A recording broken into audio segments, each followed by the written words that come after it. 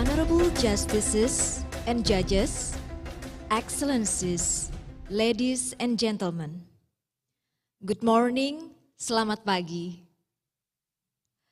We are pleased to announce that the opening session for the 9th Council of Asian Chief Justices meeting is about to commence. For those present in the meeting room here, please be seated.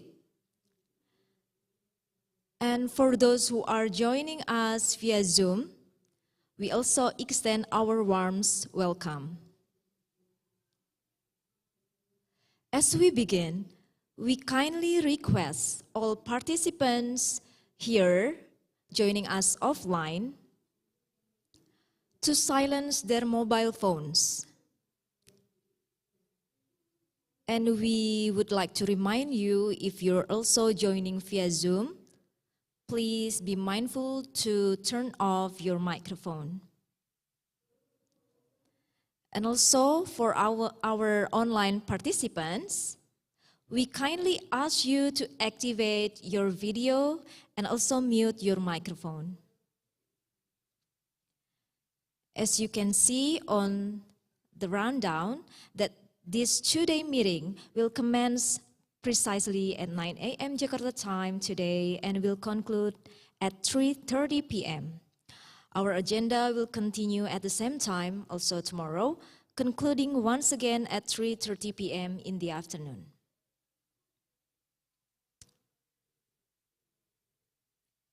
The Honorable Justices and Judges, Excellencies, ladies and gentlemen, we are honored to extend a warm welcome to the esteemed representatives from Asian judiciaries and all participants joining us for the regional workshop on consumer protection and the working group meeting hosted by the Working Group on Judicial Education and Training of the Council of Asian Chief Justices, taking place on Thursday and Friday, February 22nd to 23rd, 2024. My name is Ayu Kusma Pertiwi, and I am delighted to serve as your Master of Ceremony for our two-day program. I trust that everyone is in good spirits and eager to engage in the activities planned for today and also tomorrow. So without further ado, let us commence our program with the opening session. To begin today's meeting, it is my honor to welcome Judge Bambang Heri Mulyono, Head of the Police Strategy Judicial Education and Training Agency of the Indonesian Supreme Court and representative of the Working Group Judicial Education and Training, CACJ Indonesia. Judge Bambang Heri Mulyono will provide an introduction to the program scheduled for the next 2 days. Without further ado, please join me in inviting Judge Bambang Heri Mulyono to the stage. Judge Bambang, the floor is yours.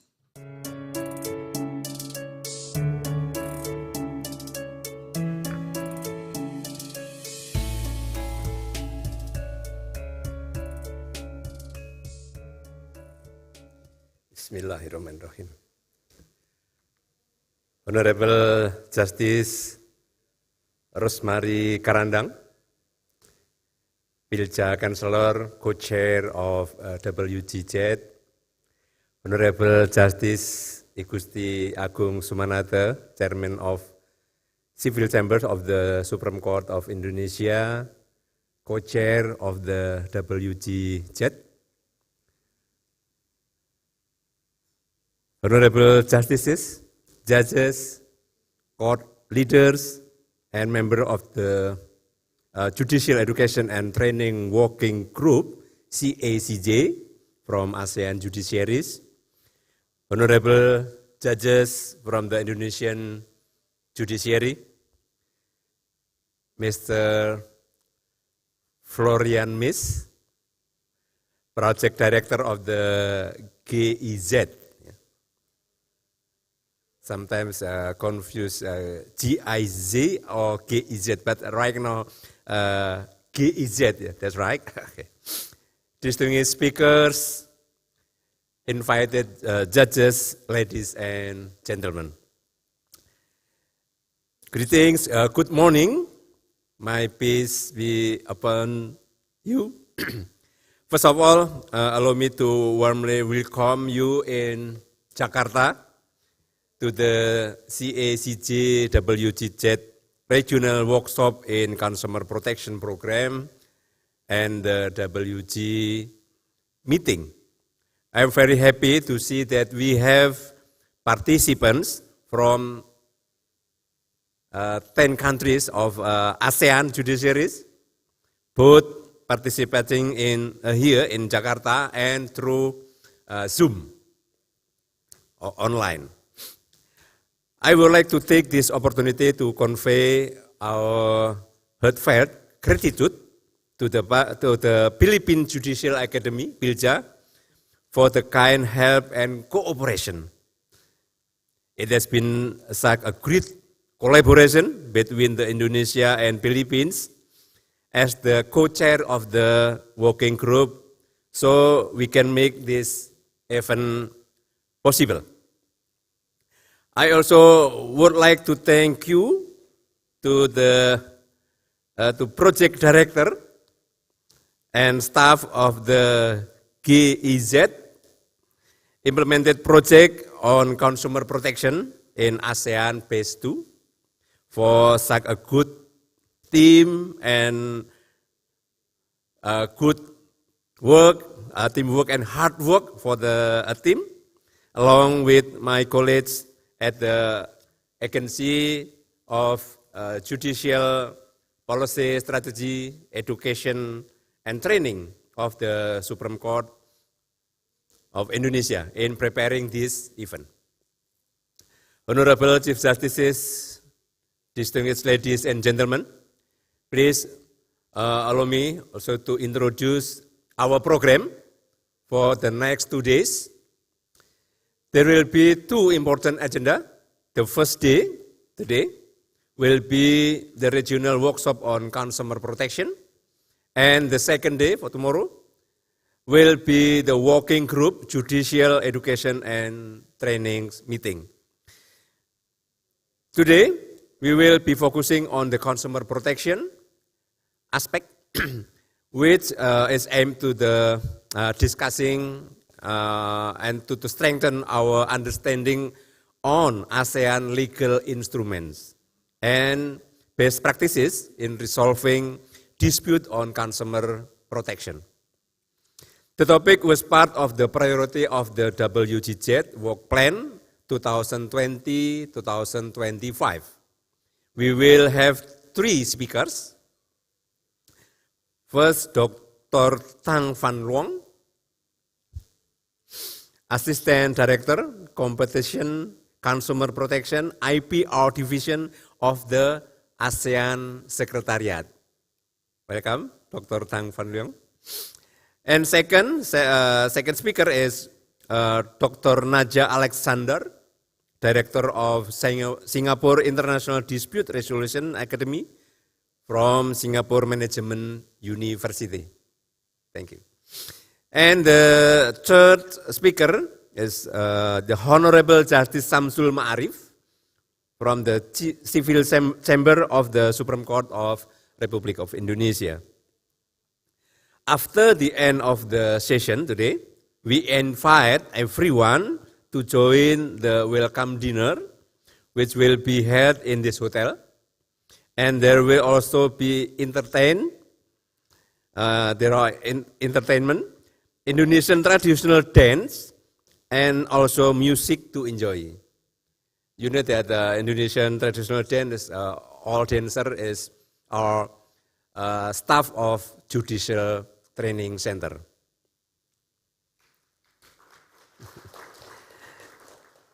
We apologize for participants that joining online, as we will not be able to fully show our Indonesian hospitality to you, but I believe we will be able to meet in the future program. And when it comes, allow me to assist you to have full experience of Indonesian social, natural, and cultural beauty. And as for tomorrow, we will have the working groups meeting, in which we hope that members of the working group can share their progress, challenges, and plans implement our strategic plans and work plan 2020-2025. We hope in the working group meeting we can share our common goals and identify opportunities to strengthen the work of judicial education and training and organization or center of judicial education and training all over ASEAN, which will eventually contribute to strengthen and competence of our judges and our judiciaries. Honorable Justices and distinguished participants, finally, I am hoping that this program will enhance our abilities to excel in our defined judicial duties and to make a difference in the quality of judicial education and training.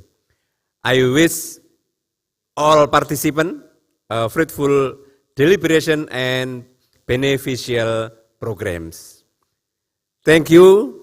Again, thank you very much for your attention. Have a great discussion ahead. Thank you.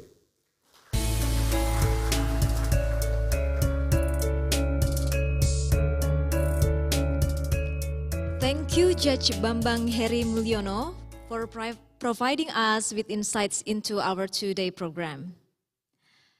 Ladies and gentlemen, as we recognize the success of this event is made possible through the generous support of GIZ implemented project on consumer protection in ASEAN Phase 2. Now it is my pleasure to welcome Mr. Florian Mies, the project director of GIZ implemented project on consumer protection in ASEAN Phase 2, to share his remarks. Mr. Mies, the floor is yours.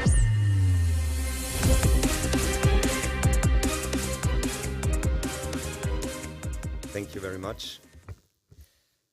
Dear Honorable Justice I Gusti Agung Sumantana, Chairman of Civil Chamber of the Supreme Court of the Republic of Indonesia, dear Bambang Heri Mulyono, Head of the Agency of Judicial Policy Strategy, Education and Training of the Supreme Court of the Republic of Indonesia, dear Justice Rosemary Karadang from the Philippines, dear Tang Long, ADR from CCPID in ASEC, dear distinguished guests and honorable judges, also a warm welcome from my side. It is my great pleasure to jointly conduct and open the workshop on consumer protection, a working group on the judicial education and training of the Council of ASEAN Chief Justices, with our host, the Supreme Court of Indonesia, as well as the co-chair for the JET working group from the Philippines. As a worldwide service provider in the field of international cooperation for sustainable development and education, GIZ supports the German government to work with partners on effective solutions and offer people a better prospect and sustainably improve their living conditions. Since February last year, I have the honor to lead the project Consumer Protection in ASEAN Phase 2, short Protect 2, which is implemented by GIZ on behalf of the German Federal Ministry for Economic Cooperation and Development, the BMZ. Together with the Division of Competition, Consumer Protection and Intellectual Property Rights in ASEAN Secretariat, the project is focusing on three main areas. We are facilitating regional exchange and cooperation within the ASEAN Committee on Consumer Protection, ACCP. We are supporting the modernizing of consumer protection policies in selected ASEAN member states, especially Cambodia, Indonesia, Laos, PDR, and Vietnam. And we are fostering an innovative and a pro-consumer culture in ASEAN, especially within the selected member countries, through the engagement of public and private stakeholders as well as civil society. Our objectives and our project activities are primarily guided by the ASEAN Strategic Action Plan on Consumer Protection from 2016 to 2025. And among others, the project aims to bridge the implementation gap between regional initiatives and national reforms. We are very honored to support this two-day event to discuss our core topic on consumer protection in the ASEAN region through the judicial lenses. It is great to have three excellent resource persons to share knowledge with us today. It was already mentioned by the Honorable Judge Bambang as our main counterpart from the ASEAN Secretariat, represented by Eddie R. Tang. He will present the achievements as well as the progress in strengthening consumer protection in the region. Also what we supported in the last years with the previous phase and now within the second phase. It will be followed by a presentation from Judge Syamsul Marif from the Supreme Court of the Republic of Indonesia, who will elaborate on the implementation of small claims procedures to settle consumer cases. And lastly, not least, we will have Professor Nadia Alexander, the director of the Singapore International Dispute Resolution Academy of the Singapore Management University, who will share her views on the introduction and implementation of online dispute resolution for consumer cases in the ASEAN region. Again, we also would like to express our highest gratitude to the Supreme Court of the Republic of Indonesia, along with the Philippines Judicial Academy, as the co-chairs of the Working Group on Judicial Education and Training of the Council of ASEAN Chief Justices, for the cooperation in organizing this event. And of course, I would like to express my gratitude to my team who worked together closely with the Supreme Court of Indonesia to organize this two-day event here. I hope that we can contribute to strengthening consumer protection in the region through the judicial process, especially in providing access to redress for consumers. At the same time, we also want to encourage ASEAN member states to draw on ideas from their national exchanges and align them with regional agendas. The more good practices are brought into the regional dialogue, the better we can optimize consumer protection policies and take active steps to ensure that consumer rights are enforced effectively. With that, I wish you all a fruitful discussion and meaningful outcomes of this two-day event. Thank you very much for having us here.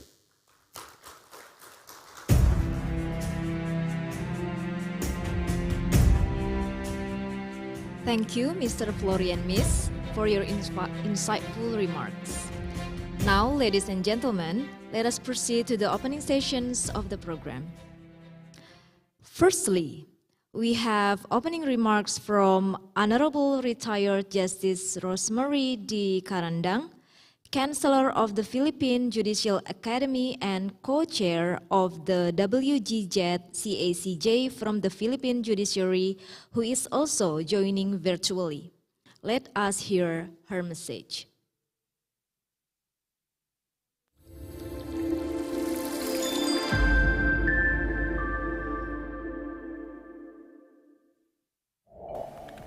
To my esteemed co-chairperson, Honorable Justice E. Gusti Agong Sumanata, and Your Excellencies, members of this working group on judicial education and training, greetings from the Judicial Academy of the Philippines training facility here in Tagaytay City.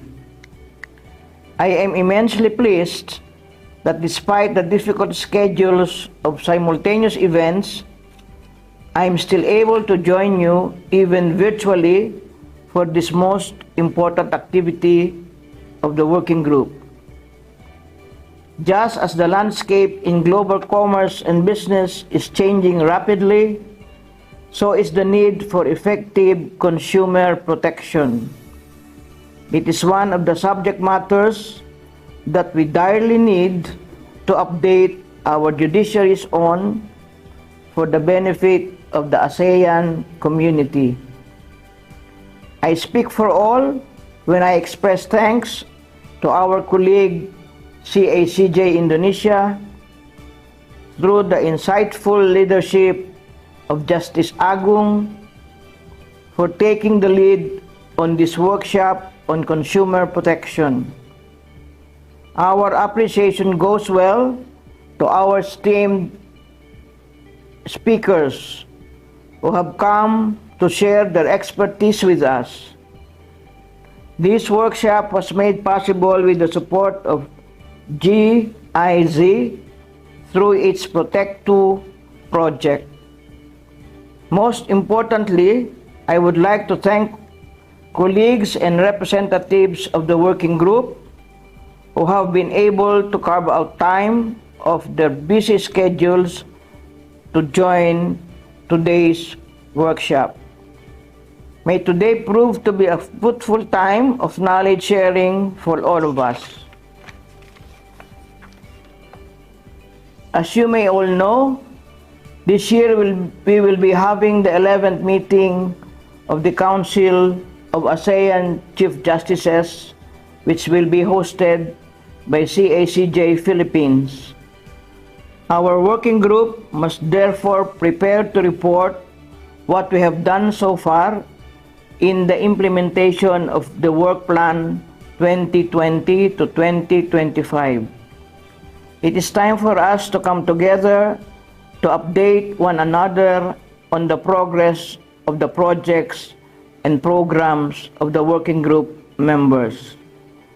Thank you that you have likewise come forward for tomorrow's working group meeting to discuss our judicial education and training initiatives, both in terms of what we have accomplished so far and the many more things we hope to achieve for the capacity building of ASEAN judiciary. Very quickly, I am happy to update you on the pending work we have with Asian Development Bank on the initiative to have an e-course on international commercial arbitration. The e-courses will have its formal launch. We have already emailed you, our esteemed colleagues, an invitation to this virtual event. May I just kindly reiterate our request for a list of participants that will be submitted to ADB for enrollment in the e-course.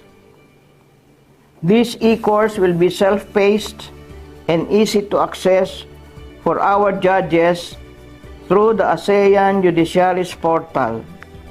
The e-learning platform that was set up with technical assistance from ADB is an open portal for WJET to explore in delivering other training courses and learning materials that will be useful to ASEAN judges.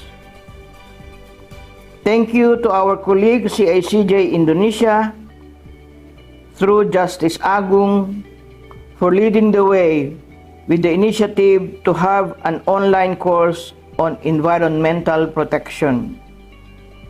In our discussions during tomorrow's meeting, let us keep the e-learning platform in mind and welcome the many ways that we can still put this into full use.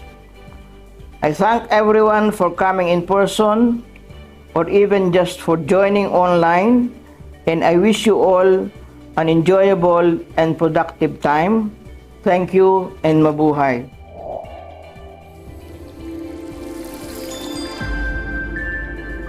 Thank you for the inspiring message, the Honorable Retired Justice Rosemary D. Karandang.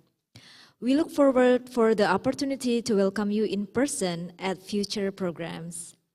Next, it is my pleasure to invite the Honorable Justice E. Gusti Agung Sumanata, Chairman of the Civil Chamber at the Supreme Court of the Republic of Indonesia, and co-chair of the WGZCACJ from the Indonesian Judiciary to deliver his address and officially inaugurate this program. Please join me in extending a warm welcome to Honorable Justice I Gusti Agung Sumanata.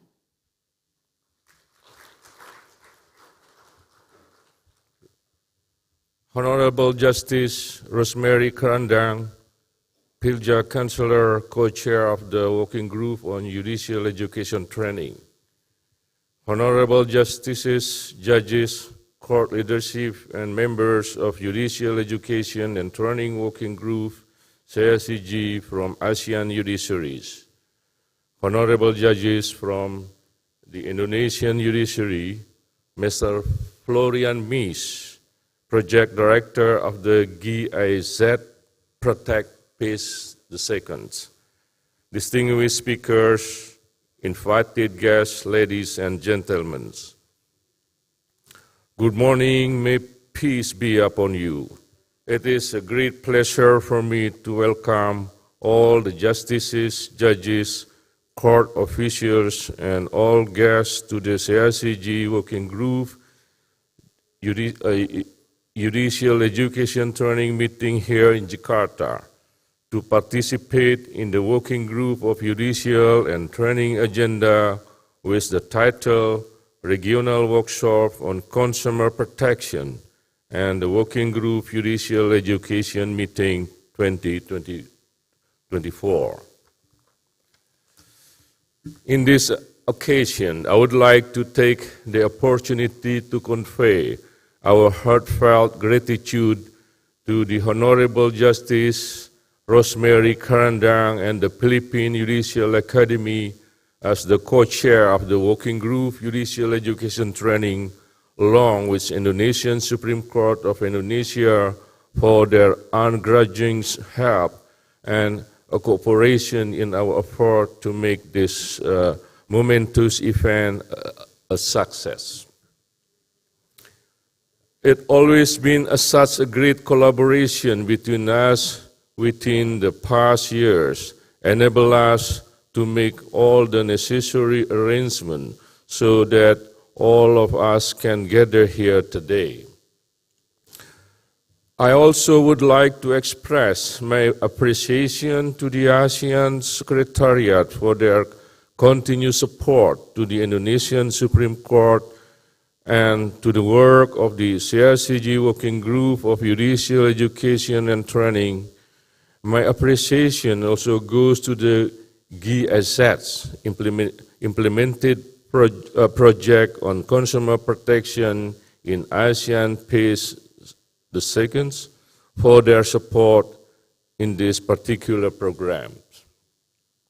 On behalf of the CICG Working Group of Judicial Education and Training, I extend warm welcome to our distinguished speakers who have joined us this venue to share their extensive and valuable experiences in consumer protection issues. Please welcome Dr. Tang Van Luong, Assistant Director, Competition Consumer Protection, APA Division of the ASEAN Secretariat. Please raise, please. And Dr. Naja Alexandra, Director of Singapore International Dispute Resolution Academy from Singapore Management University. And my colleague, Justice Samsul Ma'arif from Civil Chamber of the Supreme Court of the Republic of Indonesia. Thank you for joining us today in Working Group Judicial Education Training Program. We are very privileged and honored to have such a great international expert on law, dispute resolution, and consumer protection. Ladies and gentlemen, according to the 2019 Bangkok Declaration, the Council of ASEAN Chief Justice CICG has endorsed the 2020 and 2025 work plan for the Judicial Education and Training Working Group, Judicial Education Training Work Plan. CICG also acknowledged the importance of the judicial dispute resolution through a network platform in which judiciaries in ASEAN region can share expertise and develop best practice standard for judicial dispute resolution. Following to that, the work plan 2020-2025 mentioned one of the proposed topics for the training is related to business and commercial law, particularly on the consumer protection field. In light of the massive digitalization, consumer protection is also an important topic to be touched upon and keep updated. Consumers are facing challenges in the digital environment, such as personal data security, online fraud, privacy ambiguity, digital access gaps that may leave part of society vulnerable to exploitations and fraud. From the standpoint of setting consumer cases, the use of online procedures, online mediation, or other instrument has inevitably introduced both in judicial and non-judicial mechanisms.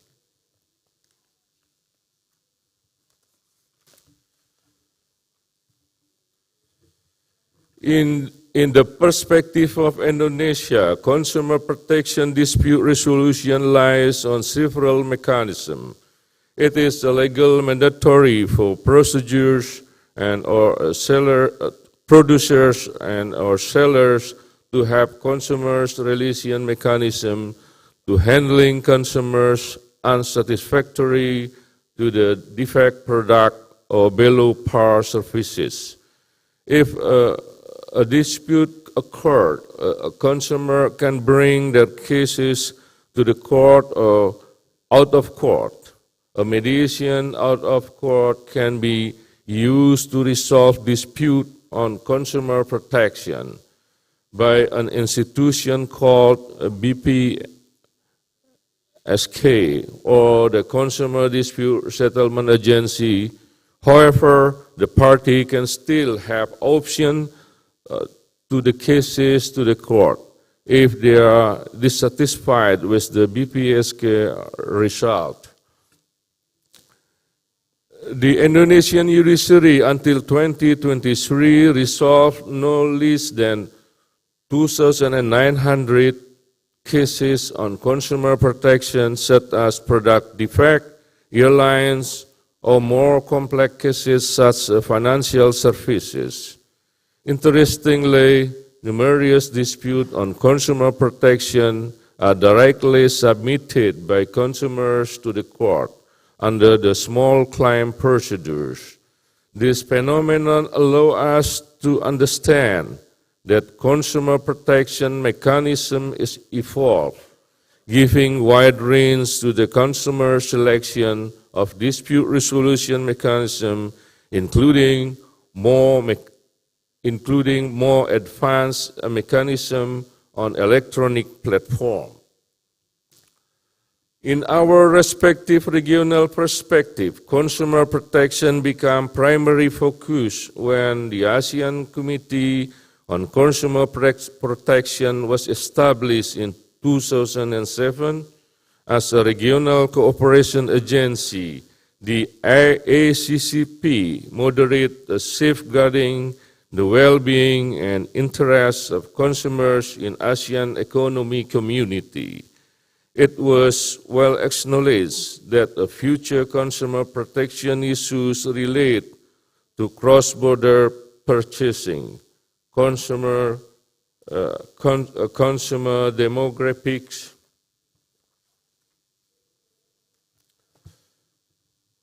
technological innovation, openness, product information, and dispute resolution. Moreover, at the same time, it also pushes the business to guarantee the quality of the product and services they offer. It is understandable that our duty as judiciary will become more complex. We have to prepare ourselves for any development, complexity, resilience in resolving consumer dispute. At the end, I believe we should agree that consumer protection is about preserving people's economic rights, and therefore the role of judiciary is essential in protecting the right of citizens. Excellency, ladies and gentlemen, we all agree that CICG has been a critical platform and an important resource to ASEAN. Therefore, I believe that judges and judicial staff members in the ASEAN judiciaries need to be aware of the various ASEAN institutions and legal instruments. In this particular agenda is consumer protection. We will also learn together and share our knowledge and experiences in settling consumer cases through various dispute resolution and judicial procedures. From this event, I believe we could internalize the ASEAN consumer protection models through the working group's judicial training agenda and seek opportunity to enhance the judicial capacity to tackle consumer cases through a more effective and efficient judicial procedures. When we conclude this event, I believe it will contribute to enhancing common understanding between ASEAN judges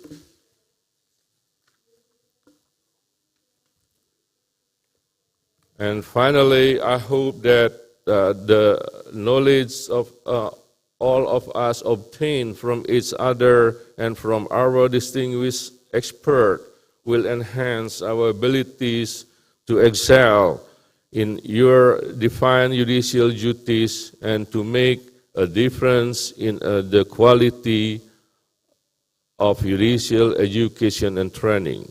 Before concluding my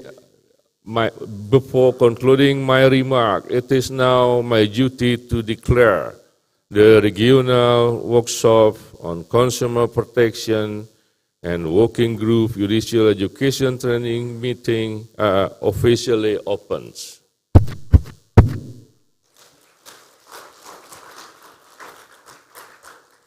Thank you very much.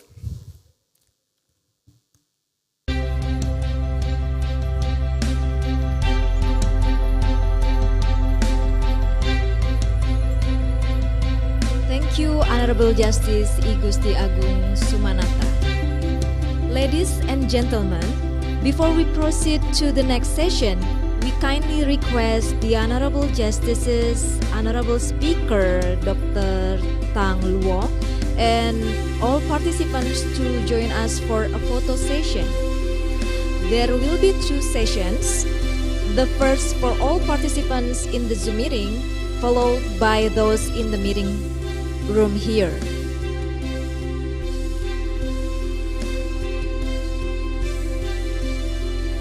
For all excellencies, ladies and gentlemen on Zoom,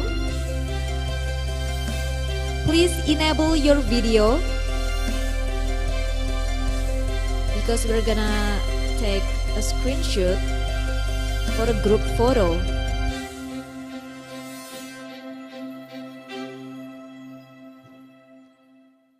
We are waiting for everyone to open their camera.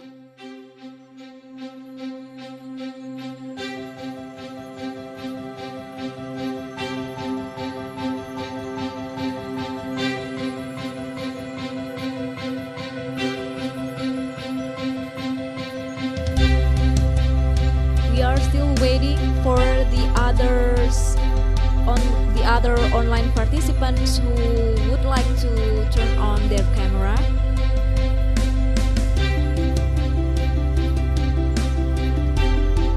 Okay, so we suppose the other participants who decided to turn off their camera, wouldn't allow to take a group photo. So we're gonna proceed, and I'm gonna count from 3 to 1.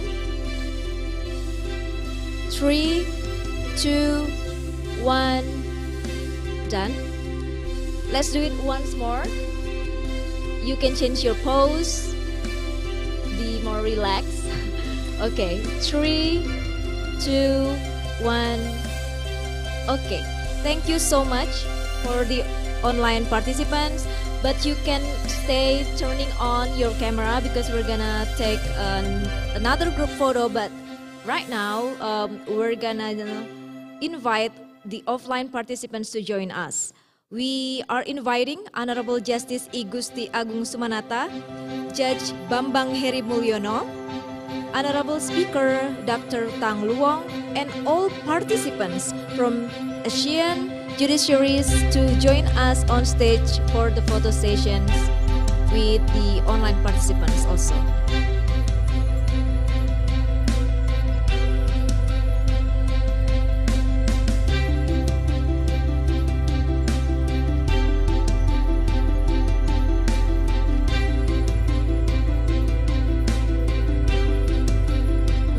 Inviting all ASEAN delegates to join for the photo session.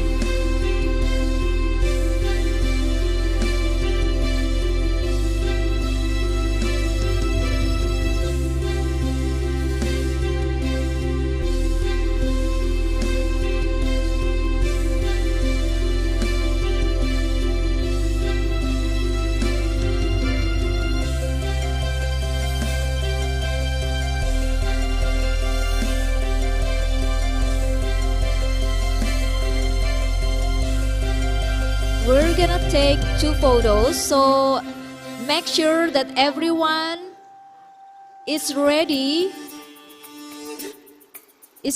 and prepared for 2 poses, 2 different poses.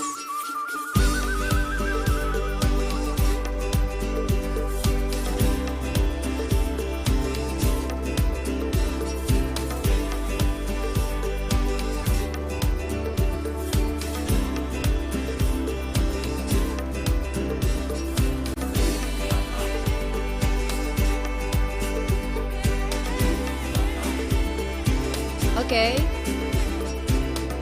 the photographers is counting.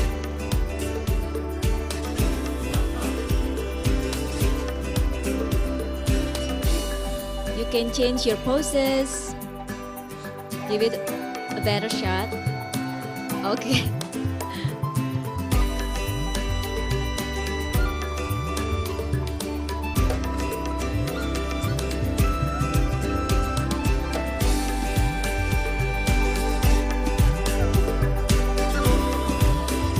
Remain in place. Now we kindly ask all members of the organizing committee to join us on stage for the photo session.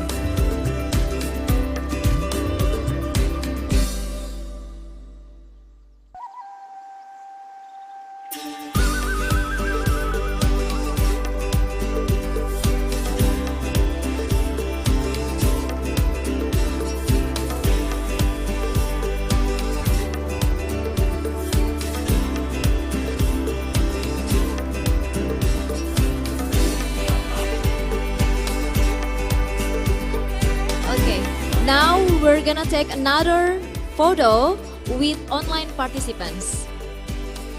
You can change your poses.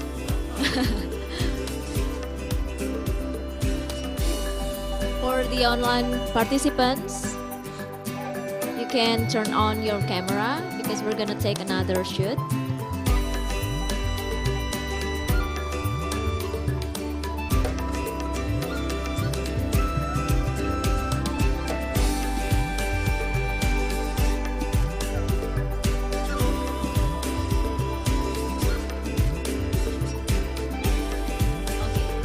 Thank you, Honorable Chief Justices, Excellencies, ladies and gentlemen.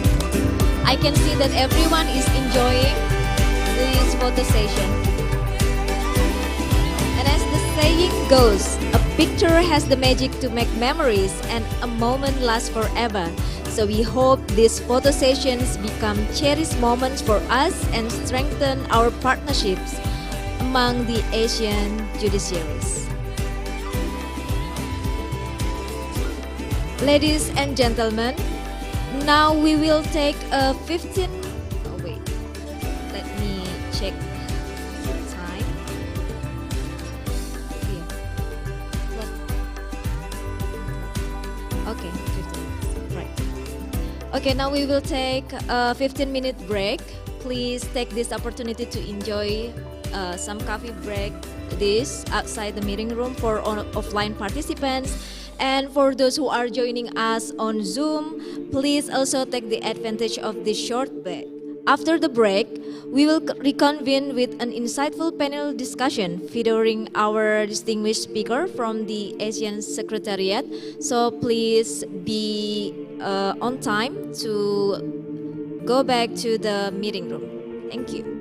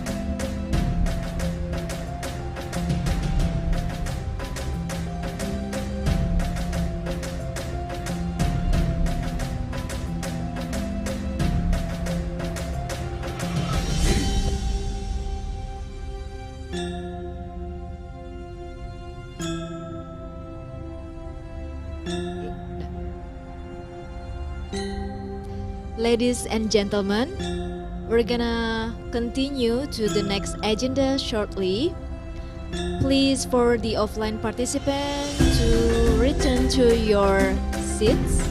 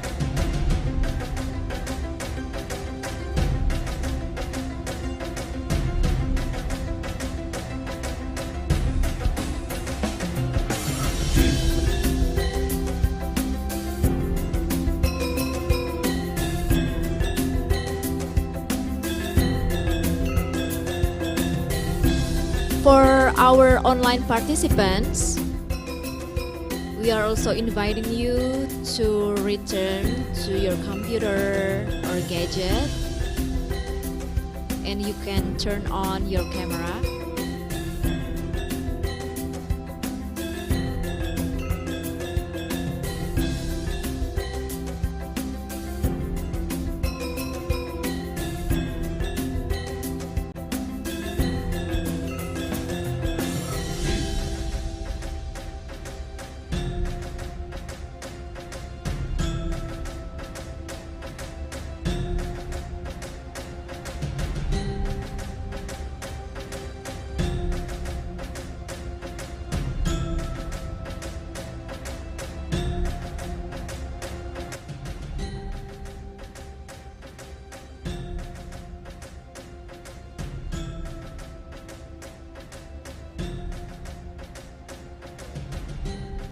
Ladies and gentlemen, offline participants, we remind you that we are gonna continue to the next session, so kindly return to your designated chairs.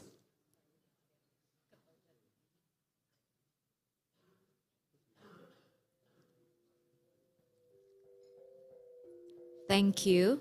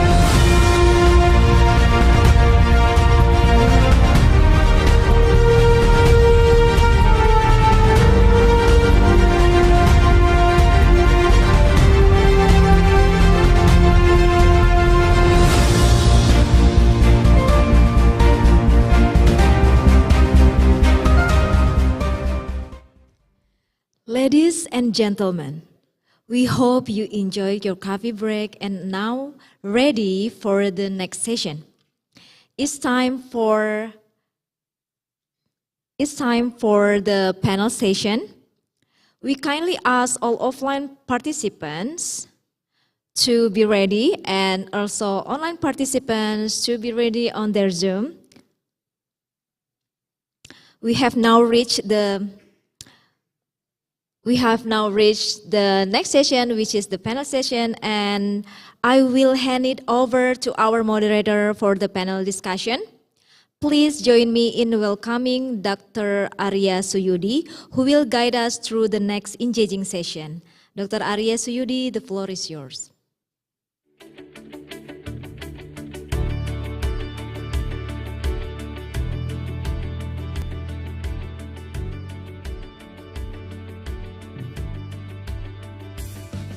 Test 1, 2, 3. Thank you very much, Miss MC. Thank you for your kind introduction.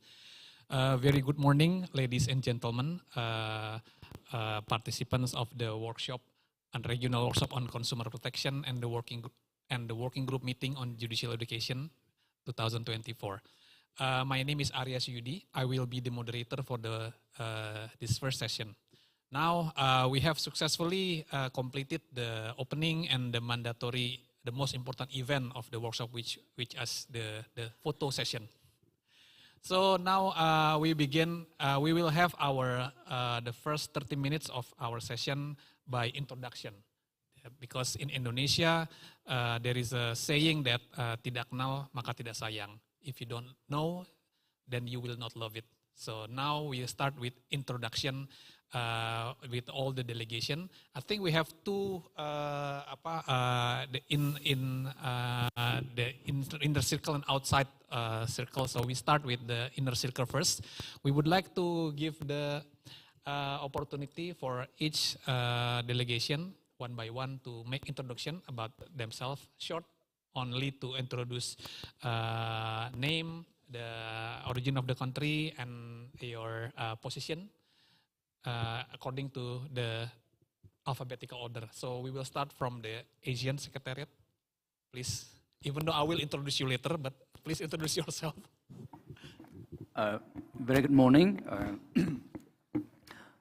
Just call me Tang. I'm Vietnamese, but actually I'm working for ASEAN Secretariat. I've been my 8th month being there in ASEC.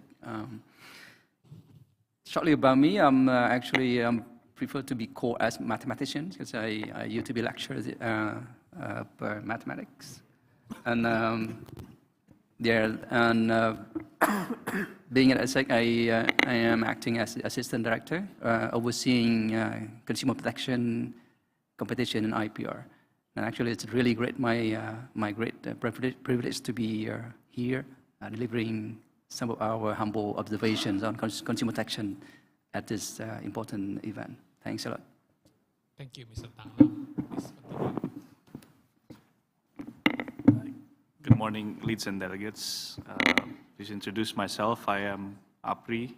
I am the Consumer Protection Officer. I work under Pak Tang, under the CCPID division.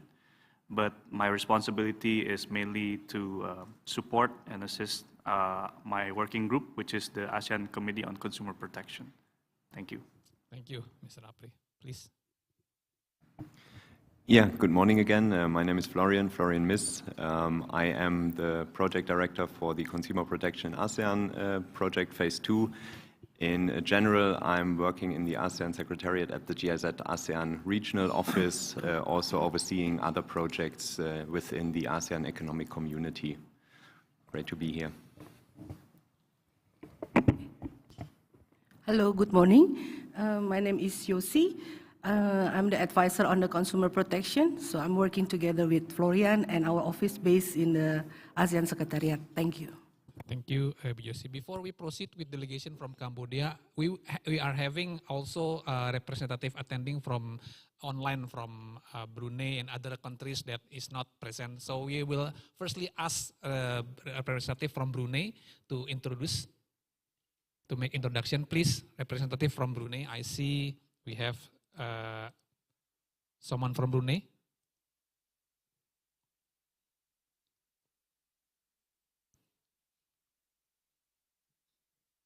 Is there anyone? No. Oh no, we don't have anybody from Brunei now. So please continue from Cambodia. Oh, Lao, yes, sorry. No, but sorry, this is going to be Lao, yeah? Sorry, Cambodia first. So representative from Cambodia, we have, I see there are several participants from Cambodia. Please introduce yourself. Yes, good morning. My name is Morning. Sabanrot. I'm the judge at Supreme Court. I think it's a early good morning in Indonesia, but right now I'm in US, so it's a bit late night in here. But even I am happy to join this special regional working workshop on consumer protection. So I hope I could learn from this regional workshop. So thank you. Okay. Thank you very much from colleague from Cambodia. Now from Indonesia, Pak Bambang, silakan memperkenalkan diri sebagai wakil dari Indonesia. You know, as the host, we have many participants from Indonesia right now. So I think my name is Bambang. Right now, I'm as the head of the Agency for Judicial Strategy, Policy, Education, and Training in the Supreme Court of Indonesia. And yeah, you can say your name. Please make introduction, Pak Samsul. Thank you, Mr. Arya, Mr. Bambang. My name is Samsul Arif. You can call me Samsul or Sam. You can call me Arif. I'm the head of Technical Judicial Training Center and Education, Supreme Court of Indonesia. And my responsibility is to increase all judges in Indonesia to be smart and integrity. That's all. Okay, thank you. Thank you, Pak Samsul. We also have so many numbers of participants coming from Indonesia, which sitting in the second row of the. Please, one of you make introduction by mentioning your name, standing up and mention your name so everyone can see you. Starting from Mr. Alfian, please. A microphone, please. Oh, thank you, Mr. Tang. That's the solution. Ya, udah oke kok itu, Pak. Udah nyala. Cek. Assalamualaikum warahmatullahi wabarakatuh. Peace be upon you. Good morning, everyone. My name is Alfian. Alfian, you can call me Al, and I'm from the Supreme Court of Republic of Indonesia. Thank you, Thank Mr. you Alfian. very much. Can you hand over to the person sitting next to you? So we'll complete Indonesia and continue with colleague from Laos.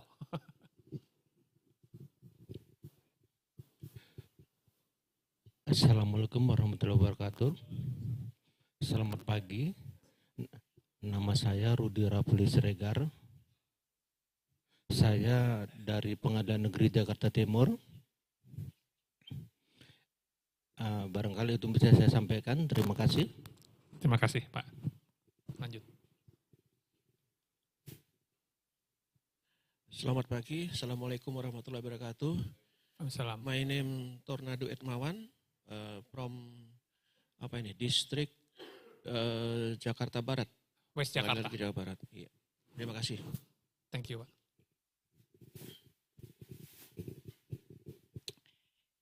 Hello, good morning everybody, the distinguished participant. My name is Husnul Hatimah. If it hard to mention, you may call me Nunu. I'm a Deputy Chief of Waters District Court, and I'm very glad to be the participant here. Thank you very much. Thank you. Morning, ladies and gentlemen. My name is Faisal. I'm President of the Jombang District Court in East Java Province of Indonesia. Thank you. Thank you. Good morning, ladies and gentlemen. My name is Imelda. I am from South Jakarta District Court. I'm so happy and glad to meet you and join you in this moment. Thank you. Thank you.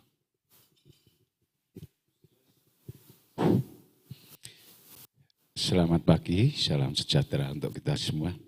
Saya boleh memperkenalkan diri saya. Nama saya Franciscus Saverus Seru Santoso. Saya sebagai hakim dari Pengadilan Negeri Jakarta Timur. Terima kasih. Terima kasih, Pak. Lanjut, mic-nya pindah, Pak. Good afternoon to all of us. Let me introduce myself. My name is Endang Makmun, Judge of the Bekasi, Indonesia. Nice to meet all of us at this place. Hopefully, the workshop we are holding today on consumer protection can be useful for me and particular and useful for all of us in general to profit common benefit and goals. Thank you very much. Terima kasih, Pak. Lanjut, Pak. Assalamualaikum, selamat pagi. Sangat senang berjumpa dengan Bapak Ibu sekalian di sini. Nama saya Ahmad Nakhrawi Muklis atau bisa dipanggil Awi. Saat ini saya bertugas sebagai hakim di Pengadilan Negeri Jakarta Selatan. Terima kasih. Terima kasih, Pak. Assalamualaikum warahmatullahi wabarakatuh. Selamat pagi para hadirin yang saya hormati.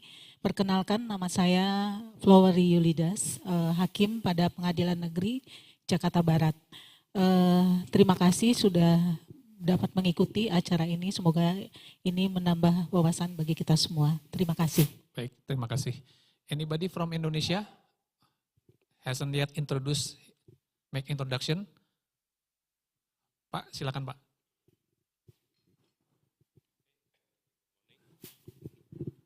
Assalamualaikum warahmatullahi wabarakatuh.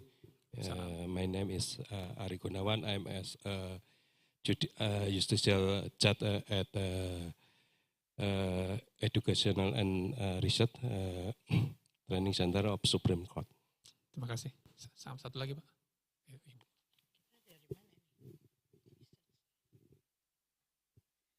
Good morning. Good morning. My name is Rita Herlina, judge from Bangka Belitung, but I'm in Judicial Training, Research and Training Center, Supreme Court. Thank you. Terima kasih, Bu Rita. Lanjut.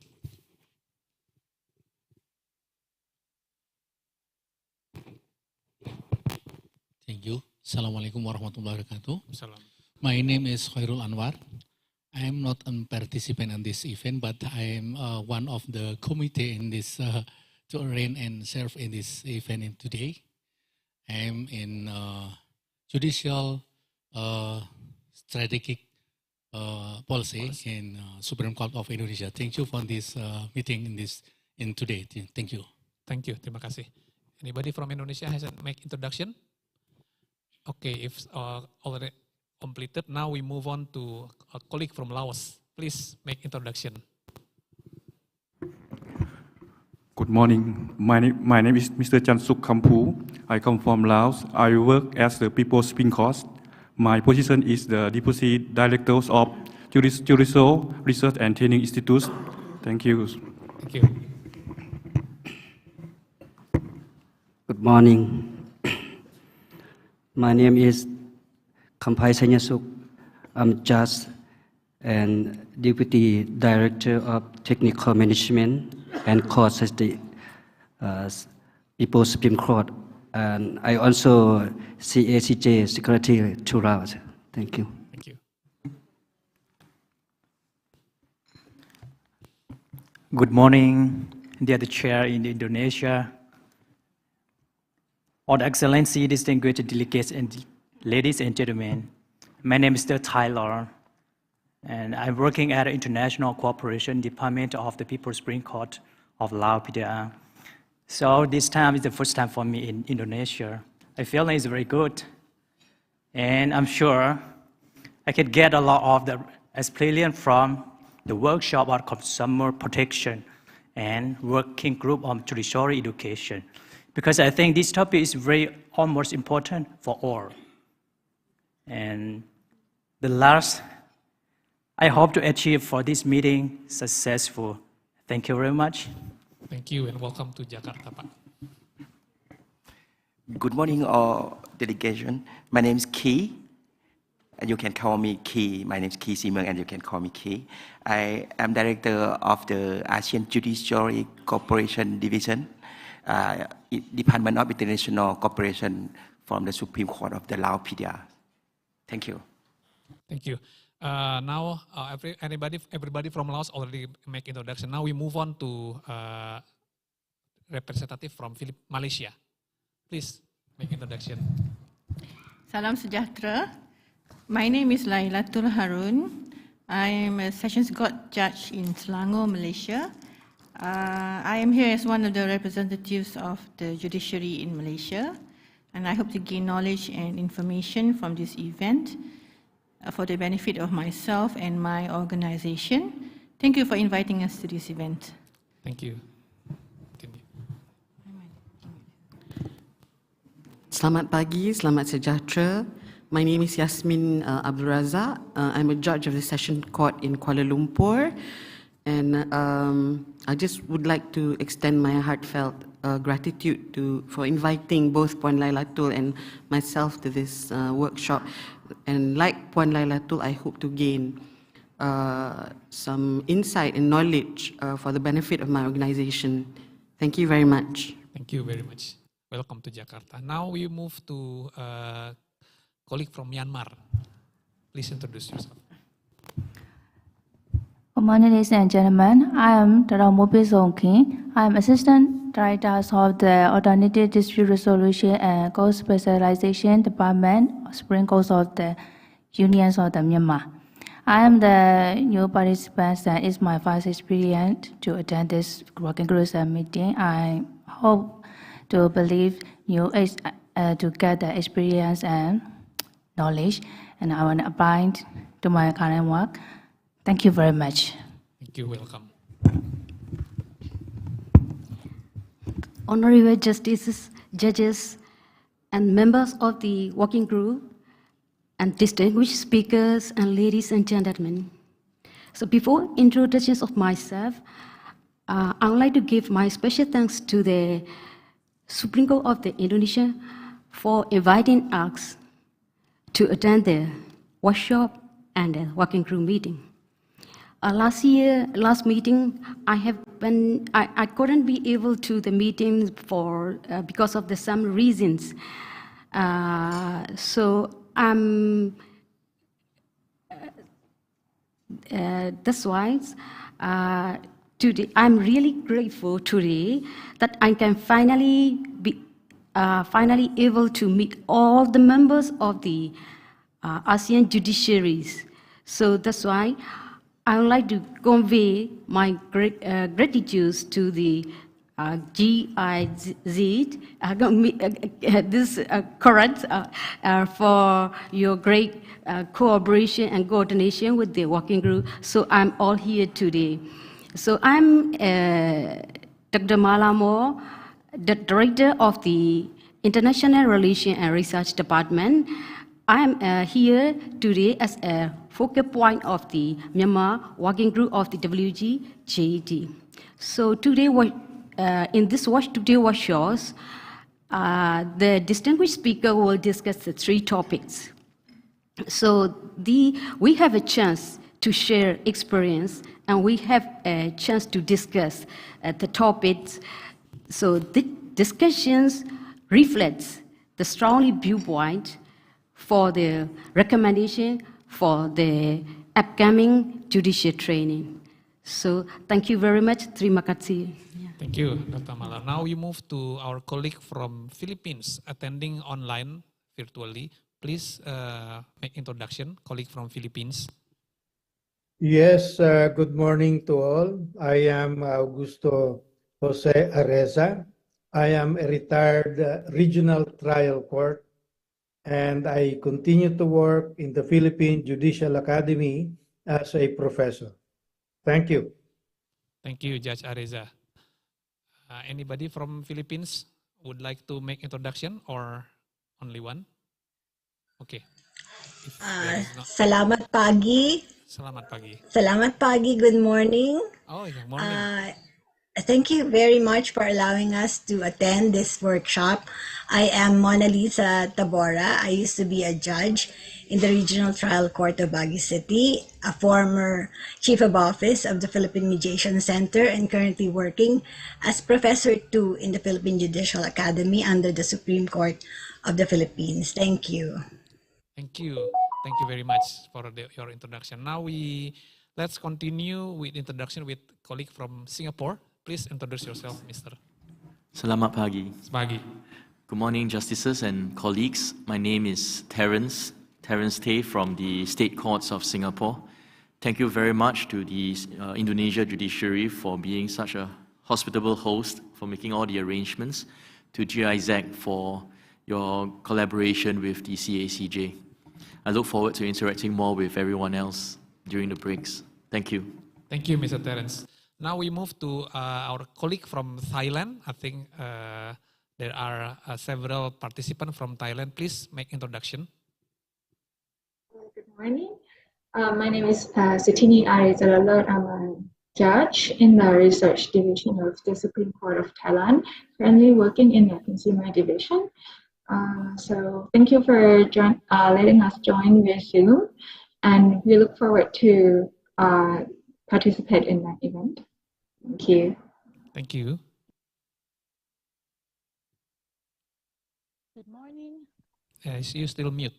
Yeah. Good morning. I I am don't think I have- Tirada Somanan. Okay. Good morning. I am Tirada Somanan. I work as a judge in the research division of the Supreme Court as well, and in the consumer case division. Pleased to be here and very glad to join the meeting. Thank you very much. Welcome, Terada Somanan and Ms. Sutini. Okay, I don't see anybody else from Thailand yet, so we can move to final delegation from Vietnam. Please make introduction. Colleague from Vietnam. Good morning. Good morning, judges and colleagues. I would like to introduce to you two of my two members in our delegation from the Supreme People Court of Vietnam. Firstly, my name is Nguyễn Hữu Hoàng, but you can call me Hoàng. I'm a lecturer from the Court Academy, Supreme Court People Court of Vietnam. And next to me is Mr. Phạm Như Hưng, Deputy Director from the Court Academy, the Supreme People Court of Vietnam. He is a member of the working group CICG. Thank you for inviting us. We're glad to join with you this morning. Thank you very much. You're welcome. Okay, thank you very much. That makes all the participants and delegation completed their introduction. But I would also like to introduce the person that's sitting in the second row to my right side to also make introduction, because they are also very intensively involved in this training and in this workshop, and you may see their face all over again. So please start it from you, Ibu Tita. Good morning, everyone. My name is Dian Rositawati. Please call me Tita. I'm from CACJ Secretariat Indonesia. Please. Hello, good morning. My name is Yunani Abioso. I'm also from the Secretariat of CACJ Indonesia. Thank you. Thank you. Continue. Good morning. My name is Indah Mutia. You can call me Indah. I am a research assistant at Judicial Reform Team Office of the Supreme Court of Republic Indonesia. Yeah. Good morning, everyone. My name is Selviana Purba. I am a judicial judge of the Supreme Court of Republic Indonesia, also from the CACJ Secretariat. Nice to meet you all. Yeah, please. Good morning, selamat pagi. Assalamualaikum warahmatullahi wabarakatuh. My name is Rizky Ansah. You can call me Riz. I'm from the Supreme Court, the Legal and Public Relations Bureau. Okay, so we are everybody in this room has already know each other because everyone already make introduction. Now we are still good on time because the scheduled time allocation for introduction is until 10:30. So we are good in time. Now let's move to the next segment of the first session, which is the discussion, session 1, which is discussion on the development of ASEAN consumer protection. We will have our speaker, distinguished speaker from ASEAN Secretariat. Let me invite Mr. Tang Luang from ASEAN. Please, microphone please. Give applause to Mr. Tang. Microphone. Okay, thank you very much. So, Ms. Dr. Tang Wong is Assistant Director, Competition, Consumer Protection, and Intellectual Property Right Division of ASEAN Secretariat. If I may introduce Dr. Tang Long, he joined ASEAN Secretariat in June 2023. Before that, he had more than 20 years working experience for government of Vietnam, from a desk officer, assistant to Director General, Deputy Director General, and then Director General at the Ministry of Science and Technology. 5 years at World Bank Project Management as Deputy Director, then Director. He has experience in integration, intellectual property, technology transfer, innovation, SME, tech, startup, and education. He possesses good profile in negotiation, international relations, etc. So he also holds the Doctor of Philosophy in Public Management. So Mr. Tang will be accompanied by his colleague, Mr. Apri Swajaya, and we already make introduction before. So Mr. Tang, we have time until 11:15. So that makes 45 minutes to all the discussion, which include question and answer. We will have also question and answer from a floor and also from participant attending online. So for participant, I think it will be your preference whether you would like to complete your presentation or you allow people to intervene during the presentation. What you suggesting, Mr. Dr. Tang? Either way, convenient for you, I'm okay. Okay, so it's flexible. Dr. Tang is flexible. If a participant from the floor would like to make introduction, please intervene by raise your hand. And participant from online, if they anybody wants to raise a question, feel free to raise your hand, and we will have our moderator in online that will inform and notify Dr. Tang about the question. So without further ado, I would like to give the floor to Mr.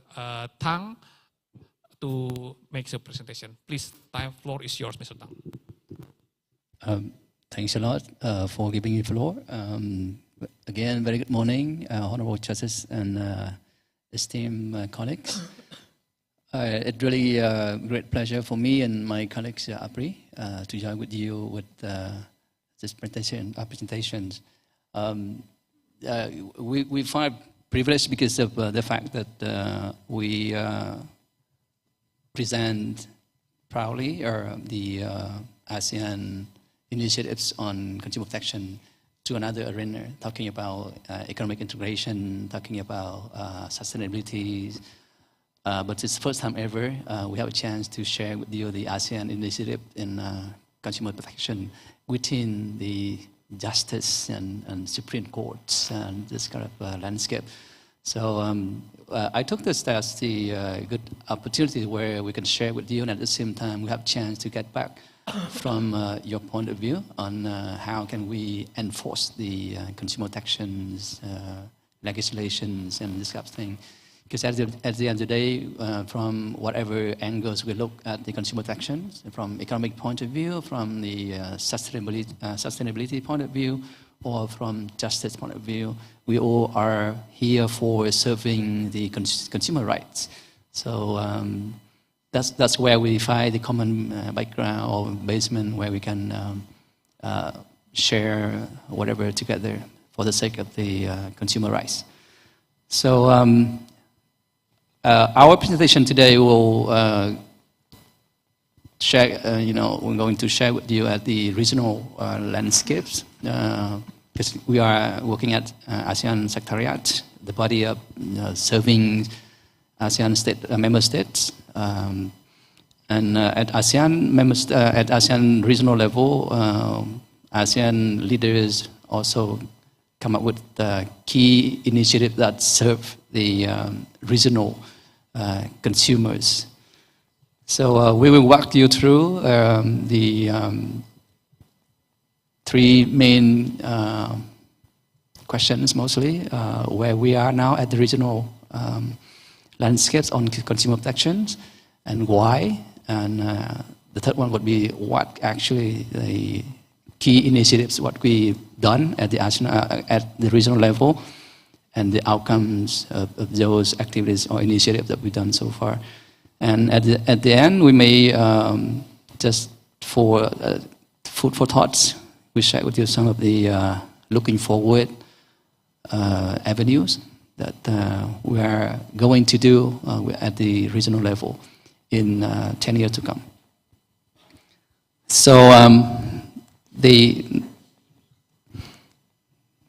firstly, I would like to share with you some glance at the ASEAN pictures. You may see. Can I have next slide, please?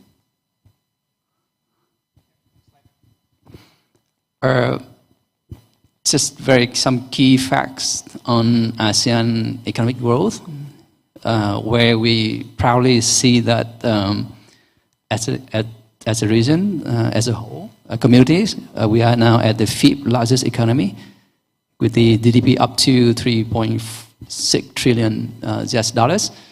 And looking at the average growth rate, we are proud to be at the 5.7% growth rate on average. Does mean something. I will share with you later, but just keep in mind that as a region, we are the 5th largest economy, and it's projected to be the 4th largest economy in 2030. Next slide, please. Another fact I would like to share with you is on the trade, because you know the fact that we are ASEAN right now. We are at the center of 7 FTAs, where ASEAN member states are really at the core part of the FTAs. And looking at the trade in goods in ASEAN and trade in services, we can see that trade in goods volume is up to 3.8 trillion US dollars, with an increase of more or less 15%. And you should have close look at the intra-trade in goods, where we see that trade among ASEAN member states is accounting for more or less 23%. So it means a lot, right? It means to say, and our trading partners could go up to 19%, it's British China, and then US 11%, European Union, blah, blah, all these things. But keep in mind that the volume of the trade in service, in goods are really big, and also the intra-ASEAN trade also accounting for mostly 1/4 of the volume. And trade in services, we are more or less 1 trillion US dollars. And the intra-trade in services among ASEAN member states is 14%. Next slide, please. And looking at another facts where we see that the foreign investment, FDI, flow into ASEAN member states, it's proud to say that we are the 2nd largest FDI attraction. So looking at this indicator, we can see that ASEAN is attractive destination for FDI, despite of the other hardships all over the world. And within this FDI statistics, you can see clearly that the intra-ASEAN FDI is up to 13%, and the investment, the top 5 investment, where we're talking about the United States, the biggest one, is accounting for more than 16%. Next slide, please. Yeah, last but not least slide, I would like to share with you the glance at ASEAN landscape that is on social demography. We are now at 670 million in terms of population, and projecting as the 3rd largest population in the world. And it's good to know that half of our ASEAN population is below 30 years. And knowing that out of our 100 ASEAN citizens, 75 of us have the connectivity to internet. So that shows something I will share with you in the next slide, please. So within all this landscape, we see that we are biggest the fifth biggest economy. We have cohesive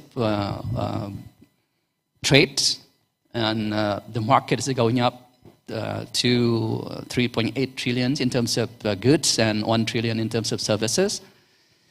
And most importantly, we are talking about 670 million populations, and half of them are under 30. So it means a lot, right? We're talking about 100 million consumers. We're talking about 100 million consumers who are having accessibility to internet easily within ASEAN. So within this landscape, we clearly see positions of consumer protections within ASEAN landscape at regional level. Of course, down there and at national level, we all know for sure that consumer protections are there. But at regional level, thinking about the fact that ASEAN is getting more cohesive, getting more integrated, the economy is getting bigger, and the population is being smarter, connecting to internet and digesting a lot of services and goods. So that's where consumer protection is centrally located within ASEAN landscape, and is well reflected into ASEAN policies and ASEAN initiatives at the regional level. Next slide, please. So the ultimate goals of ASEAN consumer protections, you can see here, is that we aim to build a comprehensive and well-functioned national and regional consumer protection ecosystem. That is the core goal ever at the regional level. And ASEAN member, ASEAN leaders, they already committed to this strategic goal. And what do we mean by comprehensive, well-functioning regional consumer protection ecosystems? We aim to build a consumer protection ecosystem which should be and would have to be an integral part of the regional modern, efficient, effective, and fair marketplace. So it should be, first ever elements that, or a target that our consumer protection ecosystem of ASEAN have to be. And the second strategic goal is the ecosystem on consumer protection in ASEAN have to safeguard the rights, the well-being, then the interest of ASEAN consumers, because we are talking about hundreds of consumers in ASEAN, right? We're talking about 9% of ASEAN population in the world are living in ASEAN, and so that's big consumers. And the third strategic goal, or the element, or the goal, the objective that the consumer protection have to be delivered, that is to push for businesses in ASEAN to guarantee the responsibilities of their products and services. So that's for sure.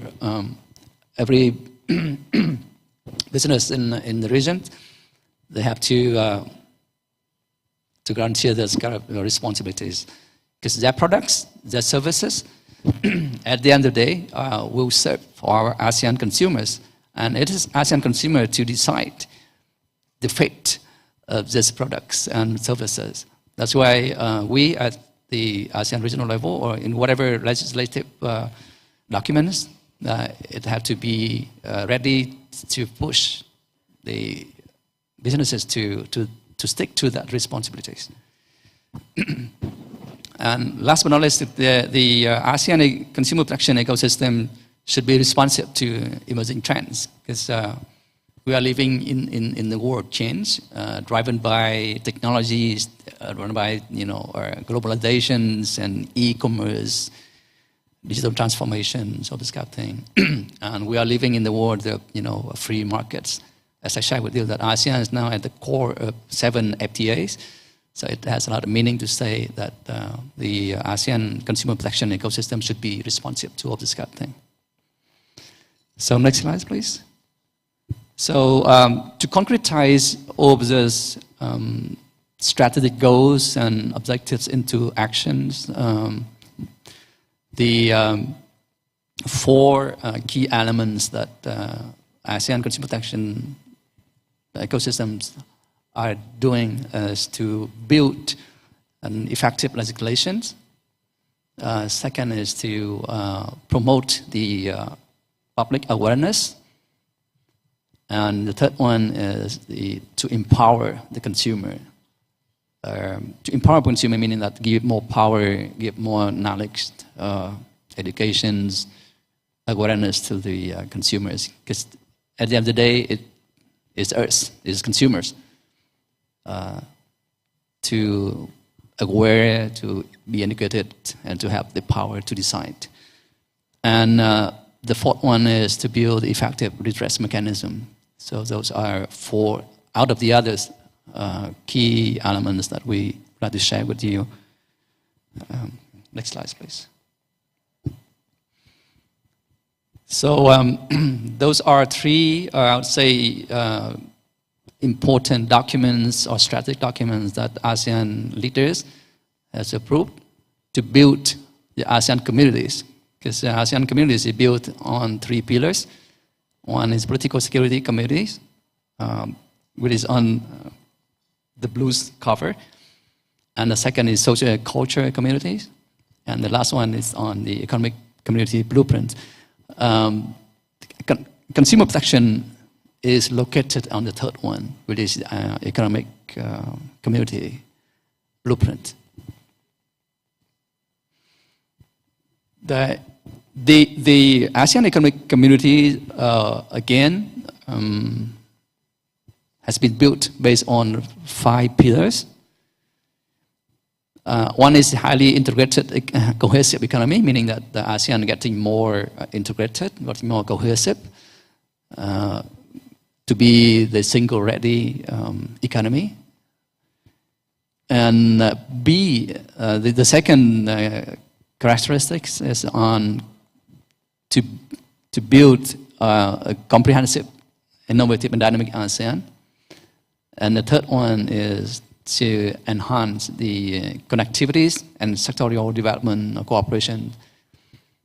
The fourth is to build a resilient, inclusive and people-centered ASEAN, meaning that taking care of everybody and no one left behind, and the inclusive development and sustainable development. And the fifth one is global ASEAN, meaning that to build the ASEAN as centralities of the regional economic forums. And consumer protection is located in the B, and I mean the second pillar, which is to build a competitive, innovative, and dynamic ASEANs. Next slide, please. So within this, how can ASEAN build the region to be competitive, innovative, and dynamic? And those are 8 key elements to build an ASEAN which is competitive, innovative, and dynamic. And you can see that out of those key elements, consumer protection is there. It's located there, it's positioned there, considering that consumer protection is one of the key pillars. Because ASEAN, at the end of the day, they want to be competitive, they want to be innovative, and they want to be dynamic, and consumer protection has to be there, should be there, in comparing with all the other strategic elements. So I'll stop then. I will pass the floor to my dear colleagues, Apri, who will walk you through the, based on all of this kind of big pictures and go down to more actionable strategic goals. And then Apri will walk through the so-called the ASEAN Action Plan for consumer protections, where we presented you some key initiatives and some key outstanding achievements done at the regional level to serve the consumer rights within ASEAN. Thank you, Apri. Thank you, Pak Tang. Can I have the next slide, please? Same PowerPoint, just the next slide. Okay, thank you. Okay, good morning again, ladies and delegates. Again, I just want to introduce, I am Apri, I'm the Consumer Protection Officer. As Pak Tang or Dr. Tang mentioned regarding our ASEAN Economic Community Blueprint, just want to reiterate that the consumer protection itself is under B2 within the blueprint. And within the blueprint itself, with the ACCP or the ASEAN Committee on Consumer Protection formulated what is called the ASEAN Strategic Action Plan for Consumer Protection, or ASAP-CP 2021 to 2025. This is the version that we revised based on our recent midterm review of the ASAP-CP, but originally it's the ASAP-CP 2016-2025. So the ASAP-CP itself, we divided the strategic goal into 4 strategic goals. The first one is to establish a common ASEAN consumer protection framework. And second one is to promote a high common level of consumer empowerment and protection. The third one is to build a high consumer confidence in the ASEAN economic community and cross-border commercial transactions. And the last one is to encourage consumer concerns are integrated in all ASEAN policies. So all 4 of these strategic goals, we've divided into 11 outcomes. And overall, there are 22 deliverables to address all these 4 strategic goals in our ASAP-CP. So far, our ASAP-CP has achieved an 86% completion as of date. So we're very confident by 2025, which is the end of the ASAP-CP, we will have 100% out of the 22 deliverables. Also would like to let everyone know, all of the deliverables, or most of the deliverables in the ASAP-CP, you can access it yourself in our website at ASEANconsumer.org, which is the ACCP's official website, which we publish most of our publications. And of course, to reiterate what Dr. Tang mentioned before, the whole goal behind the strategic goal is to, maintain the trust and confidence of more than 660 million consumers in ASEAN. So it's one of the biggest. It's a very huge undertaking. But thankfully, we have GIZ under the Protect project to support most of our deliverables here. So next slide, please. So I would like to walk through one by one on the strategic goals. The first one is the establishment of a common ASEAN consumer protection framework, which aims to sort of guide member states to improving or establishing their consumer protection laws. The first deliverable here is the ASEAN High-Level Principle for Consumer Protection, or AHLP for short. So basically, this particular AHLP acts as a benchmark for member states to aim for in their consumer protection laws and regulation. So they try to modernize their consumer protection laws for those who has, and for those who hasn't, apologize. This is where they aim to strive. So the AHLP is made of 8 high-level principles. First one is enforcement of consumer protection laws. Second is consumers are equipped to exercise their rights. Consumers are protected from harmful goods. The availability of the alternative dispute resolution, understanding impact of consumer decision and advocacy, cooperation between government and businesses, and also consumers and e-commerce themselves are protected. Each of these principles have their own indicators. So, for example, if you are trying to aim for principle number 4, which is consumers have access to appropriate alternative dispute resolution, then there are indications to achieve this principle, such as there's a national complaint center that is established in the member states. There's a mechanism for cross-border redress, mechanism in in-house complaints, and redress systems in bigger businesses are available, and so on and so forth. So every single principle, they have their own indicators. If you would like to, again, this can be accessed in our ASEANconsumer.org website. Apologize. Next is we have the voluntary peer review and consumer protection laws and regulations. This is a peer review that we, for the SFCP 2025, we're hoping to have two to be undertaken. The first one we've completed with the Philippines. And as you can see here, in 2022, we produced a report where there is a peer review on policy formulation, advocacy, monitoring and enforcement, and redress of the Philippines consumer protection system, the DTI, or the Department of Trade and Industry. The peer reviewing countries for this is Malaysia and Vietnam, who supported the peer reviewing team, of course with a local consultant and also a international consultant to formulate the peer review. The result is, of course, a report where there are also some suggestions on what can be done by the Philippines on improving their current Consumer Act of the Philippines, or CAP of 1992. There's also some review and also some investigations on the PODRS, or the Philippines Online Dispute Resolution System, which was launched in 2022 as well. So for the next peer review, which is going to be the final peer review for the SFCP, is with Thailand, or the OCPB of Thailand, Office of Consumer Protection Board. So this is going to be similar with what has been done with the Philippines, but there will be a lot of focus towards Thailand's consumer protection in e-commerce law, or specifically on the direct selling of Thailand.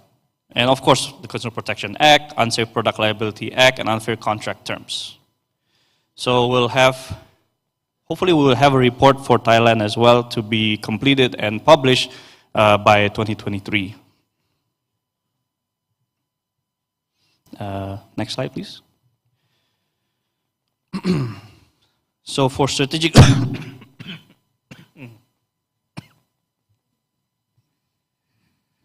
So for strategic goal number 1 continued, we have also 3 other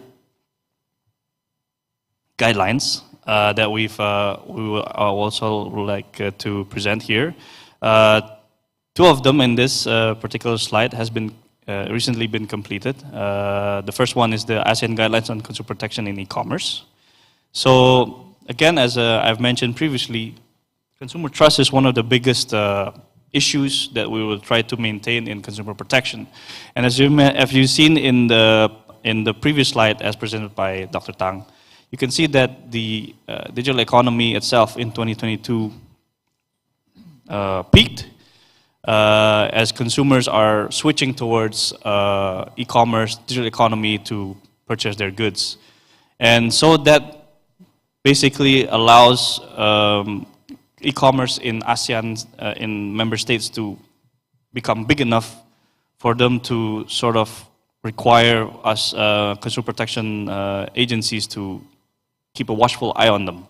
And for that reason, we created the ASEAN Guidelines on Consumer Protection in E-commerce. Aside to provide like a guideline for agencies in developing consumer protection laws to protect consumers in e-commerce or digital economy, there are also some guidelines on business responsibilities of online businesses, and also some regulations that should be established for platforms or online platforms. But there are, in this guideline itself, we'd like to, there is a emphasis on the dispute resolution and personal data privacy and protection in e-commerce, which is something that is very prevalent in today's digital economy, especially in ASEAN themselves. So this is a guideline that we hope consumer protection agencies will also use. And the next one is we have also a guideline on unfair contract terms.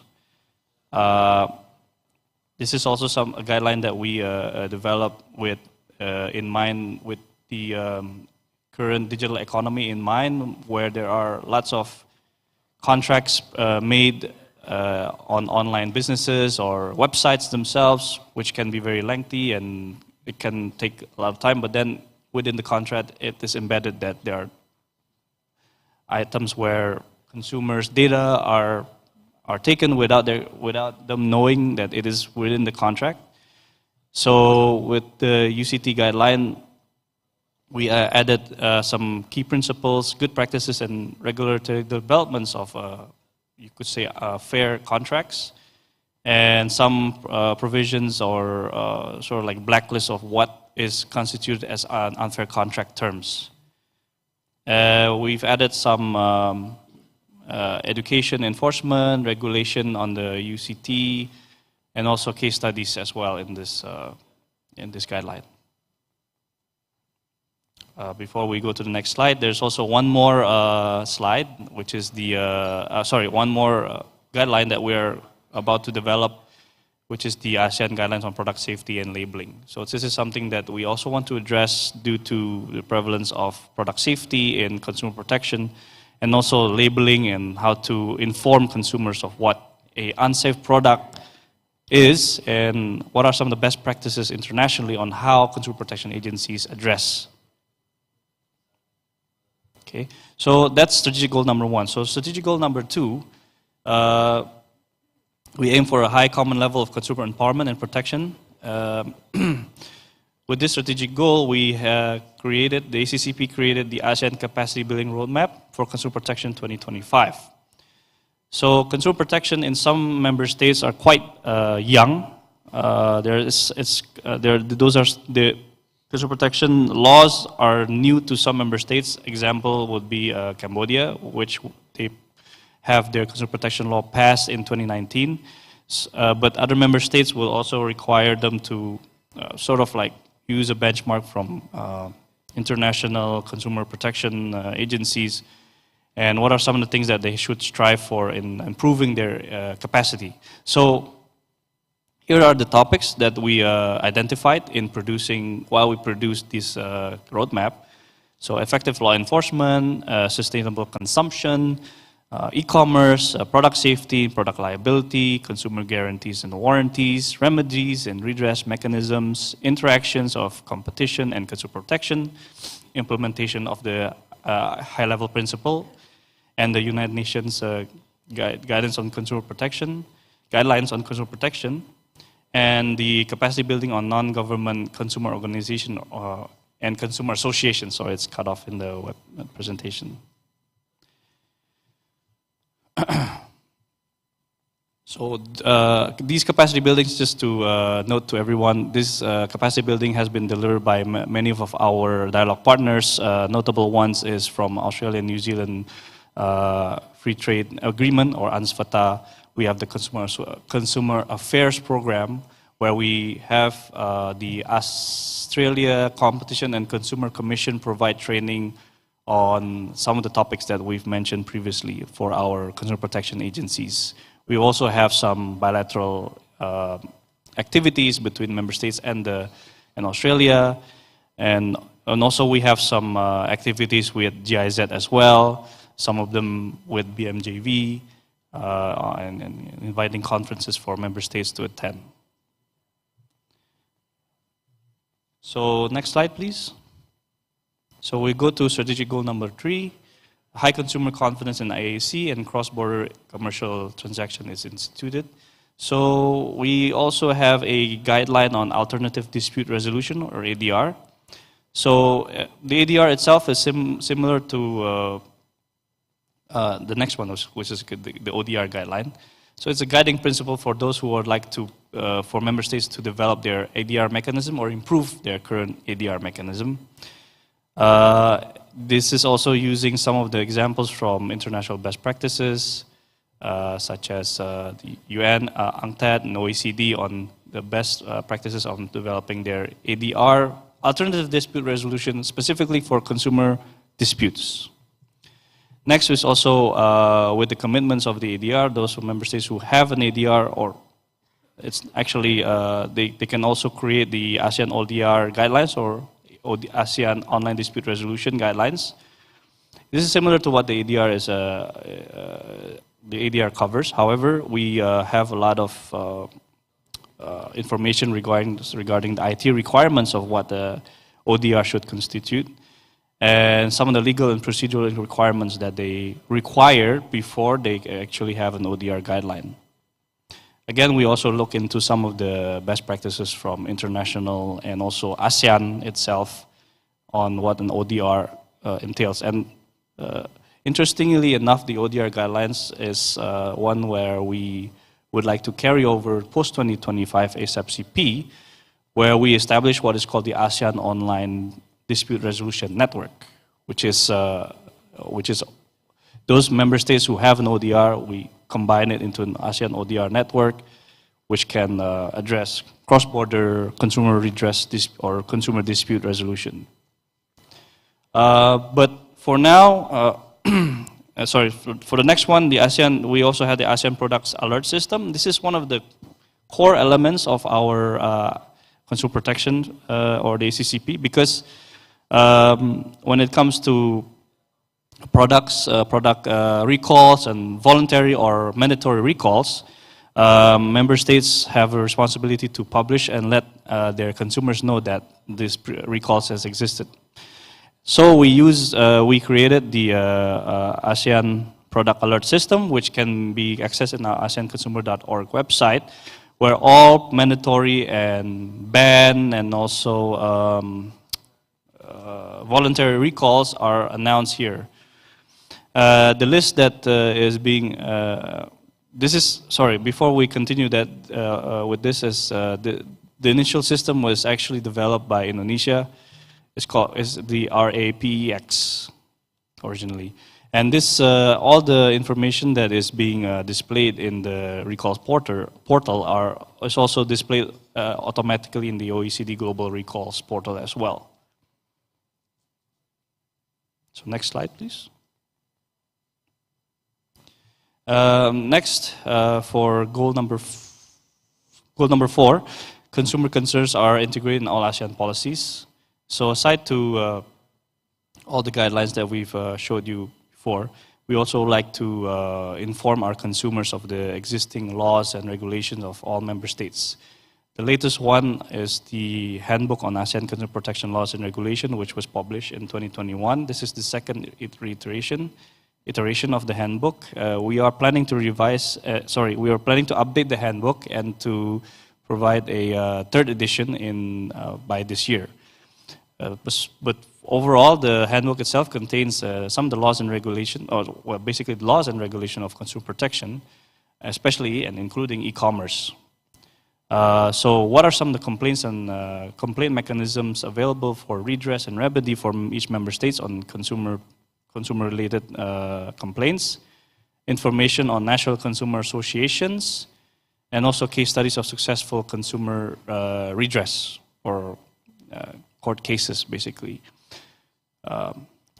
And also, next to this, we have the ASEAN Consumer Empowerment Index, which is a composite index to measure the consumer empowerment of each AMS. So far, this is a pilot ACEI, which we completed in 2021, which measures the consumer awareness and consumer skills and behaviors of ASEAN members, of ASEAN as a whole. And it is the conclusion of this ACEI is 52% empowered, all of ASEAN. So it's moderately empowered of member states, consumers, awareness, skills, and behavior.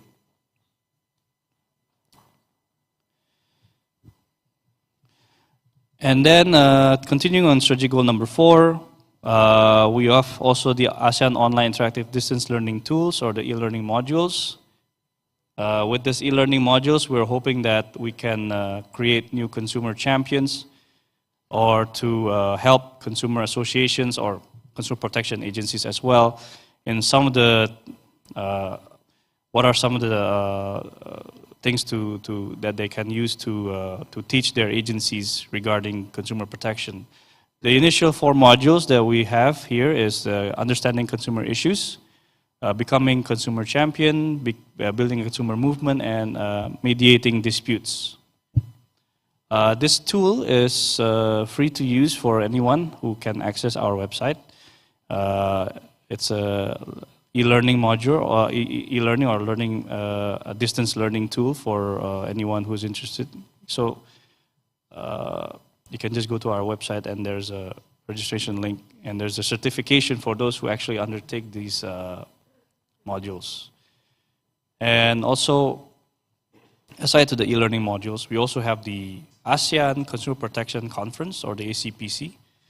The third one we've conducted in 2022, but the fourth one will be taking place in Q3 of 2024 in Cambodia. So this particular conference is open to the public. Usually we will have member states invited to talk about some of the recent developments of consumer protection in ASEAN, some of the issues that is very prevalent. Last year we were talking a lot about e-commerce and sustainable consumption and some of the best practices that is noted to have been that has been done by some of our member states. Unfortunately, of course, due to COVID, we had to do everything online on the third ACPC, so everyone had to attend online. However, for this one, we're hoping that although we will be having the ACPC physically take place in Cambodia, the public can tune in through YouTube, through Facebook, to participate. And of course, they can interact and ask questions on what are some of the issues or maybe anything related to consumer protection. So this is one of our flagship events basically for the ACCP, and we would like to brand this event as an ASEAN event to address the public regarding consumer protection. So if you're interested to join, either physically or attending online, please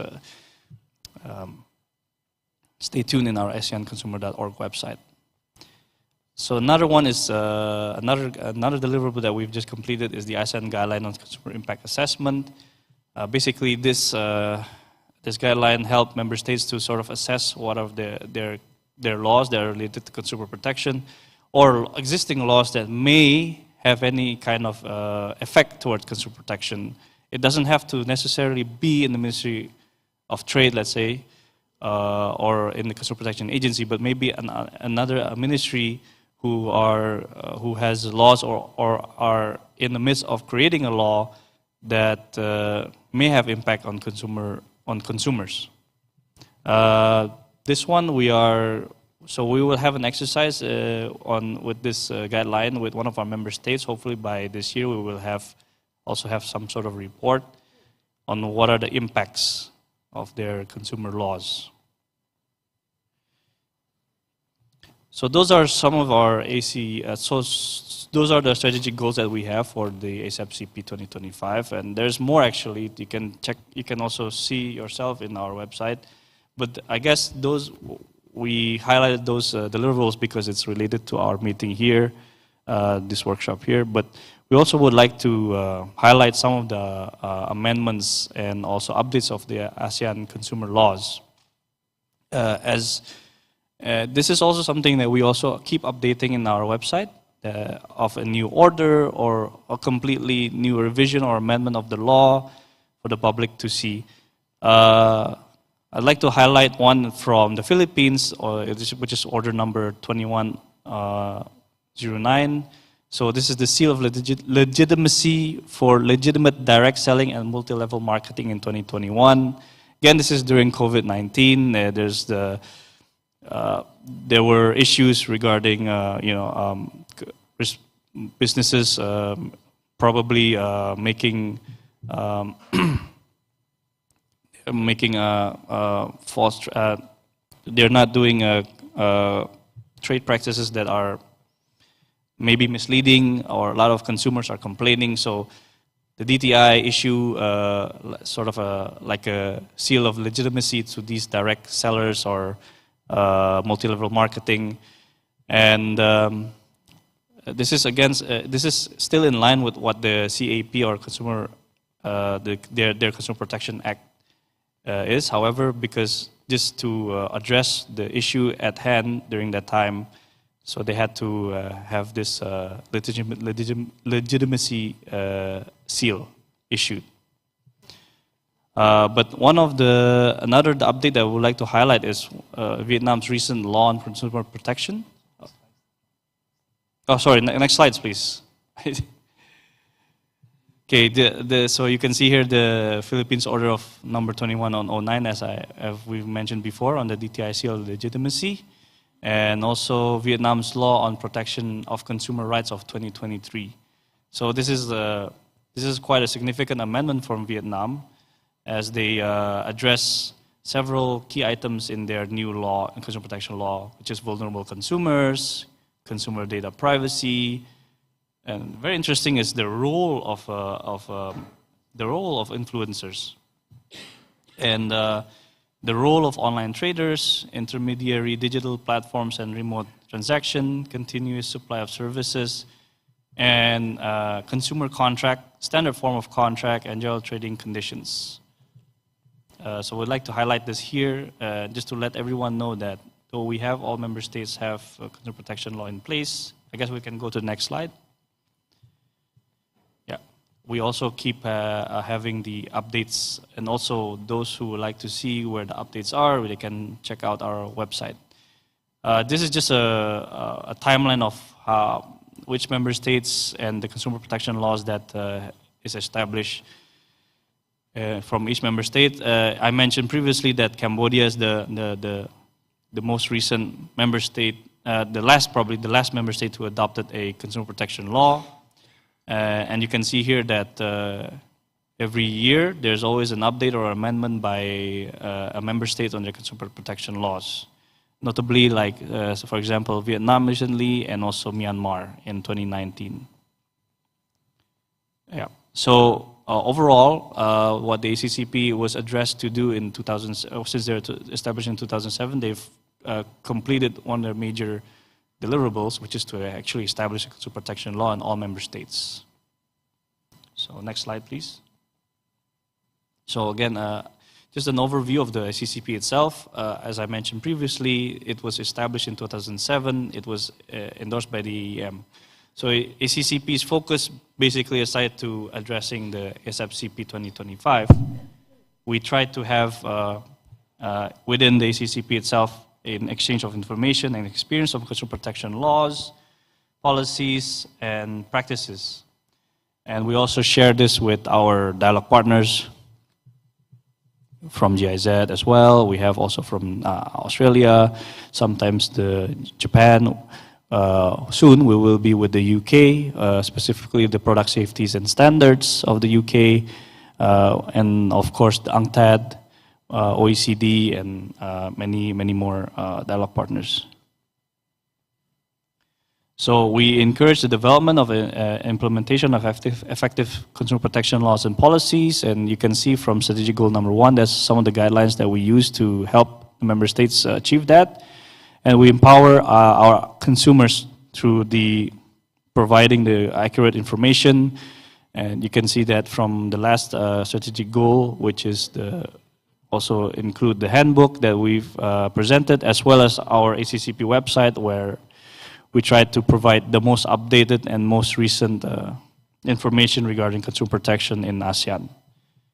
And also we try to also hold regular stakeholder engagement and consultation. One of the stakeholders is the ASEAN Consumer Association Network, or ACAN, which was established recently in 2018. We meet with the ACAN once every year to have a workshop, dialogue, public forum, and to learn more of what is happening on the ground in each member state. We also frequently invite them to ACCP-related events to share some of their experiences, especially the ACPC. And basically, we try to have good relations, and we encourage ACAN members also to help member states, their neighboring member states, to establish their consumer association or to help improve their consumer association. So for the next slide, I'd like to pass this to Pak Tang. Thanks, Apri. I'm sorry, Mr. Chair. Actually, we abuse his generosities by extending another 4 minutes surplus. Okay, just share with you some of the projections on the future, because we are at a juncture where ASEAN Secretariat has been tasked by ASEAN member states to prepare for the next 10 years action plan on ASEAN consumer protections. And it's too early to reveal anything about the priorities of ASEAN in 10 years to come, but just pinpoint some low-hanging fruit for just to share with you, and maybe if we're going to get the feedback from you, it would be very valuable inputs for us to build the 10 years action plan for ASEAN consumer protection. The first block we think about upgrading the ASEAN high-level principles on consumer protections, because learning from the experience of the current principles, which are 8 principles on consumer protections, majority of these principles have been incorporated into national laws on consumer protections, which is very great. However, thinking of the future to come, seeing many trending issues might happen, so I think it could be. We think that it could be good that this kind of principles should be updated and approved or endorsed by our ASEAN member state high-level agencies. And the second block we think about having stronger regional cooperation, coordination, or commitment, thinking about the fact that over the last 10 years, ASEAN member states are having lots of interactions and coordination and cooperation on how best we can protect consumer rights.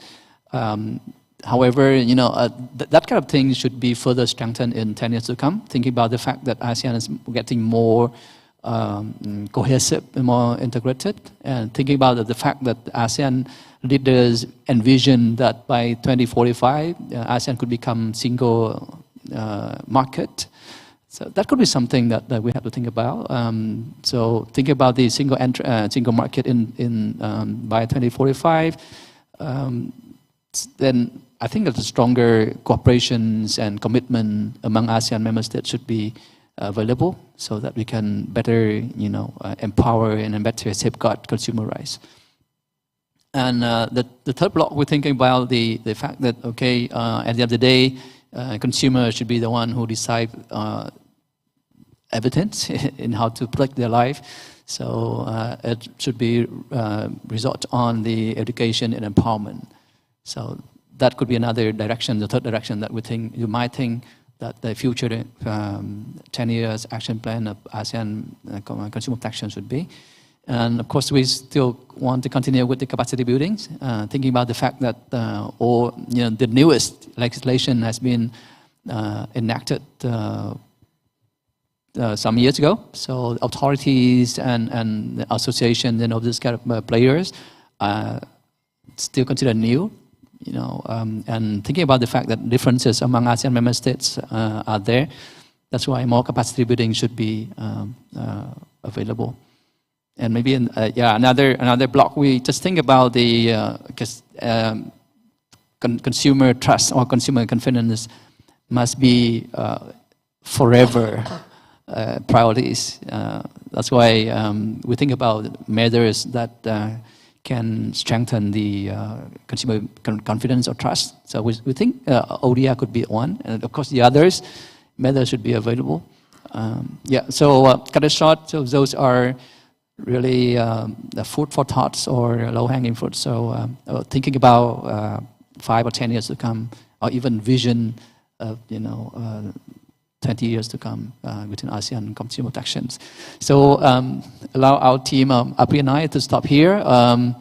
And we thank for your attention and patience when we adventure you going through that I think more or less 15 minutes of our presentation. Thanks a lot. Back to you, Chair. Thank you, Dr. Tang dan Pak Apri for your presentation. I think the ASEAN as a community is embarking on a very huge journey on consumer empowerment, protection, so many policies that has been prepared, so many avenues also been improved, and coordination has been put in place by ASEAN. And I think that is very relevant and very timely because, like Dr. Tang already mentioned in earlier part of his presentation, that the consumer base in ASEAN is among the largest in the world, and the high level of penetration of internet access within the young generation, productive generation in ASEAN, makes the ASEAN is a very good target for marketing, and therefore consumer protection is a very important thing. Because like what happened right now, we can, and all, if we see in marketplace, for example, not without need to mention any brands of the platform, sometimes we never know which country that supplies the goods that we bought, and whether the product is comply with safety requirement according to our and appropriate to us. And most importantly, because we are forum for judicial forum, what happen if there is a dispute about the product between consumer and producers? It's never easy to do cross-border dispute resolution, especially in the very micro level like this, because the cost, if we follow the normal approach, it will be very astronomical and will not meet the economy of scale of dispute, resolving dispute in consumer protection. This fact will make will leave the consumer prone to any abuse and very weak, in the very weak position. Not only because once they already spend their money, they pay, and they don't get the proper services, or they don't get goods, so how they can get redress? So I think these are some very important key takeaways from the presentation from ASEAN Secretariat. Now I would like to open to the floor question and answer forum. Please, we have still plenty of time to go until 12 p.m., which is 30 more minutes. So anybody from the floor would like to ask questions, give comments, please. We have Pak Alfian. Anybody? I would like. Okay, Pak Faisal, the second question. Then Pak. Okay, we have three. So in addition to I will take the three first. Anybody from online? No from online. Okay, I will have my colleague Mas Abi to handle the online. Yeah, please inform me if there is a question from online. Okay, and I would like to ask Mr. Alfian to do your question. You can do in Bahasa Indonesia, and the interpreter will help you. Oh, Mas Abi will help you. Okay, thank you.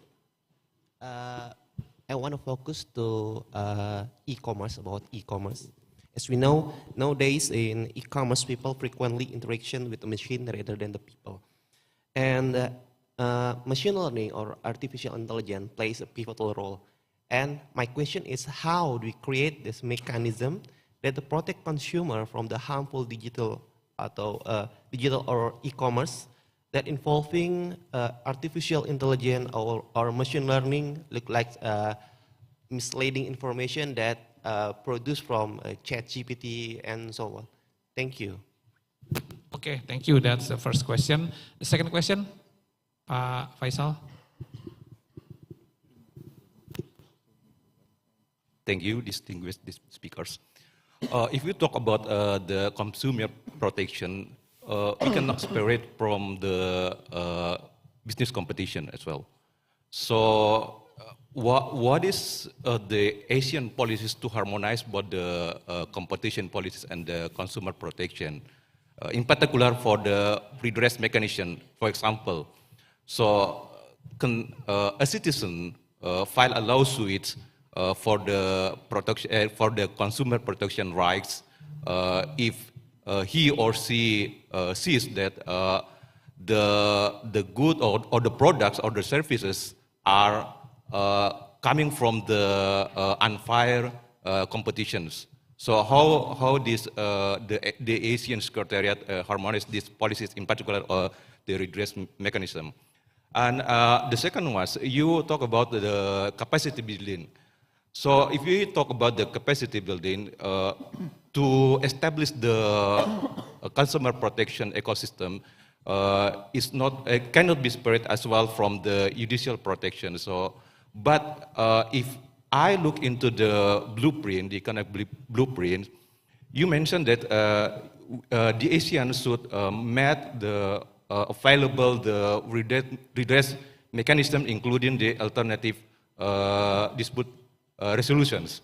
So does it mean that the judicial is the prioritized rather than the ADR, or the ADR is complete the judicial mechanism in this regard? Thank you. Thank you, Pak Faisal. Final question, Pak. Silakan, Pak.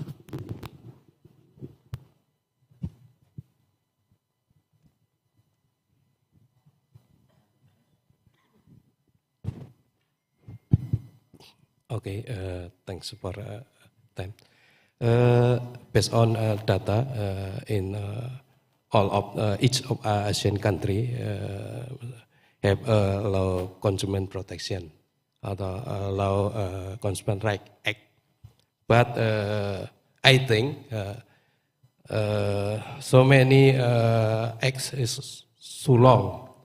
Example for Indonesia, they have a right. X as a law number 8, 1998. I think it is maybe there is a argument that law is left behind the growth. In the workshop, I just know about the how to make the law reform about consumer protection. Is there any suggestion for this workshop? I think just do it. Okay.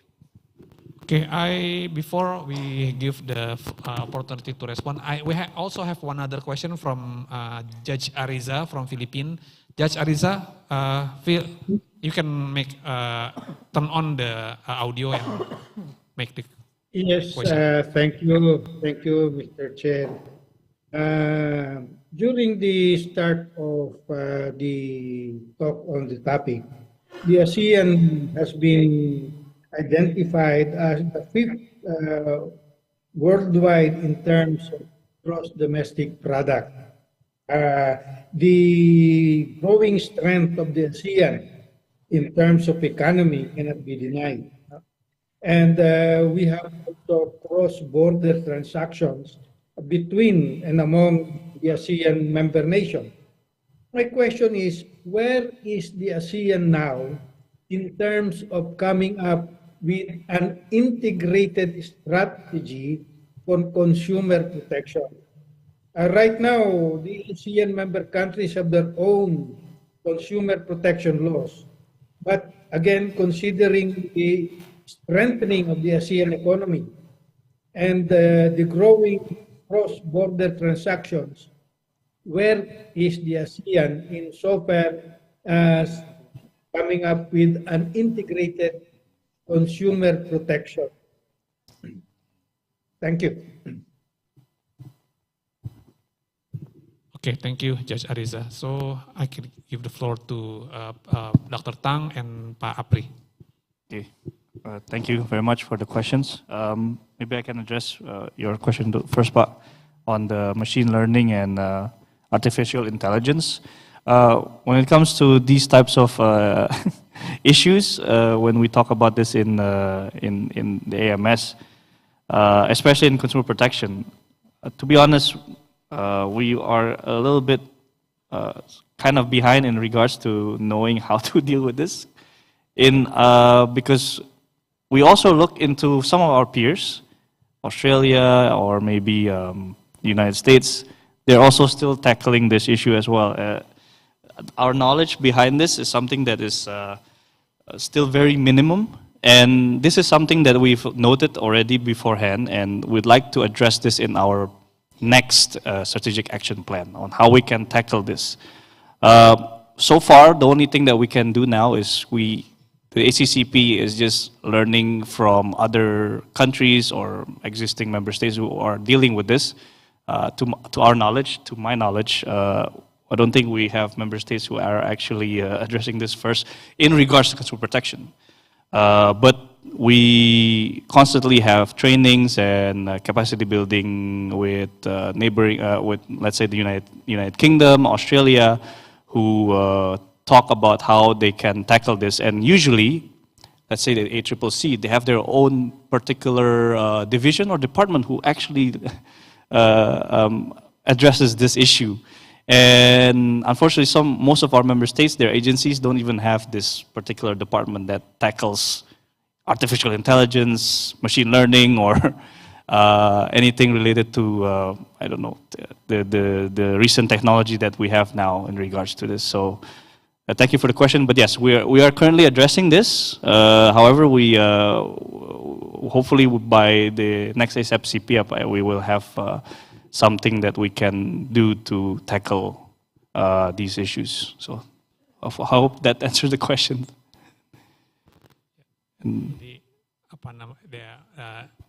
It's still being considered to be regulated, so no actual step yet. Hopefully it's okay, Pak ya, cukup okay ya. Second question from Judge Faisal on business competition and how ASEAN Secretariat harmonize this issue. Firstly, I would be very thankful for your very hard question. And actually, my answer could disappoint you a bit because of two reasons. One is that ASEAN Secretariat, just a body of serving ASEAN member states. We are not the body of making decisions or this kind of thing, right? So that's why if you ask me that whether ASEAN Secretariat to do this or that, harmonize this, harmonize that, I'm afraid to say that we cannot. Maybe in future to come, if AMS tasks us the mandate to do something, so and then we are allowed to do. But so far, we are humbly and comfortably in the position of serving, ASEAN member states in all these kind of things. The second reason why I may, or my answers may disappoint you, that's because of the fact that we are talking about the fact that competitions and consumer protections are now more or less decided by at the national level, and it will be well taken care by the national authorities on competition and consumer protections. So because of that positions, what I'm going to answer you right now might disappoint you in that sense. Okay, back to the questions. I think that what I can share with you, some of the information or the facts about the harmonizations of the competitions and consumer protections, and how can you raise the issues of some anti-competitive activities that might harm the consumer rights or this kind of thing. So how can we deal with that thing? To share with you the fact that at the regional level, all the FTAs that ASEAN member states are the member right now, we are talking about the ASEP, we are talking about the ANSFATAR, we are talking about the ASEAN with Korea, with China, with Japan. And all these kind of agreements all have the chapters on competition and consumer protection there. So by that, I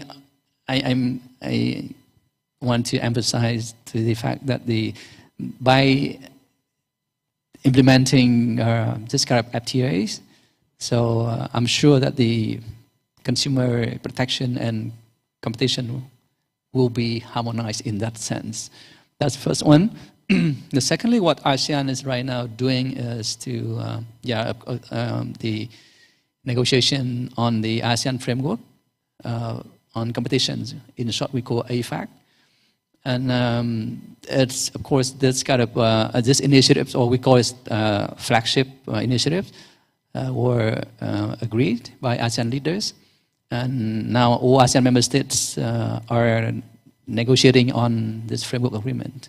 We say ASEAN framework agreement on competition. And of course, the elements of balancing or harmonizing between competitions and consumer protection are there. I'm not allowed to, release information so far, but rest assured the fact that the balance or harmonization between competition and consumer protection are guaranteed to be there, because it's not a priori as a humble decision to think about that. Actually, it's ASEAN member state, and then actually it's ASEAN leaders to decide. And of course, we have to follow the commitment that ASEAN member state already committed within the 7 FTAs that we done so far. So, but another fact I could share with you is that in principle, the harmonization must be there. Just thinking about the fact, how can we bring it into action, and how can we bring it into the effective action at the national level, and maybe in the future thinking about more cross-border transactions among 10 ASEAN member states. This kind of actions should be more effective in that sense. So by that, what ASEAN Secretariat has been tasked to do so far is to build the guidelines. I mean, the guideline has been studied, has been endorsed by ASEAN member states, in the sense that all ASEAN member states see the necessity of having harmonizations and conversions among ASEAN member state regulation or legislative documents, that some part of the work have to be harmonized.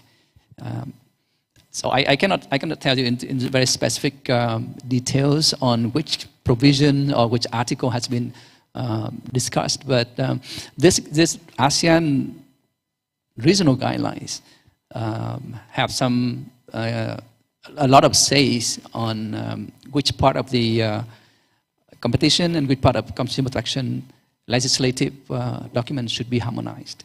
So by that I mean that from the macro level up, meaning that ASEAN leaders thinking about the harmonization or looking at the angles of 7 FTAs that ASEAN member states are there, and thinking about the AFAC, the regional framework agreement has been negotiating, and thinking at the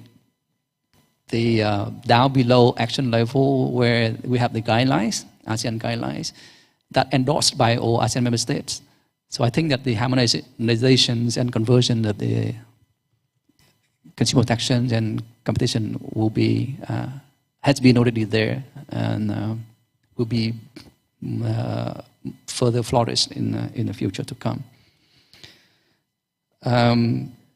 That more or less on your questions, and we have another question, the third one, regarding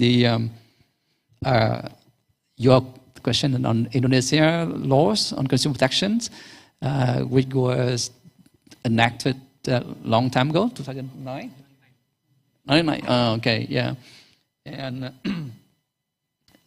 how the law can assure that no one left behind, and what will be the directions or the way to reform the laws on consumer protection. To be honest with you, I will disappoint you in this, because frankly speaking, in addition to the humble knowledge that I have, but the position I have right now, I cannot give you any good answer that you may expect on how can the Indonesian laws on competition should be reformed to ensure the fact that no one left behind. But maybe my colleagues, he's Indonesian, truly Indonesian, he's Indonesian consumer, may may voice up with some of the from the consumer point of view, rather than me, the guy outside, or the guy working at the ASEAN Secretariat to give you kind of recommendation on how your law could be reformed to ensure that no one left behind. Thanks. Then Yeah. I can voice up if, considering me as the consumer. Thanks, Pat. Just to add, again, I'll also, I don't want to say I want to disappoint you, but again, as a Secretariat and also the ACCP, we produce what is called the guidelines, as Dr. Tang mentioned, and it's not something that is binding in terms of the law, or like, let's say the framework agreement of competition. That's something that if it is to be completed, it is something that's sort of binding, right? So that member states have to follow this in a given specific time period, right?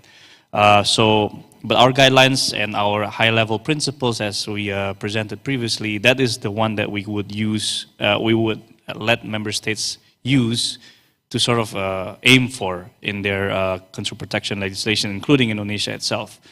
As far as we know, Indonesia is having some several amendments going on with some of their consumer protection provisions. It is still in process, being reviewed.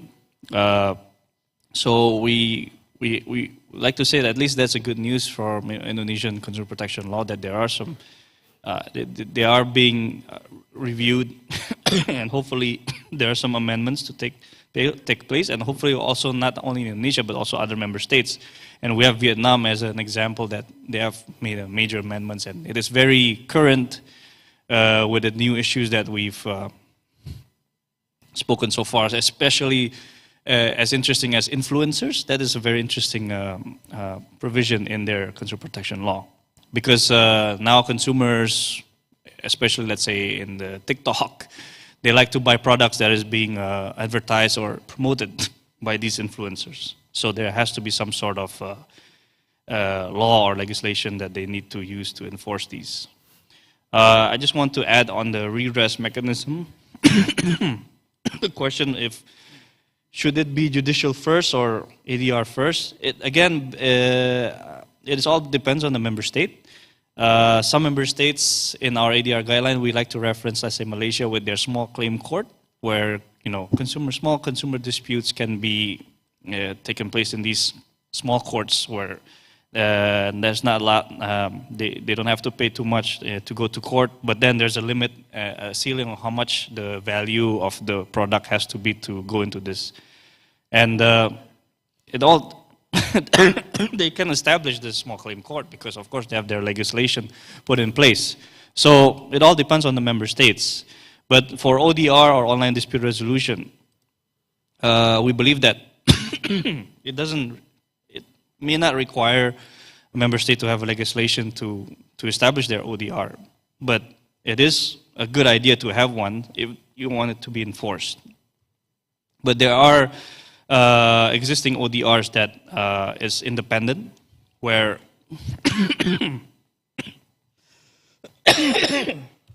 consumers would go to this ODR, let's say they have issues with their ticket refunds for airlines, especially during COVID-19, and so the ODR itself will sort of act as a mediation between the airline and the, let's say, consumer association representing these consumers.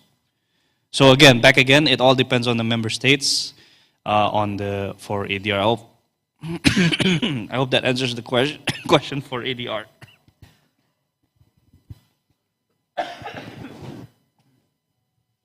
Yeah, thanks. Thanks, Apri.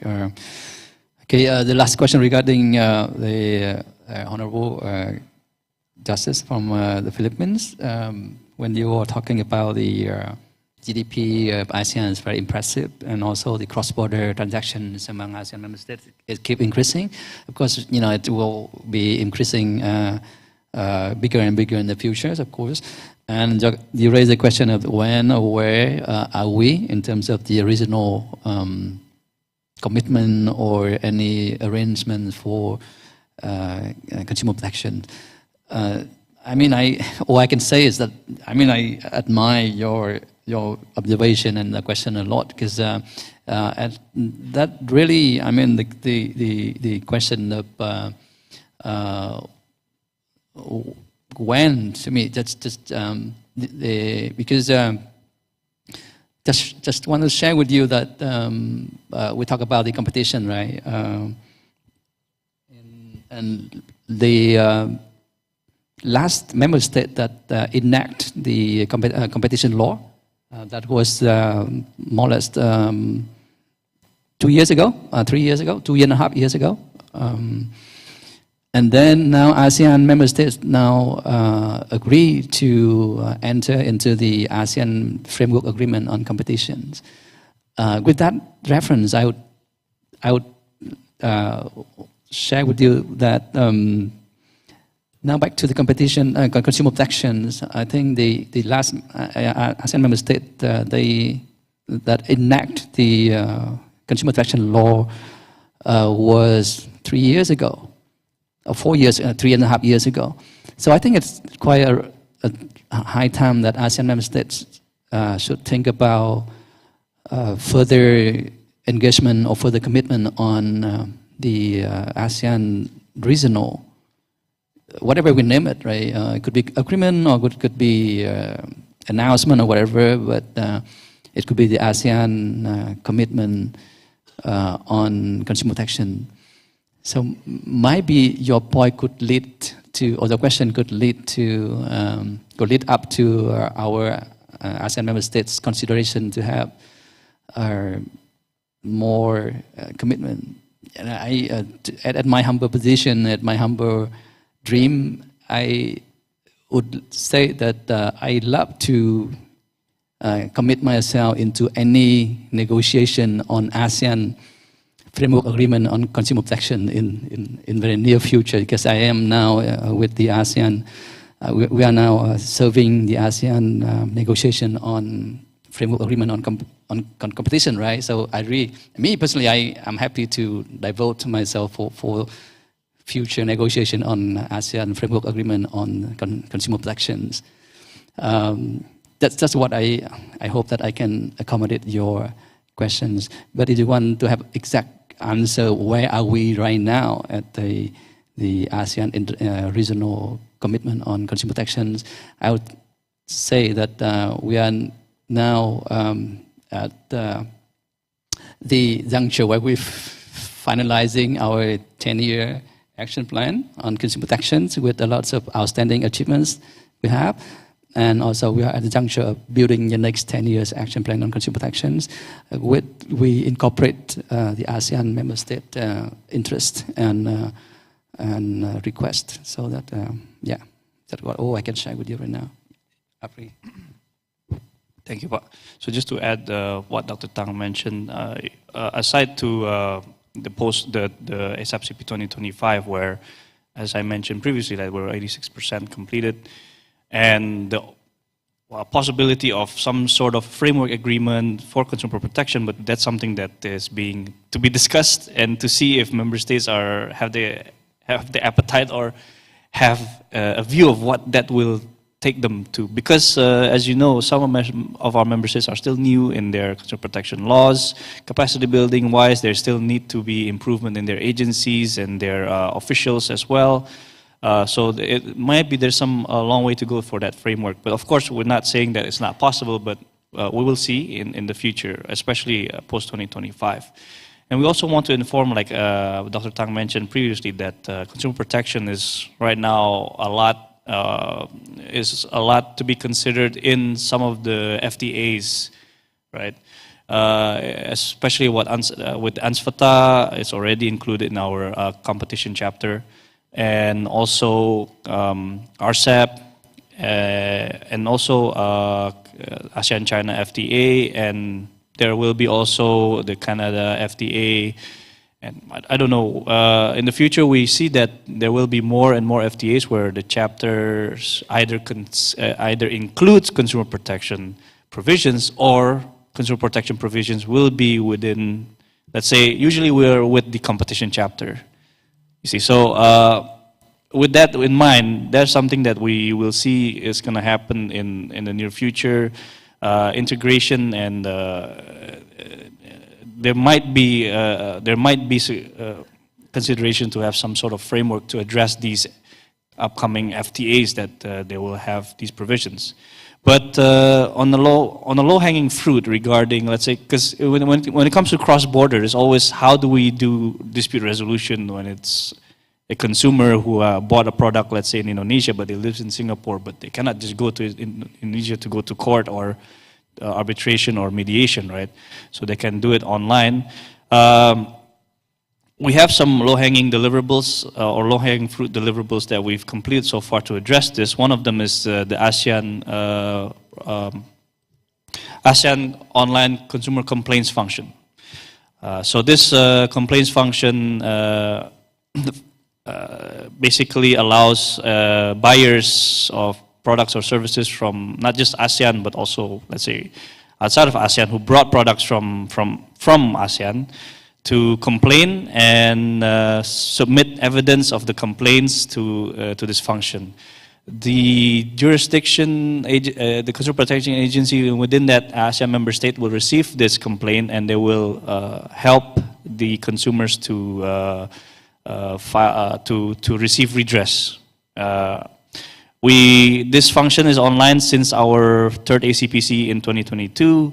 And we have many complaints received regarding, let's say, airline tickets being canceled, let's say, electronics being delivered or not delivered. A lot of issues regarding social commerce, buying products from Facebook or TikTok, or those products that are not from these online online platforms that we usually know, like Lazada or something like that. There are some also complaints from them as well. So for now, this is what we have so far for something that's close to an ASEAN ODR network. But we do plan to have a greater ASEAN ODR network, as I mentioned previously. Maybe we will have member states who already have a national ODR network to sort of pilot this ASEAN ODR network. And either they want to go to a general product or a general category of products to complain, like let's say automotive, or general or specific product, like let's say automotive or electronic goods. But that's something that we plan to pilot again by maybe 2025 or post-2025, we'll see. But for now, this is one of our low-hanging fruits that we have completed so far, and we hope that this will also be some sort of like a catalyst for member states to pursue this ODR mechanism for their own national and also subsequently to establish it in the whole of ASEAN ODR network. Yeah. Okay. Thanks, Apri. May I just add one more point? Hopefully that we can comfort the honorable judge from the Philippines on where we are. Just for your information, that ASEAN now committed to negotiate the so-called the ASEAN framework on digital economy, and down there in this we call DEFA, and of course in DEFA there is one big chapters on consumer protections. Yeah, of course, just focusing on digital economy, right? But it's just for you to note that at ASEAN level as a whole. Consumer protection has been well noted and well taken care of, just for this kind of cross-border interactions and thinking about the future that ASEAN become one community, and ASEAN with that ASEAN consumer will be well protected or well safeguarded in that sense. At least right now, in digital economy, there's one big chapter on consumer protection. Thanks. Okay, we already 1 minute before the completion of the session. So I think for the well-being of the participants, because we are about to have a lunch break, yeah. So I think if there's anybody would still have the question, we can continue during lunch and also after the next session. Okay. With the completion of this forum, I would like to thank Dr. Tang and Mr. Apri for their very huge contribution to this forum, and also thank you for the participant that has been participated actively in this first session. Now, as a moderator, I would like to apologize if there are any mistakes that I unintentionally made during delivery of the session. Thank you very much. I would like to give the session back to our Master of Ceremony. Billahi taufiq wal hidayah. Assalamualaikum warahmatullahi wabarakatuh. Thank you very much. Ladies and gentlemen, thank you for your active participations during the first session. We have now reached the midday mark and it's time for a well-deserved lunch break. So for our offline participants, lunch will be served at the restaurant near the lobby. Please proceed there to enjoy your meal and take some time to relax. And for our online participants, we encourage you to take this opportunity also to take a rest because we're gonna continue our agenda at 1 p.m. sharp Jakarta time. So please keep an eye on the time and return promptly. Thank you very much.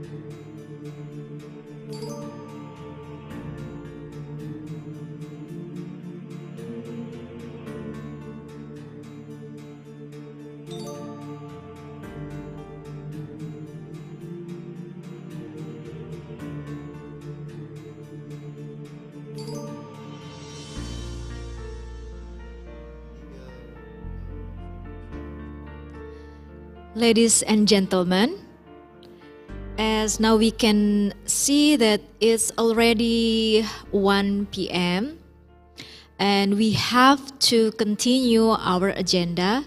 So please kindly be seated back to your designated chairs because we have to continue the program.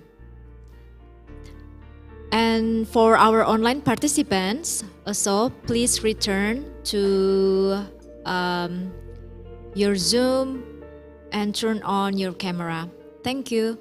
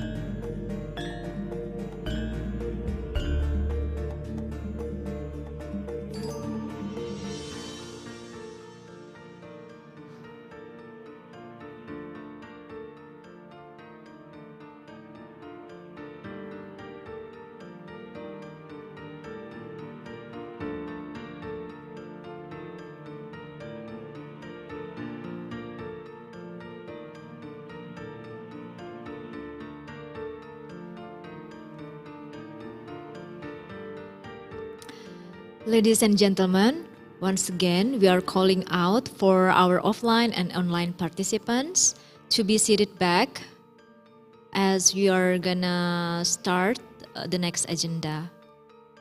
Thank you.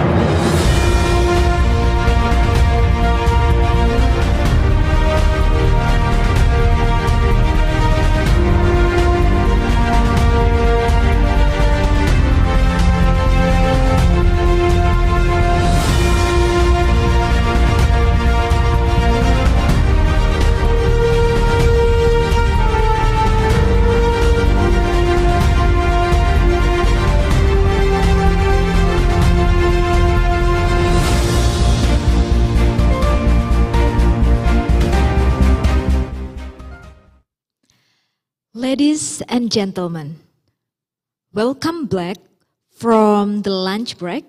We hope you had a satisfying meal and feel re-energized for the next session. For our offline participants, thank you for returning to the meeting room. And to our online participants, we appreciate you rejoining us on Zoom. Before we proceed, I'd like to remind everyone here to silence your phones and minimize any distractions so we can fully engage in the upcoming session. Now, without further ado, I have the pleasure of introducing our moderators for the panel discussion, Judge Selviana Purba and Judge Rizkyansyah. Judge Selviana Purba and Judge Rizkyansyah, please join us, and I'll be handing this over to you to lead the enlightening discussion. Thank you. Thank you, Mbak Ayu. The Honorable Justices, Judges, Excellencies, ladies and gentlemen. Assalamualaikum warahmatullahi wabarakatuh. Shalom. Om Swastiastu, Namo Buddhaya, Salam Kebajikan. Good afternoon and good upon us all, both those who are present offline or online. My name is Selviana Purba, SILLM. I'm a judicial judge of the Supreme Court of the Republic of Indonesia. It is such an honor that I could be the moderator at this workshop event. The regional workshop is a very important event to discuss and formulate recommendations for necessary action plan to improve the capacity of Council of ASEAN Chief Justices on consumer protection field, especially in small claim courts and online dispute resolution for consumer cases area. It is part of the 2020 to 2025 work plan for the Judicial Education and Training Working Group and one of the proposed topics for the training in relation to business and commercial law, particularly to the consumer field. Apart from that, this workshop is also an opportunity to share view, input, insight, and comment for drafting the recommendation, which later will be the action plan, which align with the work plan 2020 to 2025 and strategic plan to 2018 to 2025 framework, vision, and mission and objectives. This session will be divided into two sessions. The first session will begin with a presentation by our speaker for 30 minutes, then we will continue with discussion for 30 minutes. So, here is already present our speaker, Honorable Samsul Maharif, SHLM PhD, served as a Justice of the Civil Chamber within the Supreme Court of the Republic of Indonesia. He also served as Vice Coordinator of the Judicial Reform Team of the Supreme Court of the Republic of Indonesia, a unit within the Supreme Court who responsible in leading the reform process in the judiciary. Prior to his judicial career, Honorable Samsul Marif served as a senior lecturer at the Faculty of Law, Brawijaya University. Commencing in 1984 and persisting to the present day, before appointed as Justice of the Supreme Court, Honorable Samsul Ma'arif held the position of Vice Chairman on the Anti-Monopoly Competition Commission from 2000 to 2008, and he earned his Master of Law in Environmental Law and PhD from McGill University in Montreal, Canada. Honorable, now time is yours. Thank you very much, Chairwoman. Ladies and gentlemen, it's my honor to be here. And I was told that, we should share our experience in dealing with the consumer case and small claim. And of course, as the chair says, this is a very important issue for us for two reasons. One is that this is for what we call small party, which in common is very weak against the big company. So this is very interesting. And second one, for Indonesia, consumer protection is actually a relatively new law. It was adopted in 1999. And of course, since the adoption, we have a lot of experience. That's why I'm here to share with you about the implementation of consumer protection law and of course the small claim. Ladies and gentlemen, the second slide, please. Second, next. I provide here actually a big picture of our legal systems in dealing with consumer redress. First, you may bring the consumer case before the district court as the first instance. It's regulated under the red one. They're all actually related to the power of the district court to deal with any case, including consumer protection case. And the second option is that you may bring your case before the consumer authority, the blue one. There was the power of the what we call PPSK, Consumer Authority, Consumer Settlement Case Body, PPSK. And hello, yeah, that's better. So the second option is actually non-litigation action. So again, first you may bring the consumer case before the district court under the general civil law procedures. And second one is you may bring the consumer case before what we call BPSK. So it's a consumer settlement body and established under the consumer protection law. And the third option is you bring the case before what we call, if you are dealing with the institutions of banking sector, the yellow one below, you may bring your case before what they call Lembaga LAPS, Lembaga Penyelesaian Sengketa Alternatif, or Alternative Dispute Resolutions Agency, established by the financial institutions, OJK.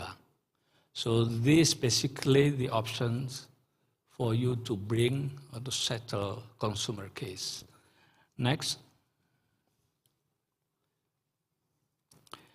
Again, let me share with you what the dispute resolution system that we have. First, of course, as happened in many countries, we may bring the consumer case through what we call litigation system. And under our system, we have two court, district court or first instance court that has the authority to deal with the civil issues. One is the general court, district court, and the other one is what we call religious court.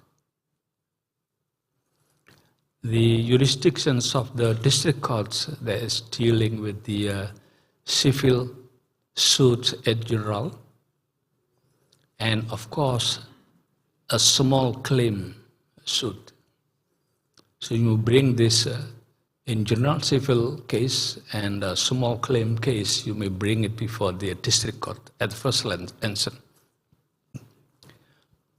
But when the transaction is a Sharia transaction, so Islamic transaction, a big or small claim, you may bring it before the religious court. And in some cases, the Sharia transactions claim will bring before the district court, and as always, the district court says, no, this is not my authority. You bring it to the religious court. That one is the litigation system. On the other side, there is a system what we call non-litigation. Can be arbitration, can be taken in the form of consultations or negotiations or mediations or reconciliation. And if the case is general case like business transactions, etc., you may bring the case before what we call BANI, National Arbitration Center. And if the case is about Sharia transactions or Islamic transactions, you may bring your case before the Sharia Arbitration Center. And at the middle, there is a special track for the consumer case. One option, as I said, in addition to bring before the district court, you may bring the consumer case before the what we call the body of a consumer settlement body, consumer settlement case body. If it's general, you may bring in them. But if the issue is related to the financial claim, small claim, made by a debtor of a certain bank, you may bring the case before lapse or before the alternative dispute resolutions established by the financial authority. And there is also another specific issue for the consumer right, for example, in the case of a contractual case. There is also a special arbitration forum for that case. So basically these two systems are provided under our legal system. One is you may bring the case through litigation systems, or you may bring the case through non-litigation systems. And I believe this is also unique for us. I mean, you also have the system in your country. And what we need is actually we should share about the experience in dealing with these two systems. Yeah? Next. Let me go to more detail about the dealing with the consumer resolutions dispute. Consumer Dispute Resolutions Body, or what we call BPSK, was established by the Ministers of Trade at city or at level of kabupaten, what we call kabupaten, regency level. So the body is provided on every regency level. It's not established by Supreme Court like other district court, but established by the Minister of Trade. And including the members of the body, they were also appointed by the Minister of Trade. They're responsible to the Minister of Trade, not responsible to the Supreme Court. Consumer dispute resolution is carried out via litigations through the court, or non-litigation, as I said. And dispute resolutions at the BPSK, or the Consumer Settlement Body, is carried out by a panel consisting of 3 people, consisting of a government element and consumer element, and of course the business actor. And the Consumer Dispute Resolution Body is obliged to issue a decision no later than 21 working days after the lawsuit is received. And within 7 working days of receiving the decision of the Consumer Dispute Resolution Body as intended Article 45, business actors are obliged to implement the decision. And the parties submit objections to the district court. So if the party don't agree with the decision of the body, they have the right to appeal to the district court at the first instance, not at the appeal court, and no later than 14 working days after receiving the notification of the decision. And the district court is obliged to issue a decision on the objection as intended Article 56, no later than 21 days, working days. Cassations can be submitted against the district court decision to the Supreme Court. And the Supreme Court has to finish the judgment no later than 30 days. That's actually the procedure if you bring the case before the BPSK, and if you don't agree with the decision of the body, then you bring it, go to the district court, the first instance. Next. We adopted the Consumer Protection Law in 1999. A part of the system are working well, but of course we are experiencing some problems. One of the problems is that the legal framework for the body and consumer protection have not been updated for a long time. I mean, since the adoption of 1999.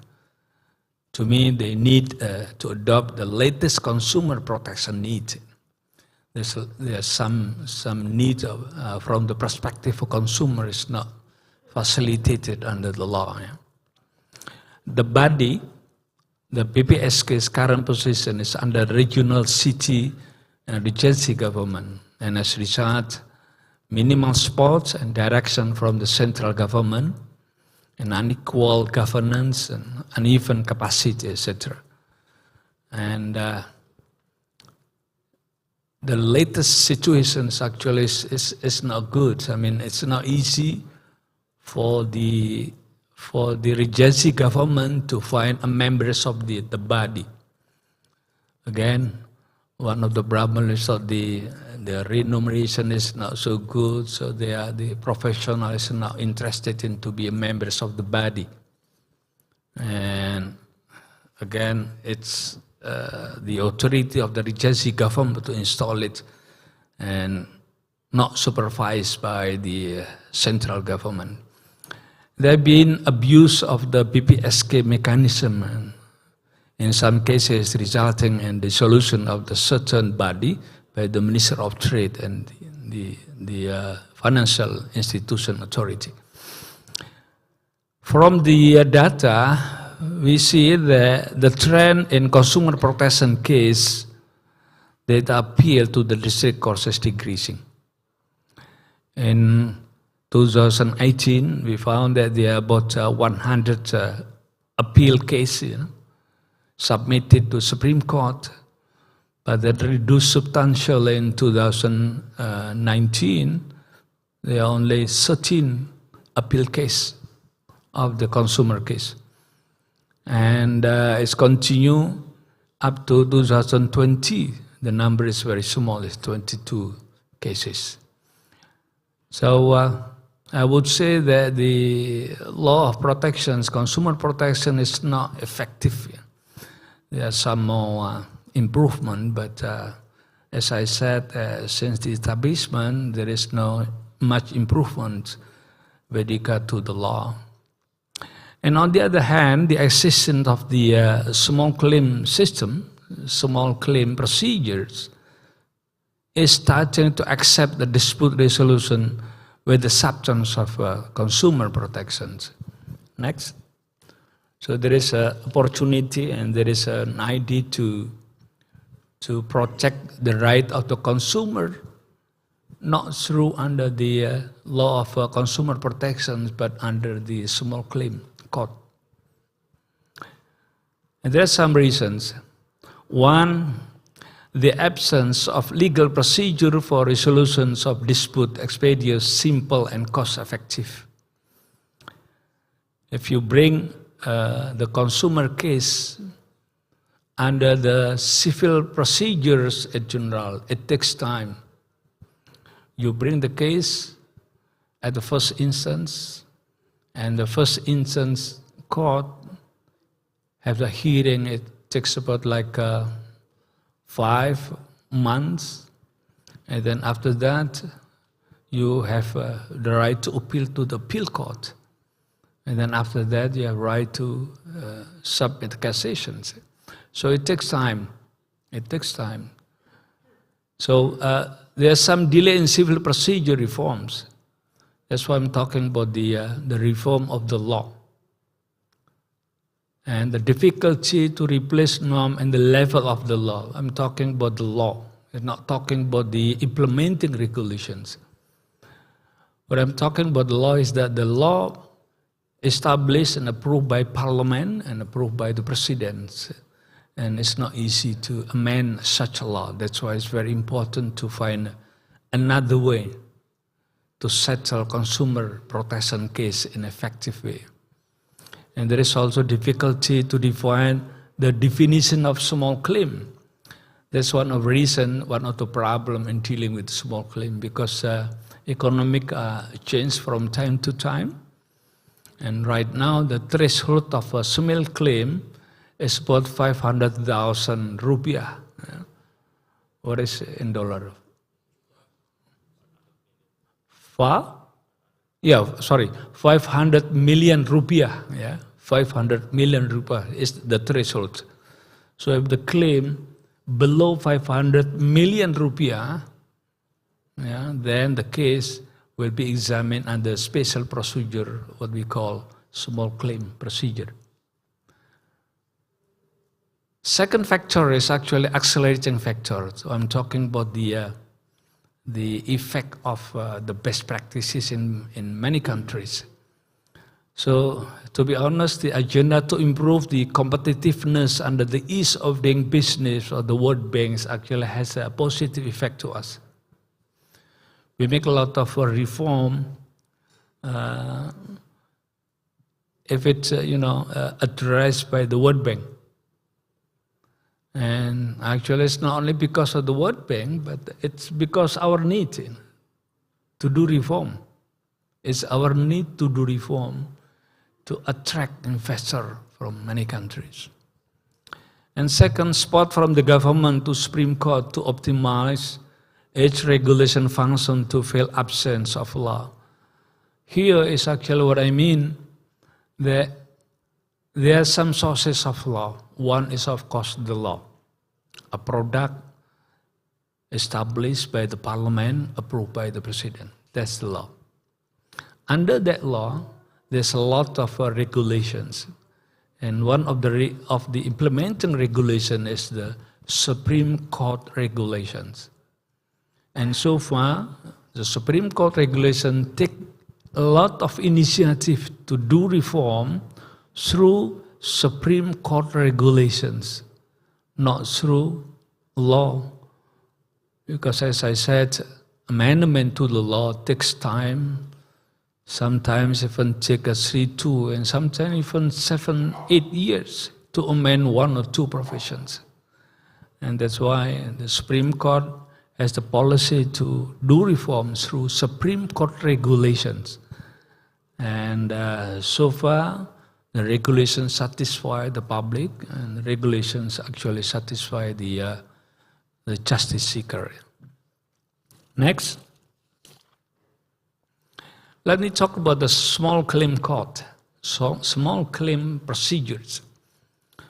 One, it covers a breach of contract and tort. So it's not only a case of involving a contract, breaching contract, but also a tort. And of course, the maximum material claim is 500 million rupiah. How much is in dollar, USA? About,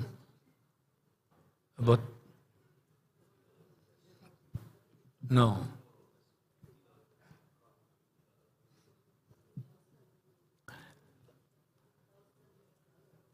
So 3,000, yeah? Huh?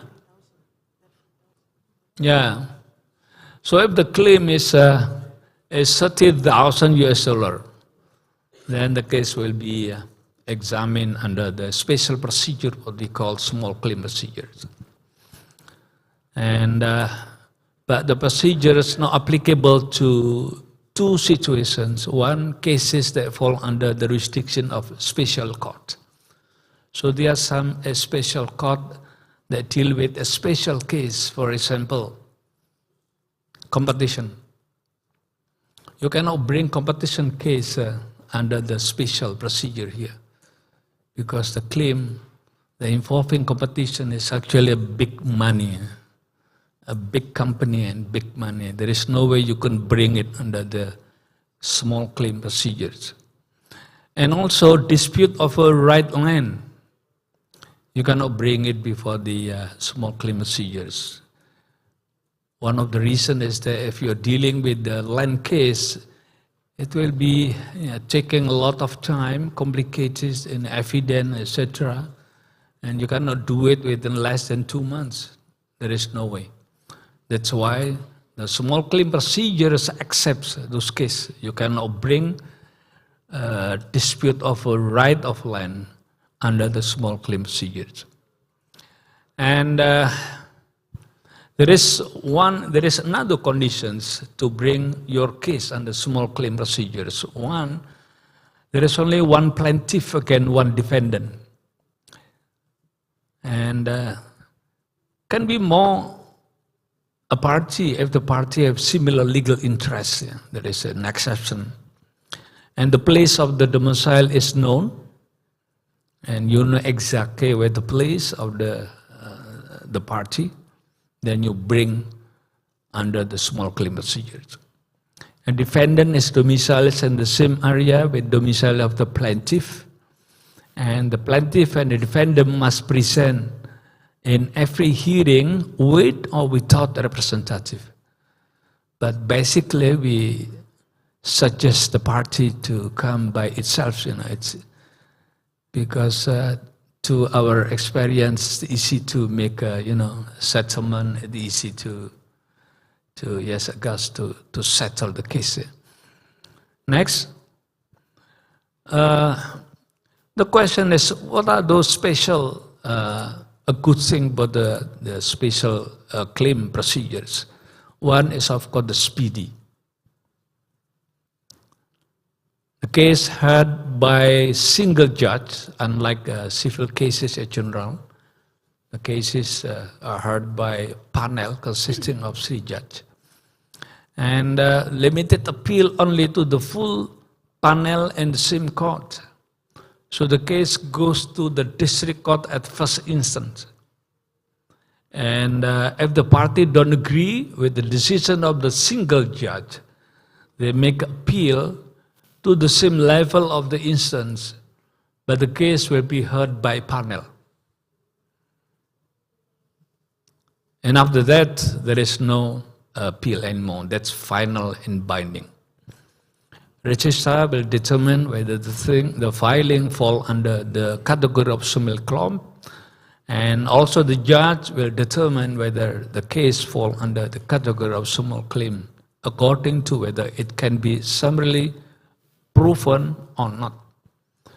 So the standard actually is that, is it the case, the substance of the case is simple or not, or very complicated? If the case involves a lot of parties, then of course it's not easy to finish within less than 2 months. Self-litigation is allowed or using legal representatives. So as I said, that based on our experience, making settlement is easy if we see the party itself, you know, it's not the representative of the party. Notification procedures, and can use e-court procedures according to regulations of Supreme Court. So there is also a service, you know, hearing, summon, etc. that can be dealt through the electronic systems. Next.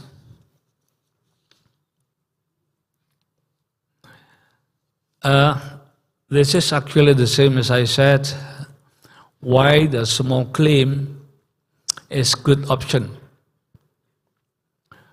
to deal with the consumer case. And this is the good thing about the small claim procedures.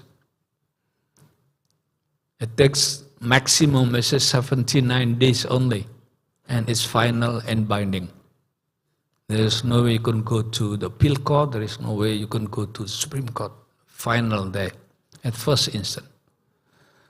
And there is a time limit there, 2 days for the appointment of judge, and maximum 25 days in hearing the case. And within the last day of 25, then you have to make a decision, and etc., etc. But basically, the case has to be finished maximum in 79 days. And that's why the idea of this presentation is actually to provide options. You know. How about the consumer case, you know, settle under the special procedure of small claim. Yeah. Next. This is the accused number of small claim in civil cases. It's just the what we call the success story of the small claim in our system. It was adopted in 2015, and at the time there were only 13 cases of small claim. But then it jumped to 759 in 2016 and continued to jump through until 2021. It was 80,000, 28 cases. And that's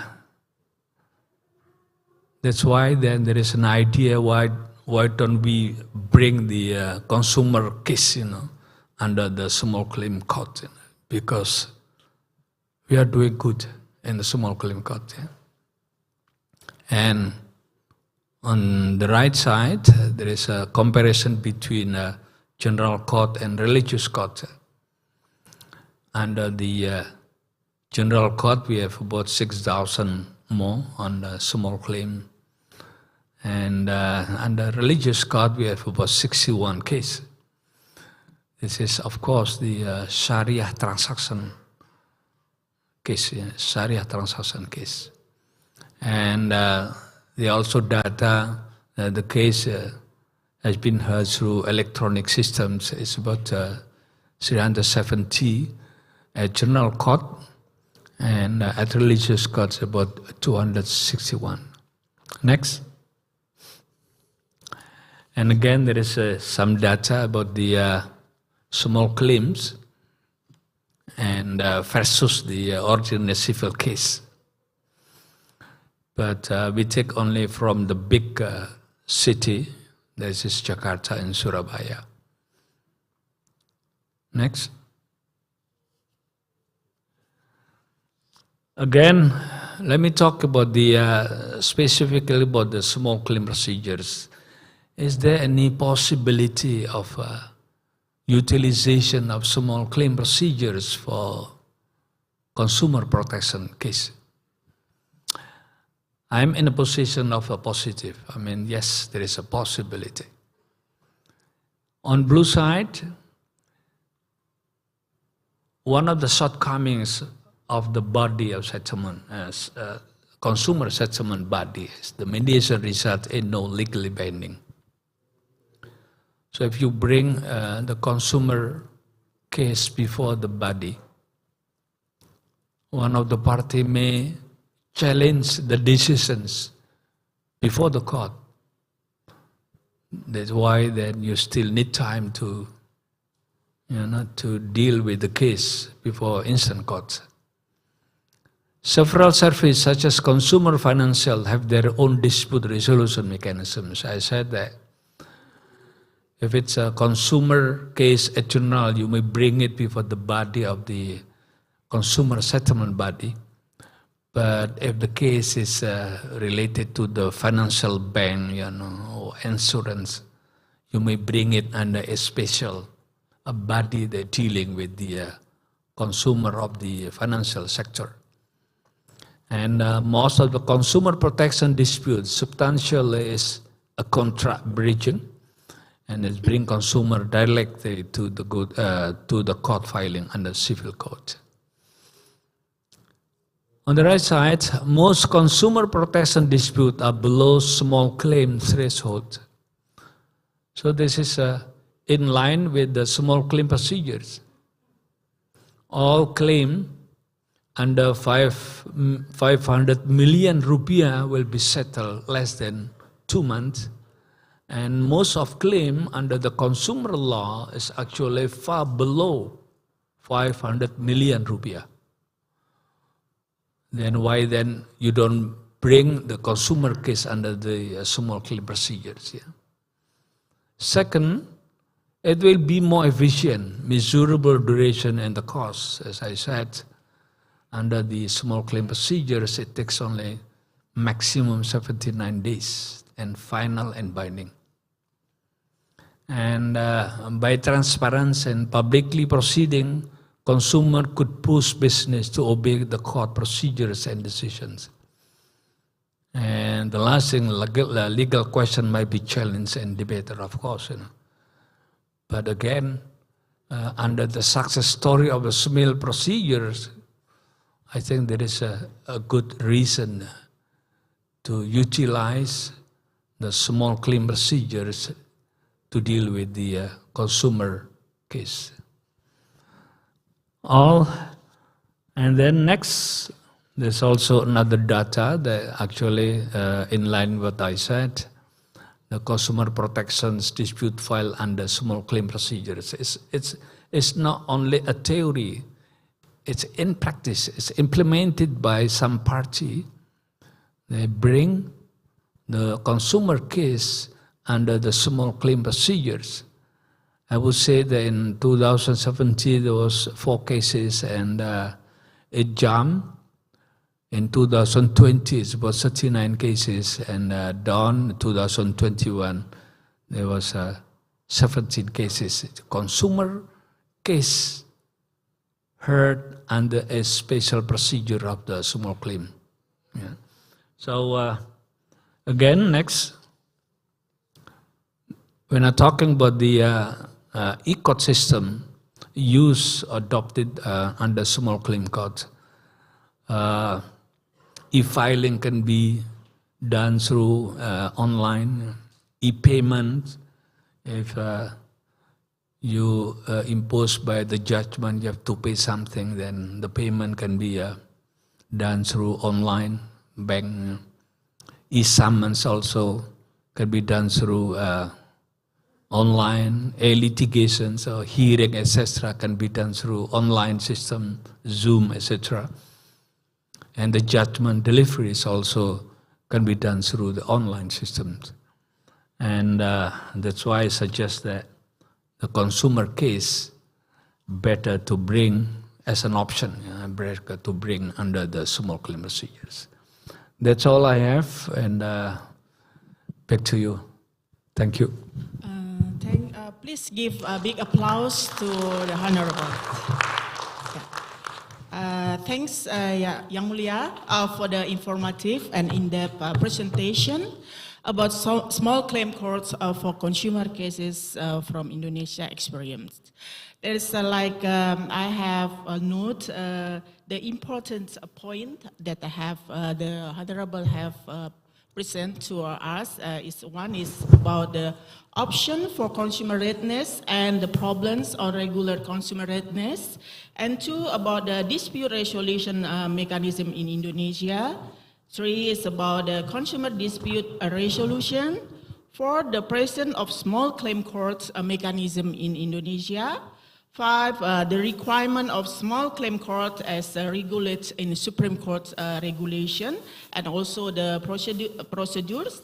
And 6, the reason of why small claim courts is suited for customer case, and the possibility to handle customer case in small claim courts. And the last thing is about the e-court for the small claim case.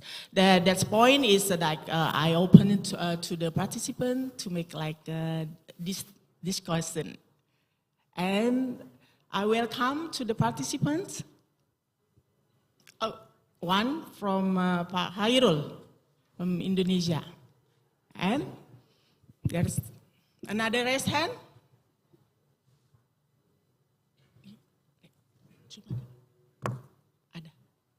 Okay, thank you. Thank you for moderator. I am Judicial Judge in Judicial Strategic Policy on Supreme Court of Indonesia. Thank you. I am very interested in the first comment from the speaker with the word small party versus big party. I mean, it's about the Islamic bank and the customers. According to the research, that the owner of Islamic bank gets more benefit than the customer. So many people or many parties want to be an owner on Islamic bank, especially the big have a big capital or big money to be honored. And as we know, the Indonesian dominated with the Muslim people. Maybe it's not only Indonesia, but another country like Malaysia. They have an opportunity to become a customer Islamic bank and potentially become party to be protected. My question is, have the small claim court been able to protect the customer, especially the customer of Islamic bank, or maybe another aspect to protect them? Just this. Thank you. The Honorable, you want directly make recommend, or I will collect 3 questions first? Yes. Another, please. Yeah, I welcome Ibu Nunu from Pengadilan Negeri Wates. Thank you, Ibu Selvi, Your Honor. I will give a very, my name is Husnul Hatima, but you may call me Nunu. I will give a very brief questions. First, according to your presentation, that there's some of condition that the small claim court cannot be applied or forbid to apply. For example, that for jurisdiction of specialized court. So if we're talking about the consumer protection, of course, there's another body that can handle the dispute called BPSK. So is it also include that there's a specialized court for that? That's the question number 1. I hope you can get my point, Your Honor. And my question number 2, actually it goes to the our first speaker, but I would like to mention this slightly to you, that the condition also about that you mentioned in your slide is about one plaintiff against one defendant, and it can be more if the parties have a similar legal interest. Now, what come to my mind, what if there's this, how to say, just like a class action that many consumer that has a violence of their rights, but they're coming from the different citizenship. So is it also can be applied through the small claim court because they have the same similar legal interest in that, only they have a different citizenship. I mean, it's a kind of, how to say, kind of something interest with international law, Your Honor. Thank you very much for your time.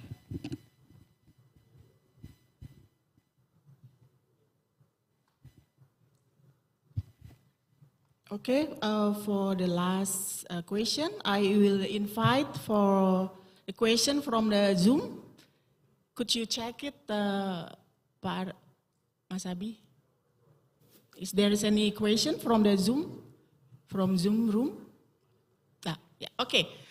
How about from another country? Okay. Yeah, Justice Reza from the Philippines. Could you hear me? Yes, I can hear you. Thank you. Okay, you have a question, right? It's not actually a question. Okay, comment. Please. Yeah. In the Philippines, we have a procedure for the filing of small claims. These are claims that not amount to more than 1 million pesos. It's a very short procedure. Lawyers are not allowed to appear before a court that jurisdiction over small claims, and hearing is scheduled only one day. The hearing is supposed to be terminated on the same day, and the decision is to be done or to be made by the small claim judge within 24 hours from the termination of the hearing.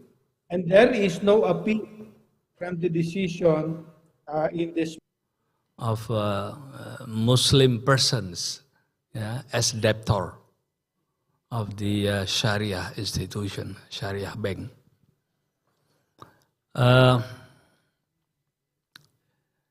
It's not easy, I mean, to find what is the special interest for the persons. I mean, when we are talking about the case and we are talking about the breaching a contract, to me, the interest for the all parties actually had to protect the substance of the contract, the implementation of the contract, regardless the religious of the party. And one reason why the Sharia case has to be brought before the religious court is because the law says so. And to me, regardless the religious of the party, then you have to look at the substance of the contract. And of course, some people said, what is the benefit of being nasabah, the debtor of the Bank Sharia? And there is no quite difference actually. It depends on the contract that you sign. Yeah. Second question, Ibu Nunu. Specialized court, what I understand is that the small claim procedures is not the right place for case under a special law. For example, the bankruptcy. Bankruptcy cannot go to the small claim court. because there is a special procedure for that. Competition law, as I said. Intellectual property law, you cannot bring it before the summary procedures. So all issues that are regulated under a special law cannot be brought before the summary claim procedures.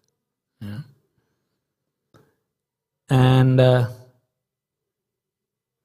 what about the party actually consists more than one party in small claim procedures. As I said, under the rule of small claim court, one of the standard is actually if the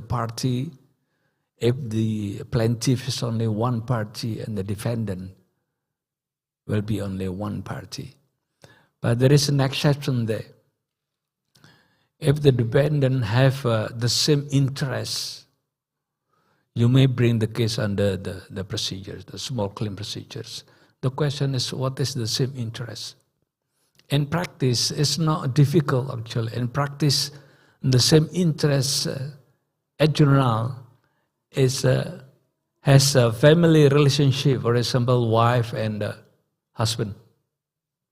So if the husband has, some obligation to pay some money, and then they don't do it, then in many cases the wife also is taken into part of the party of the case. Yeah.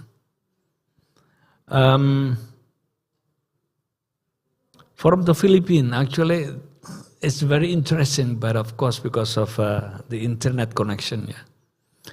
He said that, the small claim procedure takes only 1 day. And hearing takes place only 1 day, and there is no appeal. Oh, this is more speedy. And I think I need to listen more about the small claim procedure in the Philippines.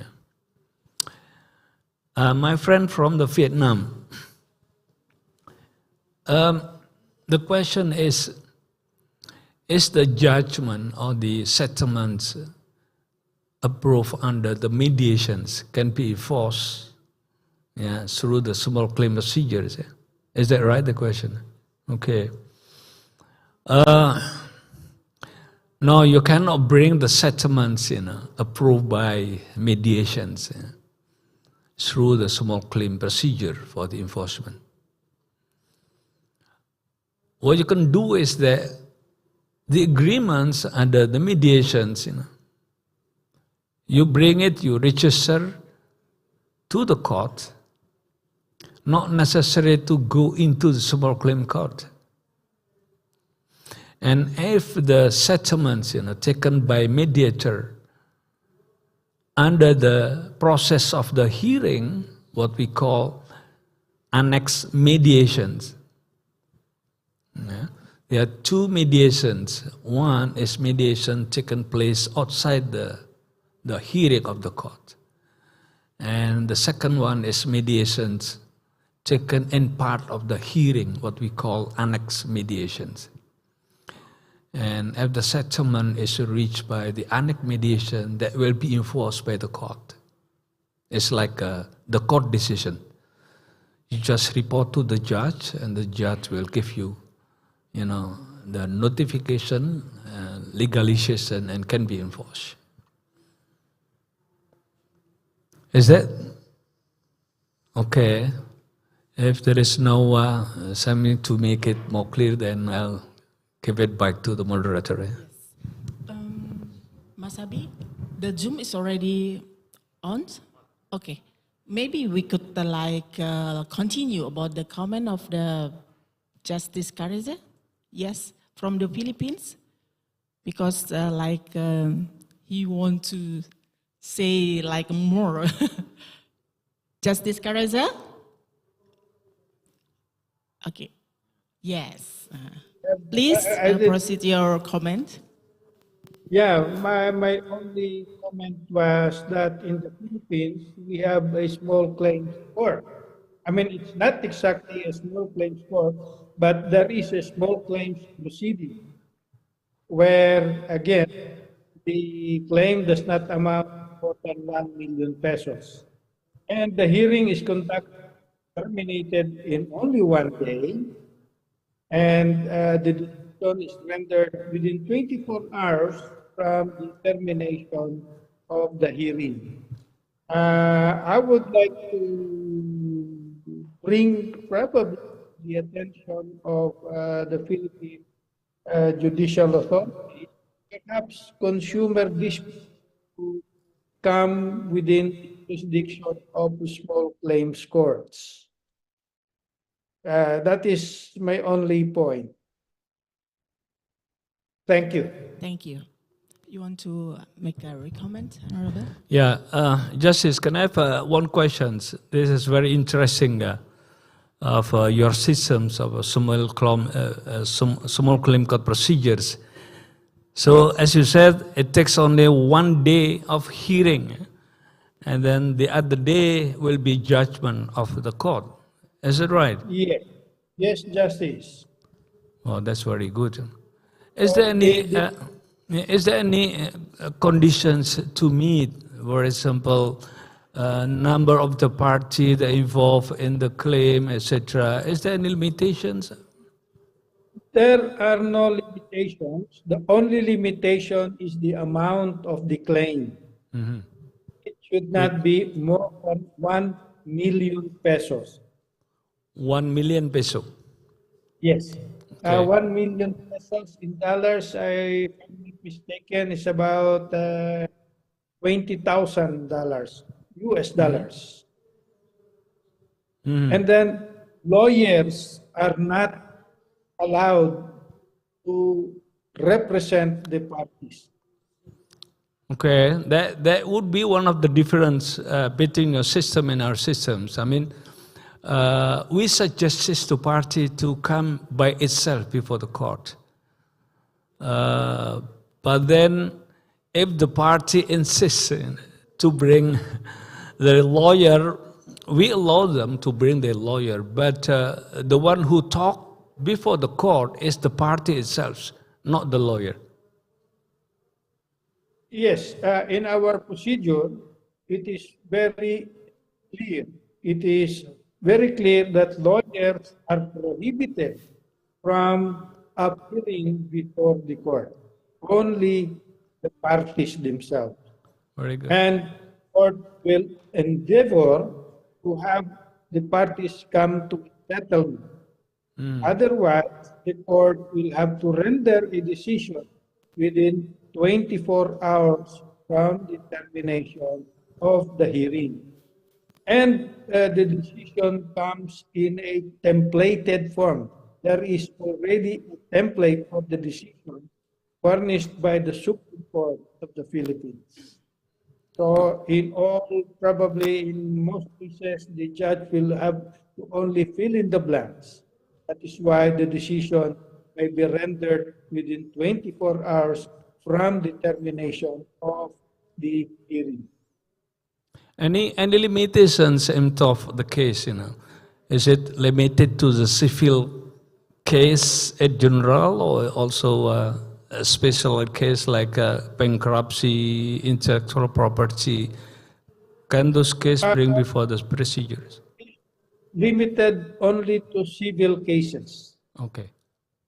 Only civil cases. Very good. Criminal cases cannot be brought before or cannot be done small claims procedure.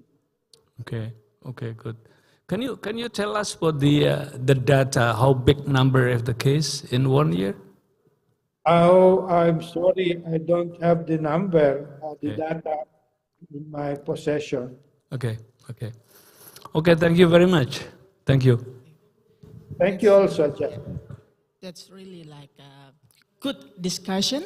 Maybe in the from other country want to share about their small claim courts, maybe different with the Indonesia practice and also the Philippines. Any from Singapore maybe? Oh, okay. Okay, there is any raised hand?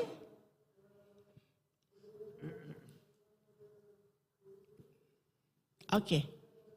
Ya, di belakang ya Pak. Ya.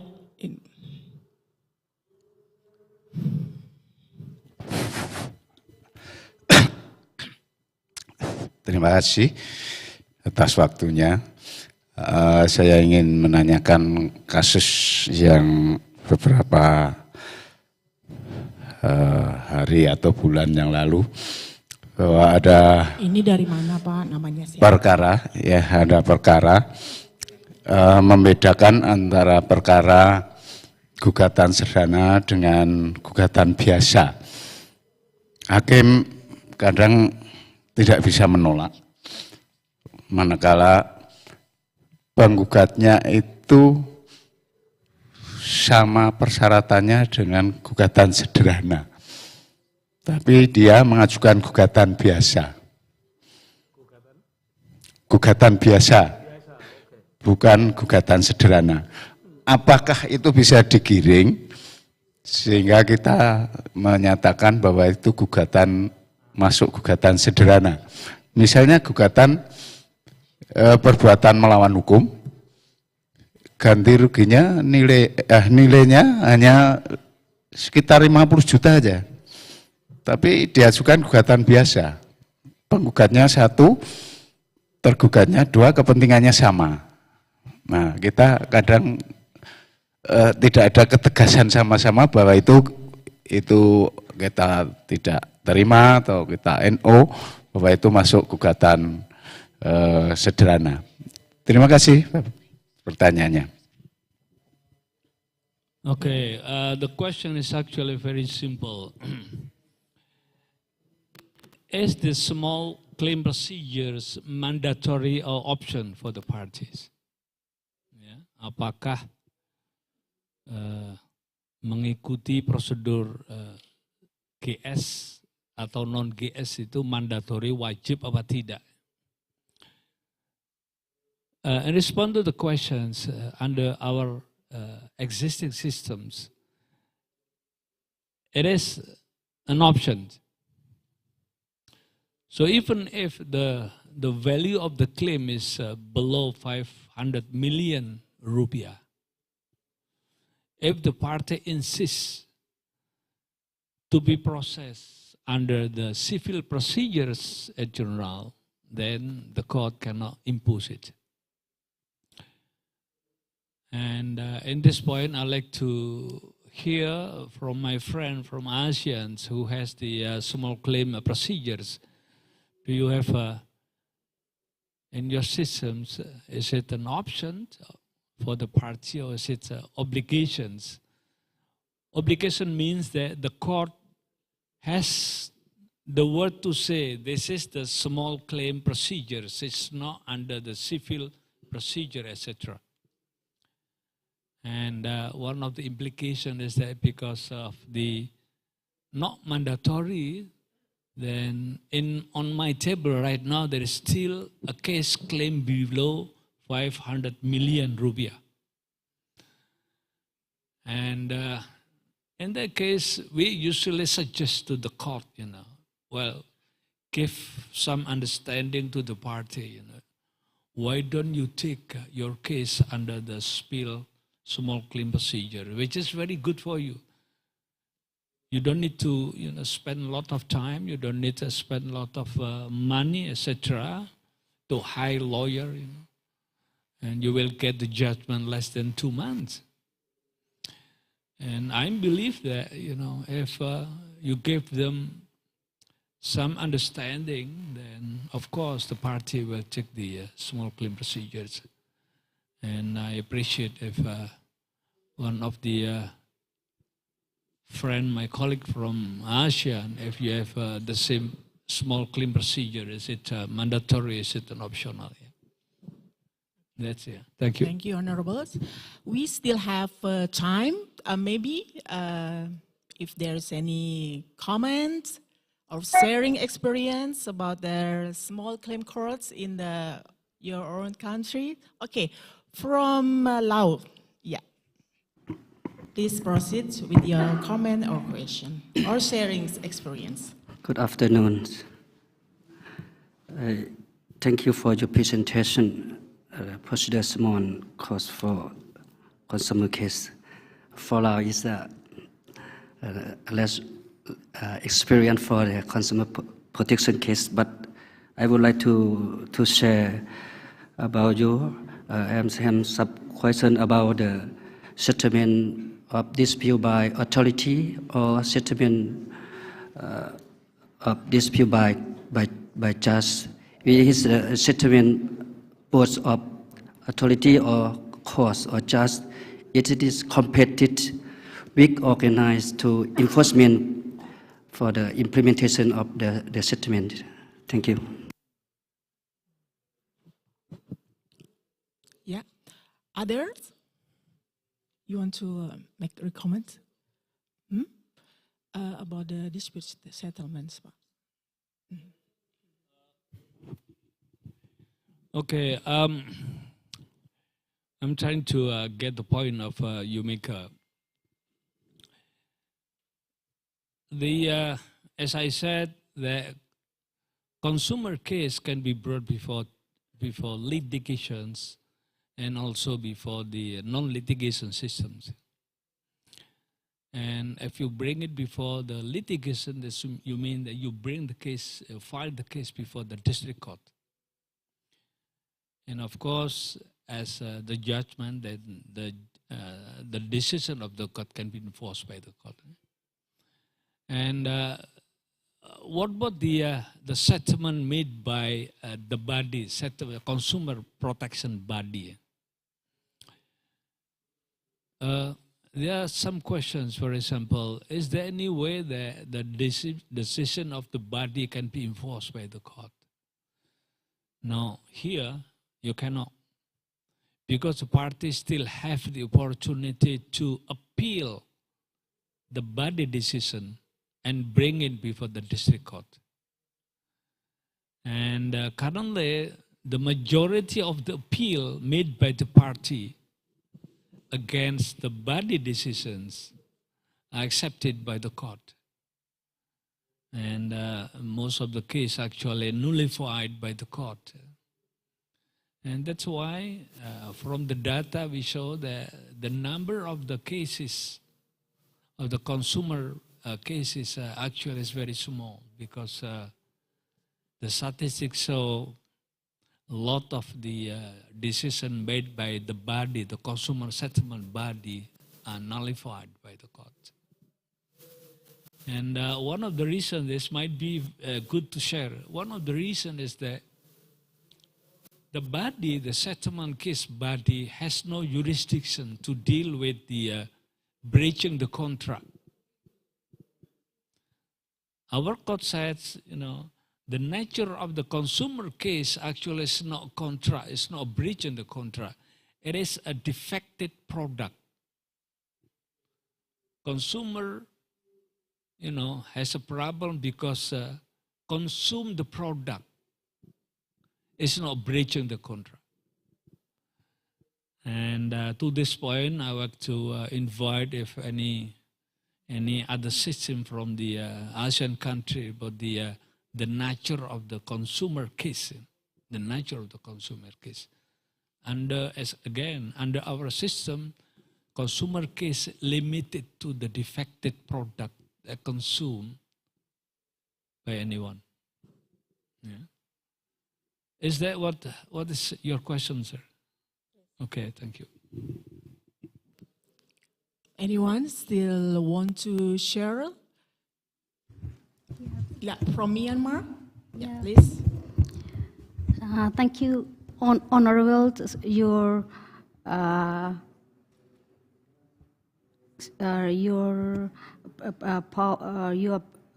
talking your presentations will open our eye, will make the open our eye to know how to settle, how to handle simplified procedures to the consumer cases.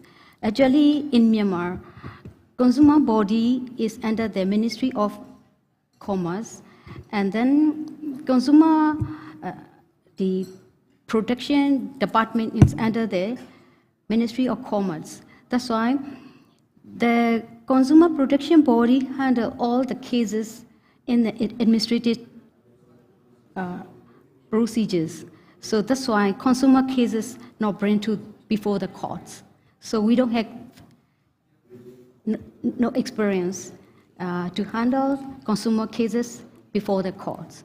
So that's why we learn a lot the simplified procedures, how to handle the consumer cases.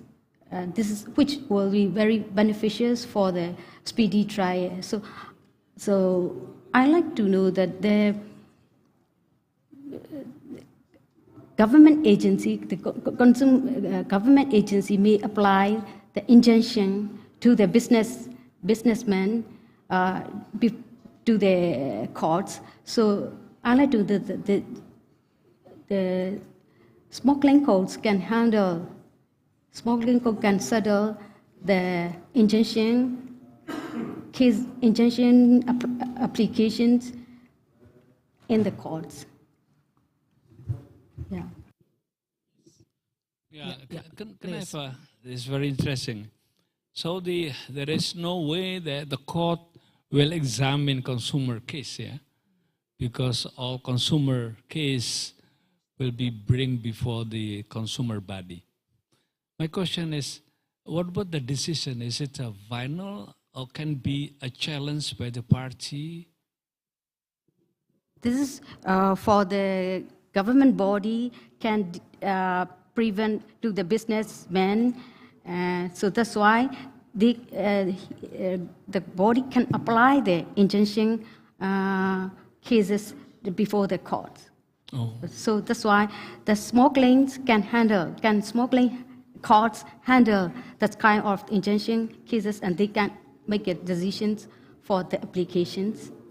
Okay, so in that case, they will be proceed under small claim procedures. Eh? Okay. Thank you very much. Thank you. Mas Abi, we still have, one more sharing. Okay, question. Yes, please.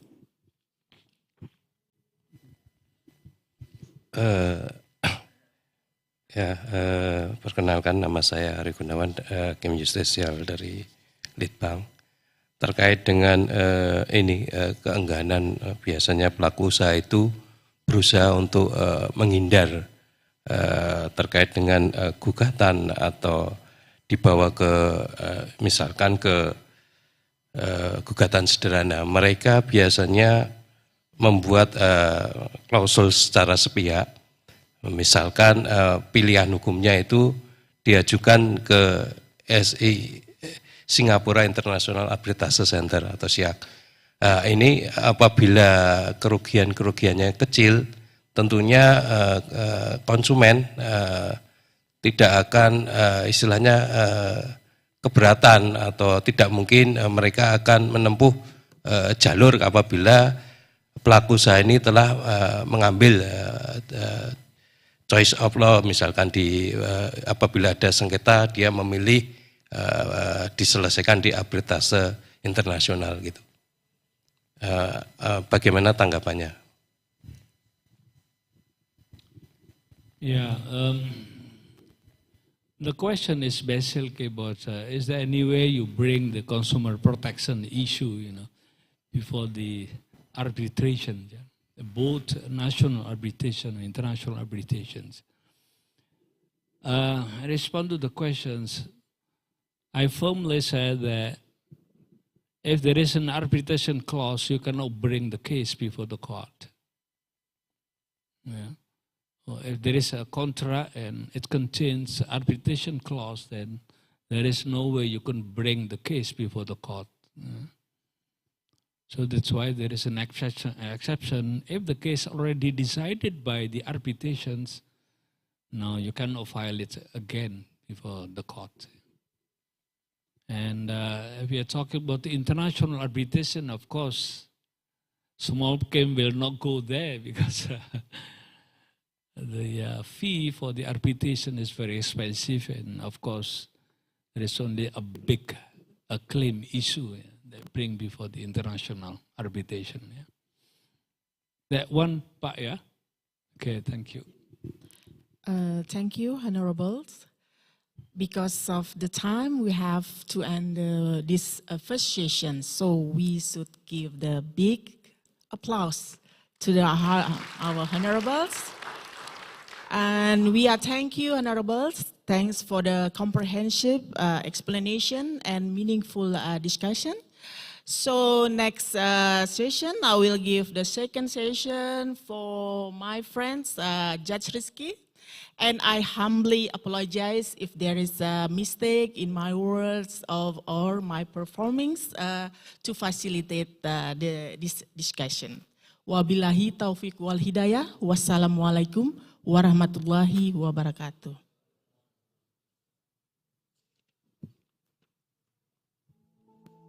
Judge Rizky, the floor is yours. Thank you, ladies and gentlemen.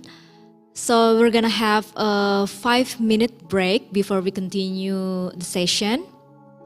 You can grab another cup of coffee or just relax.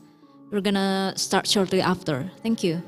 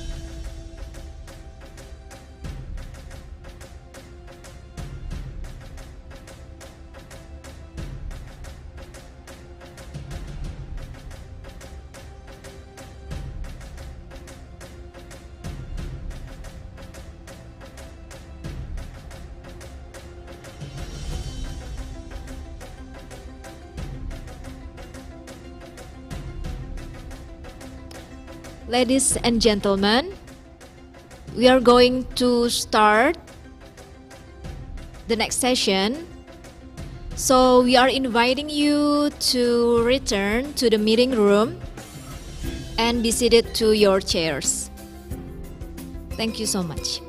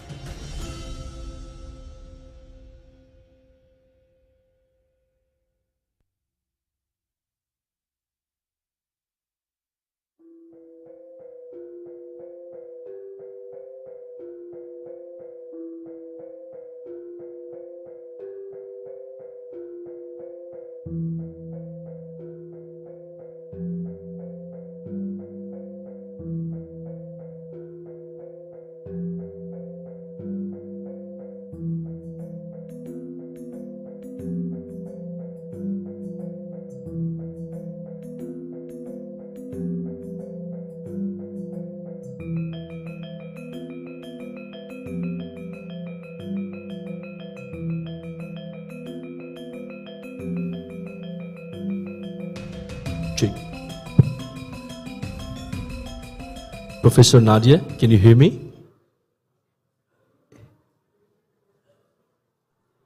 Yes, I can hear you. Okay. And So we just start before- about 2 more minutes. Yes, that would be Okay. fine. I'm just thinking somebody could give me the capacity to share my screen. At the moment, I don't have the do that. I think it's just for the host. Oh, okay. Thank you.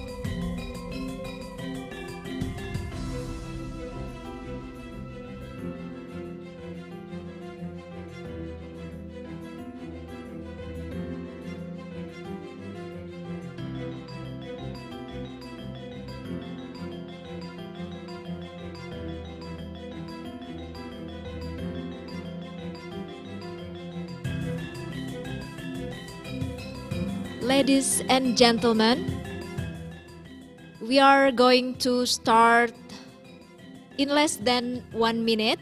So please return to your designated chairs. And for our online participants, thank you for waiting for the next session.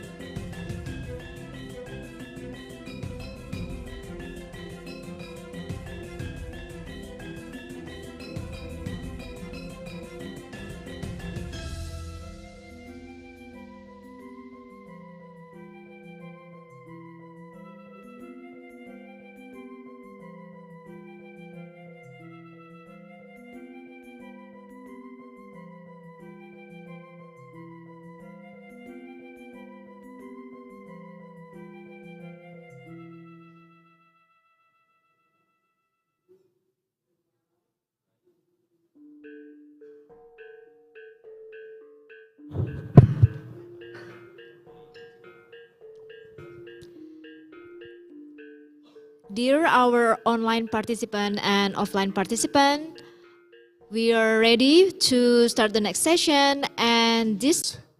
So before we give the time to our speakers, I will introduce our speakers. Is Professor Nadia Alexander. Is a professor of law from the Singapore Management University, Yong Pung Hau School of Law, and the director of the Singapore International Dispute Resolutions Academy, or SIDRA. Professor Nadia is a recognized expert in the field of mediations and online dispute resolutions, and then through her scholarship, she has pioneered systems and models for international comparative mediation law and theory. She is also a foundation member of the International Advisory Board of the United Nations Global Mediation Panel, established by the UN Office of the Ombudsman, and lead academic for the APEC ODR Collaborative Framework. She earned her Dr. Juris degree from the University of Tübingen, Germany in 1999. So Professor, it's been my most pleasure to be your moderator today, as I also from SMU. I took a Judicial Studies Master's degree 2 years ago. So then, Professor, if you're ready, I'll give floor to you, and the floor is yours. Hello, everybody. Just before I begin, I just want to say the audio is cutting in and out. Loud Can you and hear clear? me? Loud and clear, Prof. All right. Thank you very much, and thank you for the kind introduction. Look, it's really my pleasure to be here, albeit virtually, although that does suit the topic, which is online dispute resolution. And so I'd like to really recognize the distinguished group of participants. So it was back in the early and mid-1990s that I first started hearing about online dispute resolution and going to some ODR forums. And interestingly, the people who were doing some of the cutting edge work back then were from this region. And I remember a particular name, a fellow from the Philippines, as some of you may know, Claro Parlade, if I've said that correctly, from the Philippines. And in the non-legal space, there were some really interesting initiatives on political negotiation. I'm not an IT professional. If I could delegate IT technology in my life, I would. But like any of you, I can't. I've sort of become, I guess, taken a critical interest in online dispute resolution over the past 30 years or so. So in preparing for this presentation, I came across a number of documents, including the ASEAN ODR guidelines, and I'm not going to go through them at all. I think, what have I done here? Well, you see, I'm telling you about IT skills. They're evident right now. Just get back here. All right, so this is from an ASEAN document called Guidelines for ODR. And what I noticed is, that in this document, they set out some of the main characteristics of online dispute resolution, looking at consumer protection, looking at mediation in particular, but not only, and B2C commercial transactions. Also, highlighting the fact that ODR should complement rather than replace offline mechanisms. So I thought there are some important points to start with. I'm not sure if you can see all of this, or you also see my little screen here. Also some design criteria for national ODR systems, which is interesting, looking again at important issues, including the degree of automation and funding and accountability, all issues that I'll raise today. And then a timeline. So here we are, in 2024. I wish I was back in the 1990s, I tell you sometimes.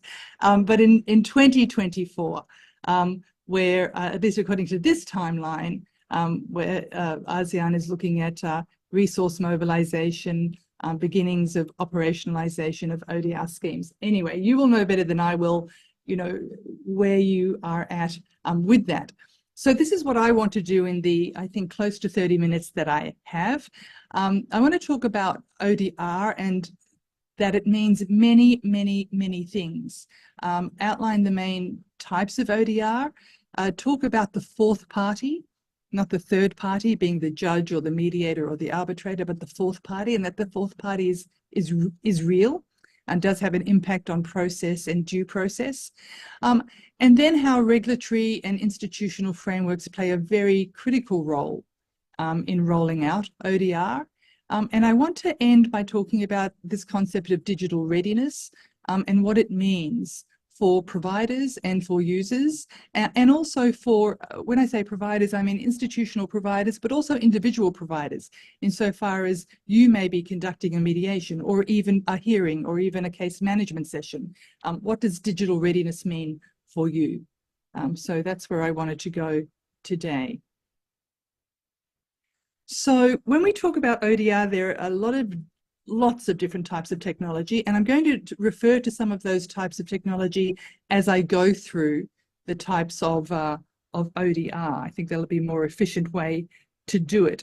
So first of all, the focus for you, I understand, is consumer disputes, right? B2C, not an area of expertise of mine, but I want to acknowledge that, but also talk about the fact that nowadays online mediation in particular, but ODR in general, is used for a whole range of disputes. It really started being a focus for e-commerce disputes where you have a lot of consumer issues, but now it covers family law, workplace disputes, business to business also, and in a range of non-legal disputes. And I'm going to turn off my phone. There we go. All the things that one should do. Oops, ignore that. All right. Before starting an online mediation. All right. So, and ODR doesn't, it's not a new type of process. In many ways, it's taking traditional dispute resolution processes online. But, oops. But in doing that, what it also does is change the dynamics of it. So I'm going to give you a really quick example from mediation. So if you think of a face-to-face mediation, and then you think of putting that on Zoom, right? Something where most of us are probably familiar with Zoom. So a very well-known mediator, not from this part of the world, from somewhere else, was talking publicly about a mediation in a de-identified way, about a mediation he did, and he talked about the fact that he really liked doing it over Zoom because what he found was that was when the first party was talking about the issues from their perspective in their opening statement, the other party was sending him WhatsApp messages, right, criticizing that first party's statement, but the first party didn't know about it. Now, he thought this was really helpful, and everyone will have a view on this because he just thought, oh, I'm getting a lot of information here. And, to my mind, the question was, well, look, number one, how does that change the dynamics of the process? What about transparency, particularly if people have assumptions about how the process works and it's working differently now? And that's just one small example and there are many examples. So I guess these are some of the issues that I want to lead up to later when we talk about, I guess, regulatory approaches to ODR. So first thing, just before types of ODR, is really the very basic thing about thinking about hardware. Not everyone has a desktop, not everyone has a laptop. Maybe most people have a smartphone, but certainly when you're looking at ODR applications more and more, you need to ask, is this an ODR application, a platform that people can use, that's mobile phone friendly, that's smartphone friendly? Because again, from a consumer, from a user point of view, that makes it easier for engagement. So I want to start with facilitated negotiation. So lots of ODR providers that are not like Zoom. Zoom is a general social communication platform that's also used for dispute resolution. But dedicated ODR platforms that are set up for dispute resolution will often offer some type of negotiation, then some type of mediation, perhaps some type of adjudication, private adjudication or arbitration as well. So there'll be a tiered system. Oh gosh. All right.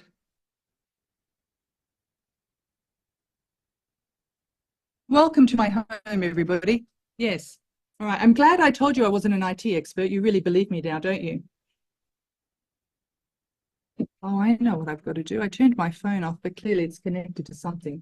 Anyway, back to this. So starting with facilitating negotiation, here you can be using simple things like email, instant chat, Zoom, but also e-rooms, right? And I'm not sure whether you're familiar with e-rooms. You may or may not have them, but a lot of our law firms actually have been using them for a long time, where you have places where you can upload documents, where you can even sign off on documents, where you can have separate rooms, as you can also in Zoom, and breakout rooms as well. But there's there's a storage facility, and a lot of these are combined into ODR platforms nowadays as well. Automated negotiation is something that I think is very popular in the United States, but I haven't seen it so much in this part of the world. Blind bidding is a good example of that. So it's where there's a software that basically says if your dispute is, for example, mainly about quantum, right, and that could be in a consumer dispute, each party will put in 3 bids up front into the computer, right, into the software. And then the algorithm, right, the software then decides, says, well, if any of these bids come within 10 or 20% of each other, for example, then I'll split it down the middle and you've got a deal, right? So you put in your bids and the negotiation is automated, for example.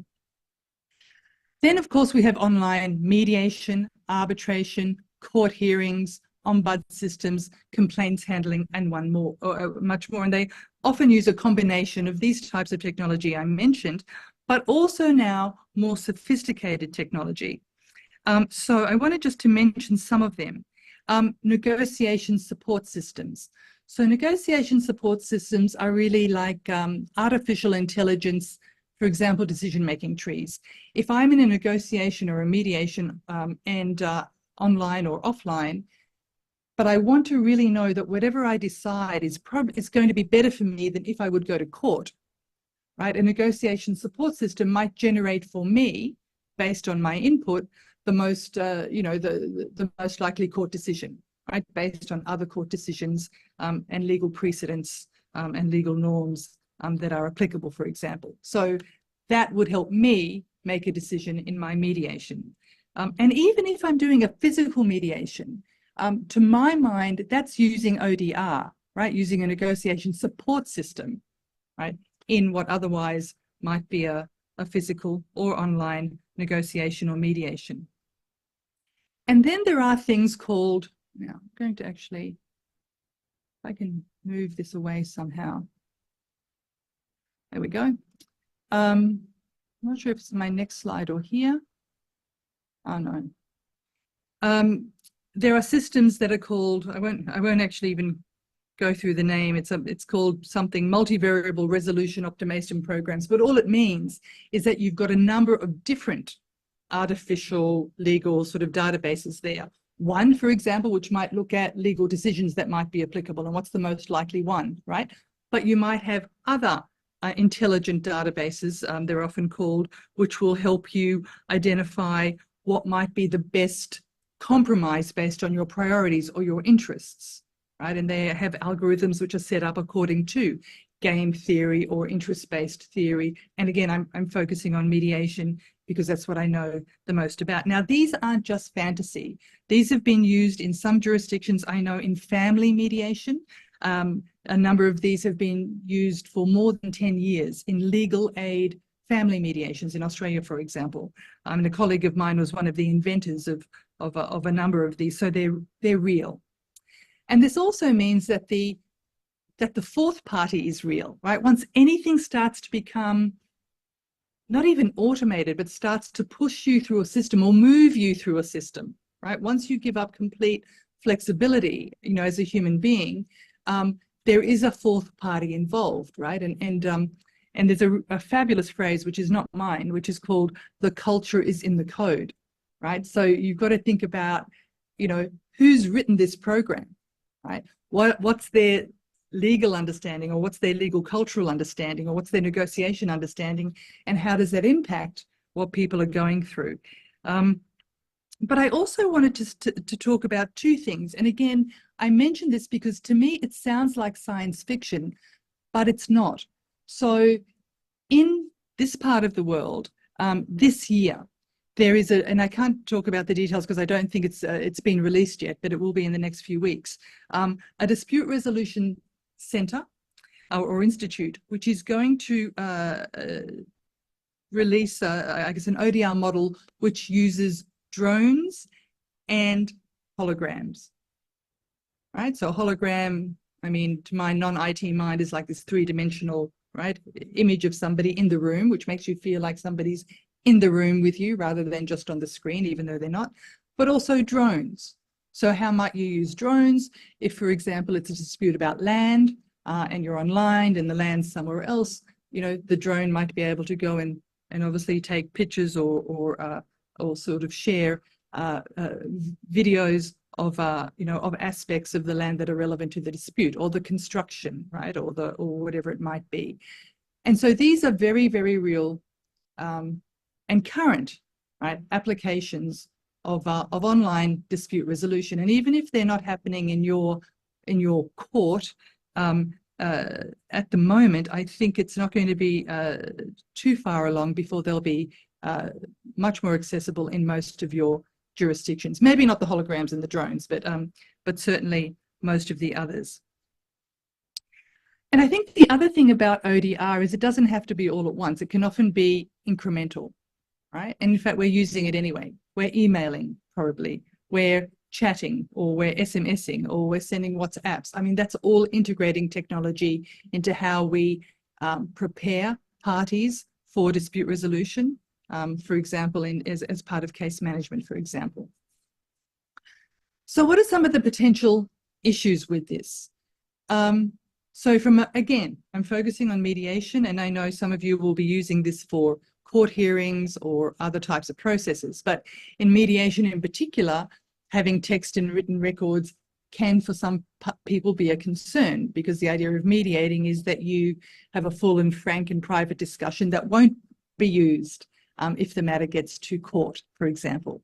Having said that, for a court hearing, having text and written records through an ODR system, automated very often, might be very helpful. You know, there are issues of privacy that are different, right? So you also have issues, I think, of privacy in, you know, in differing extents in physical dispute resolution or, you know, regular dispute resolution, but they're different. How do you know who's in the room? How do you know who's listening? Also security, linked to privacy, but also about complete outsiders, you know, sort of accessing your private dispute resolution space. And some of you may remember, I think, gosh, it was the beginning of the COVID period, and everyone was using Zoom, and there were, I think at least in Singapore, we heard about outsiders who were basically jumping into e-classrooms with really inappropriate content and showing that to students, right? So that was a security issue, though. And also authenticity issues come up. How do you know that the person on the other end is who they say they are? Because not everything's by video, right? And that's it. ODR means so many things. It can look so different. Is it instant chat? Is it email, right? Is it, you know, is it with video capacity? And of course, in some, you know, in some places, there's not the bandwidth for video capacity. So that's not always realistic. And if it's not, how do you authenticate? And then there's accessibility. Now, in some ways, ODR makes dispute resolution much more accessible, but you've also got to think about, I guess, cost accessibility to the device, so they can use the platform, but also digital literacy, I think, is really related to that. You know, are your users able to use this type of software? Is it easy to use? Is it something they'd be familiar with, which is why people love Zoom? And if not, you know, are there are there tutorials or I guess training tutorials or booklets that they can use to get up to date? And of course, from a legal point of view, when we use Zoom, we typically do the process on Zoom and then take all the documentation offline. But many of these ODR platforms do it online, right? So the question is, how does the law regulate or view these e-communications, e-signatures, e-contracts, issues like place of contract? How does that dovetail with, I guess, laws on electronic signatures, e-contracts, as well as dispute resolution as well? So, the things, all of which I think are, are issues that can be managed well, but that need to be thought through. I'm trying to move this. See, that's been in the way, hasn't it? There we go. I'm not sure if you can see the things I'm moving around here. All right, so what are some regulatory initiatives? In the space of ODR, there's been a lot of attempts, I think, over the years to try and manage this. And it's been hard. It's sort of been a slippery task, I think. And the initiatives can be, I guess, divided into mainly a rule-based category or an industry-based category. And just here, are some of the some examples of some of the various regulatory initiatives and regulatory instruments around online dispute resolution. You'll notice, apart from the ASEAN one, relevant to your group, but also the International Consumer Protection and Enforcement Network, relevant to consumer disputes in particular. And also the EU has a number of directives, some of which on ODR, some of which relate also specifically to consumer disputes. And one of the things they've done is set up an ODR platform, an EU-wide ODR platform for consumers, which became operational in 2016.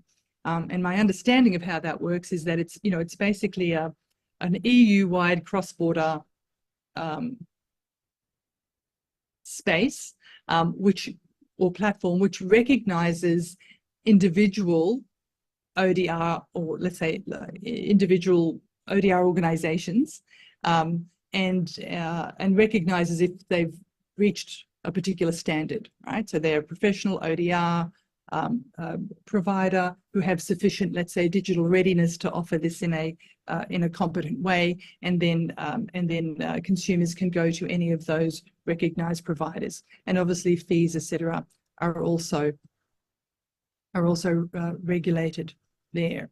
But I also wanted to mention industry-based initiatives, which I think you need both. And I think industry-based initiatives can be really helpful as well. And here we're talking about things like, we all know it, things like trust marks. So for example, if I get into a Gojek, right? So you're all sitting in Jakarta, most of you. I think Gojek's from Indonesia. If I get into a private car like Gojek, I'm often asked to rate the driver, right? And sometimes they're asked to rate you as well, right? That you're a good customer. Polite, for example, and don't yell at them. So that's an example, I think, of a very simple trust mark, right? So people can get onto any sort of e-shopping platform and rank. I can rank my purchases in Amazon or Lazada or whatever it might be. And so before I go to buy something, I could do my due diligence and check, is this a recommended seller? Is this a trustworthy person, right? So it's not a legal doesn't have a formalistic legal effect, but I think this has been a big part of how not just e-commerce but also ODR and ODR components of e-commerce setups have worked as well. All right. Okay, so now I want to move to this idea of digital readiness. Now I'm trying to check the time here. I think I've still got some more time, but because I've turned my phone off, I check the time exactly. But this idea of digital readiness is, when you move, and I'll use again mediation as an example, from a physical live process to an online process, you can't assume that everything's going to be the same. You can't assume that due process, for example, is going to be the same. So how do you do it in a way that upholds the checks and balances or the integrities and values of that process, be it mediation or anything else? And this is a very, hopefully, simple framework for, what does it mean to be digitally ready, right? As an individual, person conducting a process, but also as an institutional provider. And from a regulatory perspective, what sort of things do we have to look at? And I've categorized these into 3 categories. One is usability or user friendliness. How easy is it to use in the sense of being a one-stop shop for online dispute resolution? Reliability, and here I mean technical and legal reliability, right? To what extent does this interface with the legal system to which it ultimately is accountable? And then the last one, accessibility, right? So we talked a bit about that before, digital literacy, cost, being sort of available on the type of device that the user is likely to use, and being user-friendly also. All right, so these 3 things. Okay, I think I talked about that briefly. I won't go into that in detail. I want to use 2 examples. I think that will be most interesting. So I, with some students last year, I think it was, we did a study on this, and it was a very simple study. We had a number of students actually go through a sort of a role play dispute using 2 different platforms. We chose Zoom, one general social communication platform with which many people are familiar, and then we also chose a dedicated ODR platform. And then we compared them in terms of usability, reliability, and accessibility. All right. So it's a very, it's a very basic piece of research, but I think it might come up with some interesting ideas here. So Zoom, easy usability, bit over 50%. Okay, why? Remember, usability doesn't just mean it's easy to use. Obviously, we're very familiar with it. So you can see accessibility, gosh, I don't know whether that's 75% or 65%, but accessibility was higher than everything else. So in terms of usability for dispute resolution, yes, easy to use interface, very flexible system. You can move back and forth, you can do arbitration, you can do mediation, you can do negotiation, you could do nearly whatever you like. But the main drawback from a dispute resolution perspective is that it wasn't a one-stop shop from a user perspective, right? There's no case management there, there's no sort of, I guess, payment system in terms of if money had to be paid related to the court or the dispute. There's also no sort of uploading of documents or potential to do, I guess, e-signatures through that platform directly. Certainly there is transparency, efficiency and impartiality, but to a large extent it depends on how it is used by humans, right? And how it's used by the mediator or the arbitrator, for example. And think back to that example I gave earlier of the mediator who was also getting messages via WhatsApp. Reliability for Zoom. Now, I mentioned the earlier security concerns with Zoom that seem to have been sort of cleared up. I haven't heard anything since those early days. If you have a paid Zoom system, you get assistance and maintenance. I think that's 24 hours. The system's separated, so it's not integrated with, I'll move this way here, with courts. So in terms of compliance with settlement agreements, for example, that's got to be handled in a very separate way. And the same with regulatory robustness and accountability. It's not set up to be a dispute resolution system. So a lot of the other things that we need to do to resolve disputes, we've got to take offline or use a different system. And only for that reason is reliability lower than 50%, right? From a dispute resolution perspective, not from a communication perspective. And then accessibility. Here Zoom does really well, right? Since COVID, many people are familiar who wouldn't otherwise have been with Zoom or something similar. Broad geographical access, familiar interface.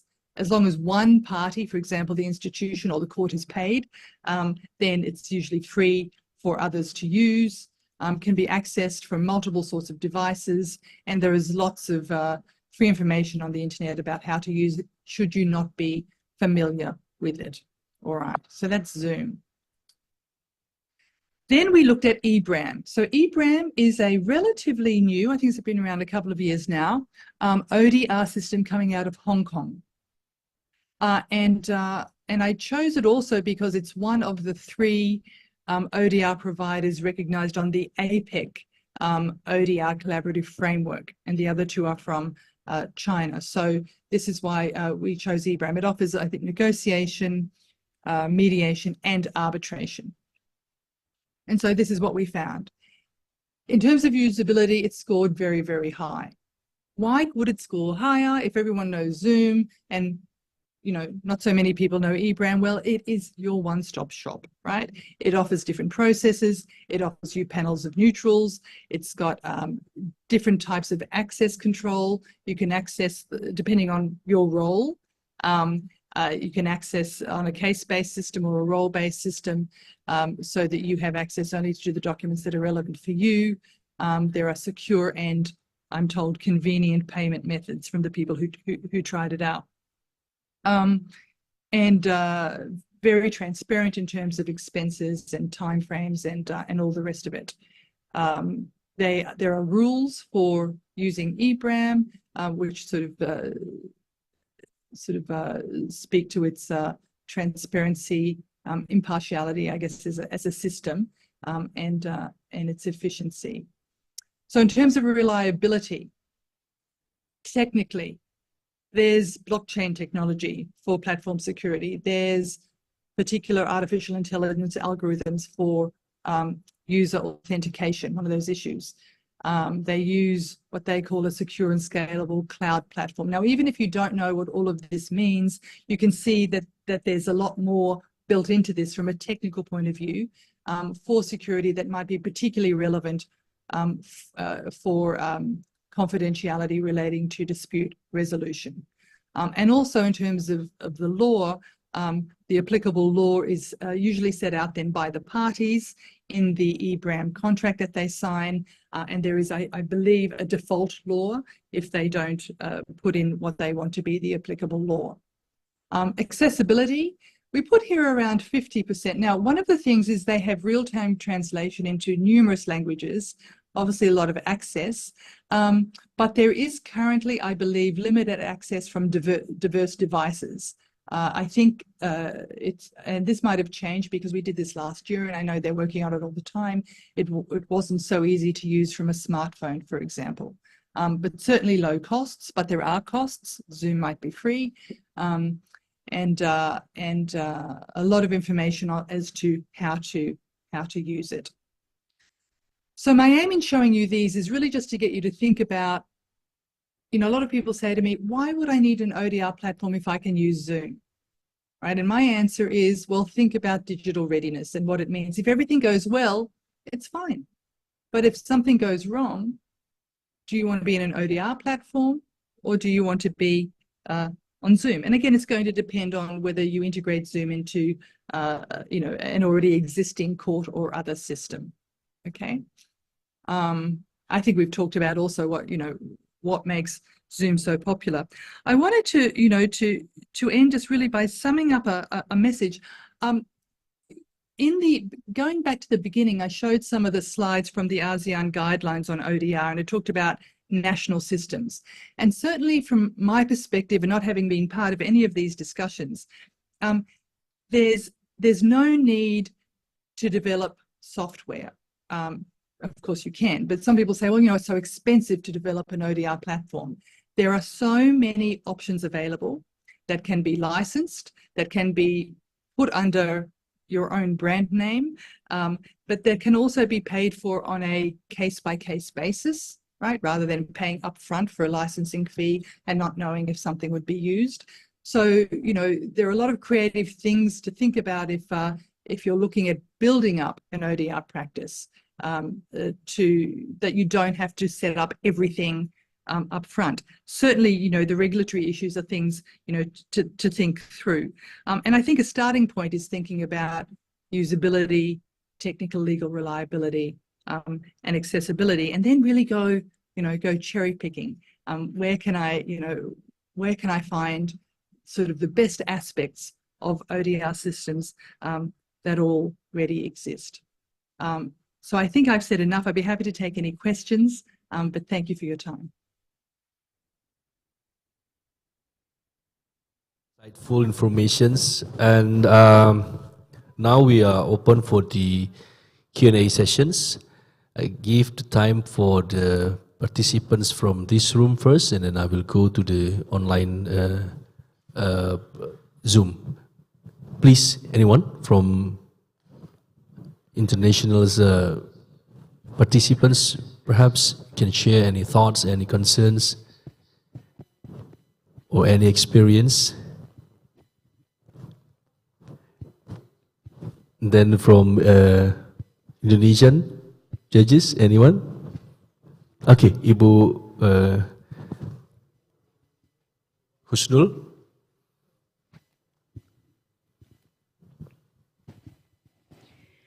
Thank you. My name is Nono. I would like to ask some questions about because we also have experience of doing trial online, and some of us have some problem, especially with the connection and things like that.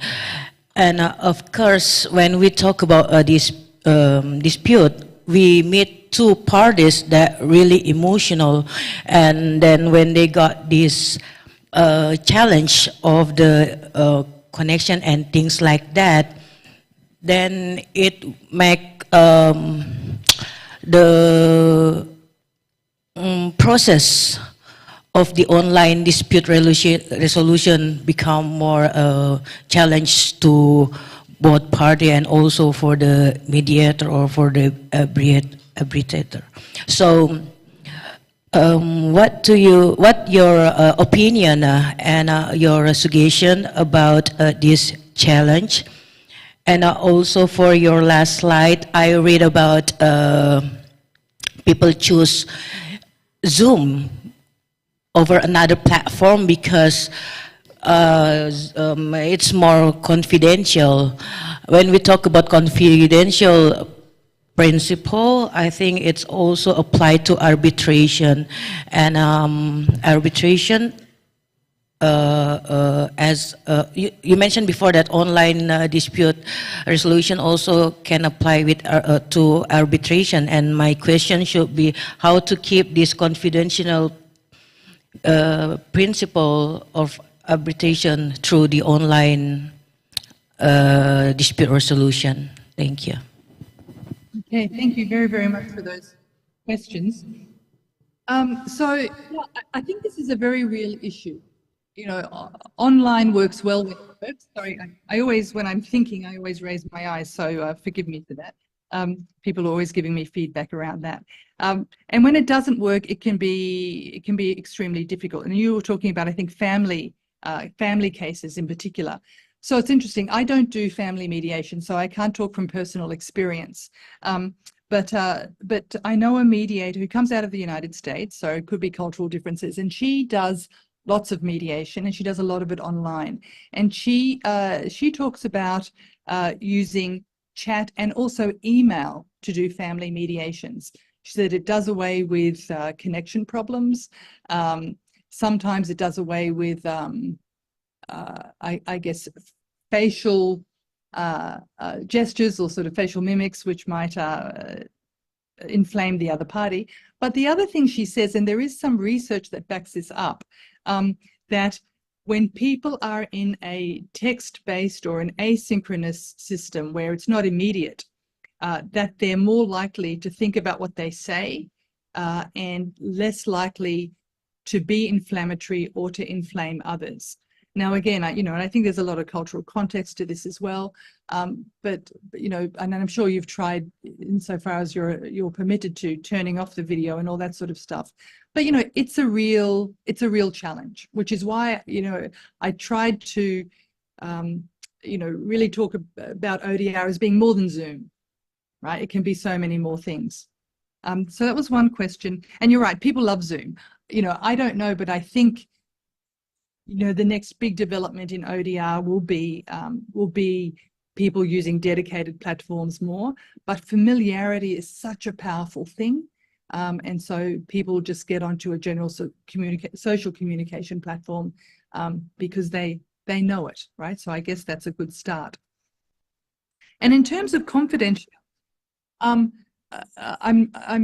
guess I'm not exactly sure of the particular concerns that you're thinking about, but when I've been involved in online processes, generally there's, and I think I've made available in the readings a set of guidelines for mediation that come from the Centre for Effective Dispute Resolution in the UK.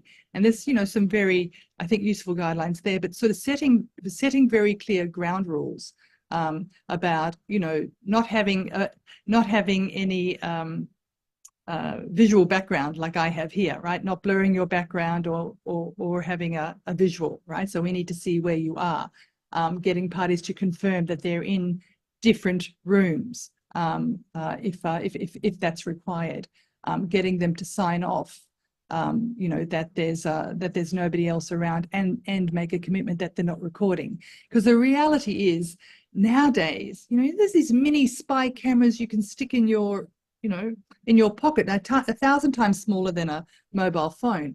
You can go to a mediation or an arbitration that's physical and still record, right? So these issues aren't just online, but there's certainly issues, that we have to try and tackle, and nothing's perfect. I agree with that. Okay, thank you, Professor. And I'd like to open the, from the online first. I think some of our friends from online will raise comments or questions. Please. Anyone from online? Oh, Judge Mona Lisa Tabora, please. It's still unmuted. Okay. Thank you very much, Nadia, for your very interesting presentation. I agree with you. The number one issue in online mediation is privacy. And, you don't know who are present, on whichever end of the conversation.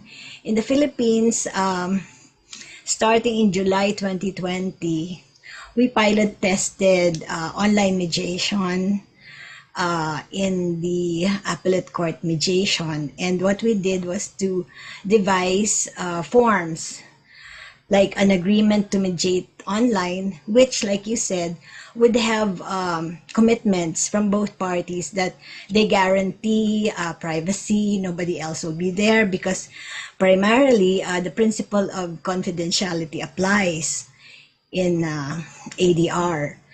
And now, we have evolved, and we are using Microsoft 365, which is used by all the courts, and the parties can make use of that through video conferencing. So it's so easy. The one thing that the COVID pandemic gave us is the ability to communicate wherever we are in the world. So there are really parties who file cases in the Philippines but are abroad, and it makes it so easier to consider settlement through online mediation. So thank you. I just wanted to share our own experience in the Philippines. And we have a long way to go to really develop a more secure, private, and accessible means of online dispute resolution. Thank you. Oh, you're welcome. I think we all do. But I certainly, have in my mind that really over the past few decades, there's been a lot of initiatives coming out of the Philippines. I remember also a long time ago, in pre-court mediation, having, before we had smartphones, when you just had the Nokia text phone, having sort of text-based, I guess, communications to set up or even do basic pre-mediation. And that was very impressive from, again, I think the 80s or something. So certainly a lot happening there. Yes. Okay, Professor, we have one more questions from Judge Alfian. Judge Alfian, please.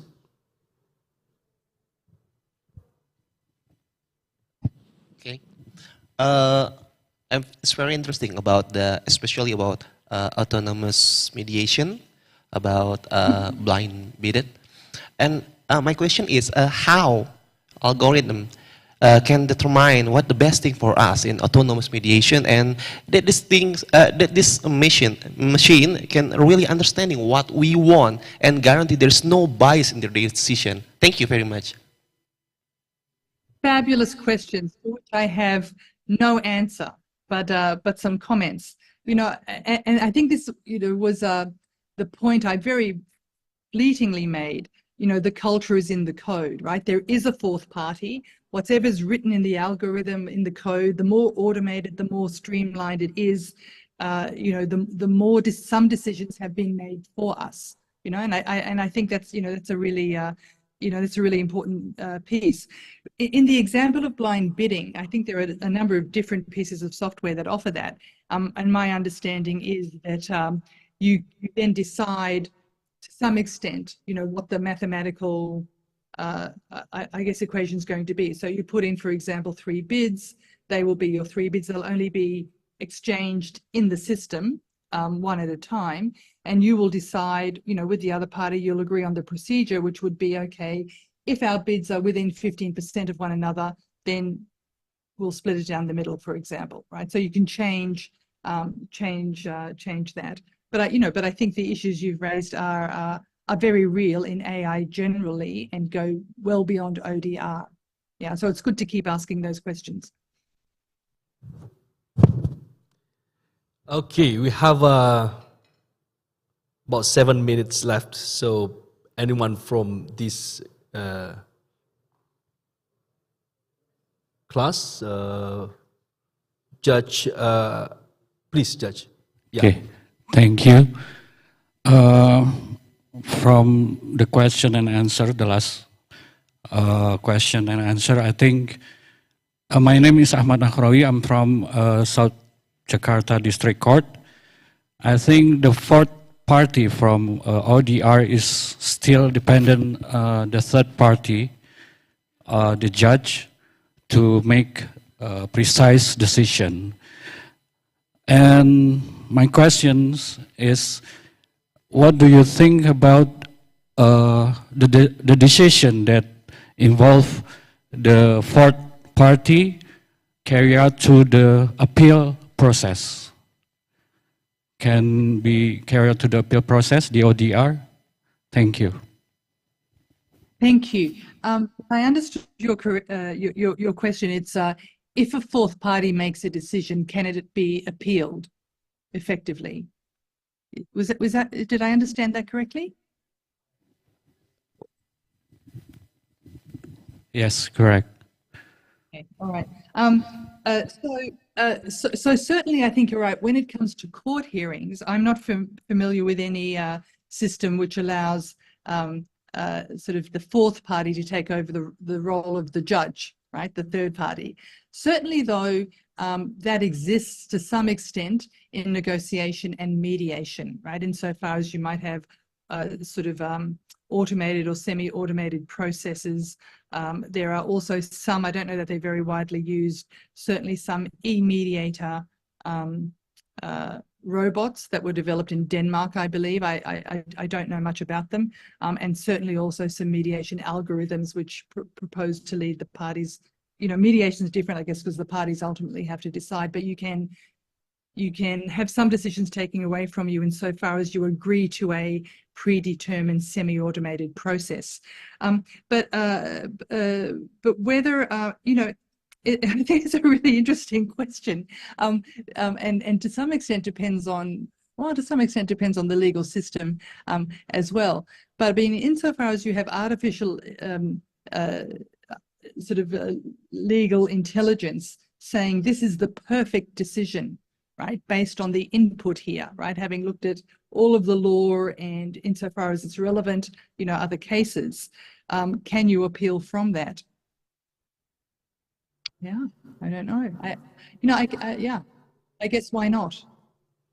Yeah, but I'm not aware of that role being taken over by the fourth party yet. Okay, any follow-up questions from Judge Ahmad, or is it clear? Okay, so we have 5 minutes, anyone? Or perhaps from online? Okay, from Myanmar, please. Yes. Thank you, Professor. Hello? Yes. Yes, hello, thank you. Yes, I want to know about your opinion. How about the AI? AI can be used in the online dispute resolution. First question is, AI can use, and if AI used in the online dispute resolution, I want to know your opinion. In my opinion, AI can decide all cases one kind of decision. So it can be fair for all clients. All cases for one decision can be fair for all clients. I want to know about your opinions. And is AI is fair for use for the OD, online dispute resolution cases? Thank you, Professor. Thank you, thank you. So I'll just start. I'll try to answer your questions as best I can. These are great questions. At SMU, Singapore Management University, some of my students have been playing around with ChatGPT, right? So that's sort of the latest fad in AI. Let's say that. And some of the experiments they're doing is after they've done their mediation training, writing, okay, this is how I would approach this type of problem, right? And then asking ChatGPT how to mediate this sort of problem. And and again, I've never used ChatGPT myself. I've just been reading what these young people have been doing. And I have to say I have been really surprised at how good, thoughtful, reflective some of these or many of these responses have been, and yet they've still been different from some of the human responses. And I mention that because it really gets me, thinking about the future. And I think the future is not that AI will, and this wasn't your question directly, but not that AI will take over the third party's job, whether it be a judge, mediator, arbitrator. No, but I think if you become familiar with AI, as I'm continually trying to do, then it will make you hopefully better at your job. And in terms of, whether AI could an algorithm could make decisions on particular matters, I really think that depends on what your idea of fair is and what your idea of due process is, and whether, and I guess how much discretion, as judges, I'm not a judge, but, as a judge, how much discretion goes into your decisions, and if you feel it's something that a well-informed AI algorithm could do just as well. I'm not really sure. I mean, I think if you've got very fixed legal questions about quantum, right, or about something or other, yeah, perhaps. I hope that's some response.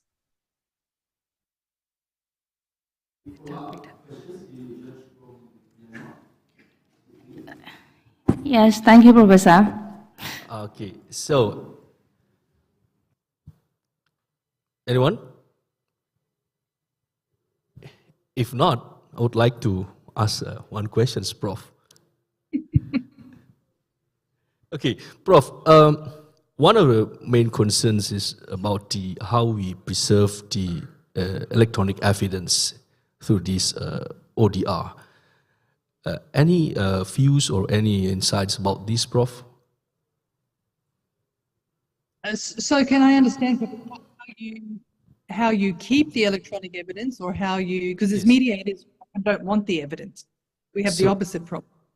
So when we obtain electronic evidence and how we preserve these to these platform, these models, and then the admissibility and so on. So if I'm not, I mean, in my view, it's common challenges for, let's say, judges to admit the evidence in the process.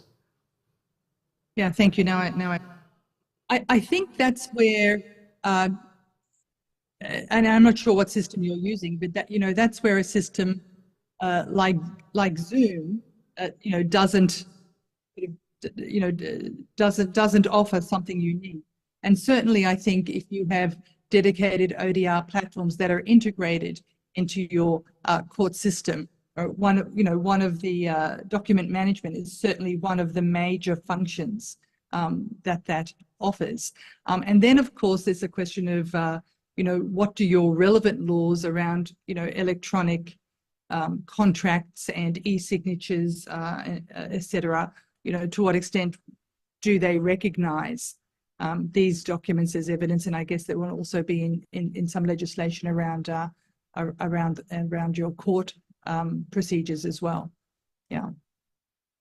Thank you, Prof. Understood. And I think we have come to end of this sessions. 3:40, Prof. 2 more minutes. Any closing remarks, Prof, please? I would just like to say how wonderful it is to be moderated by an SMU alumni. Thank you very, very much. I'm sorry if I was a bit late today. I got caught up in another meeting, not about ODR, but certainly about mediation regulation. And so thank you for being flexible with me. And I hope you have a wonderful rest of your meeting and evening. Yeah, thank you, Prof. A round of applause for Professor Nadia Alexander for experience and your current trends of our ODR. You explained very well, and all the best for you, Professor. And I would also like to thank to all participants online and offline here in Jakarta. Apologize for any mistakes, and I'll give it back to the Master of Ceremony. Wabillahi taufiq wal hidayah. Wassalamualaikum warahmatullahi wabarakatuh.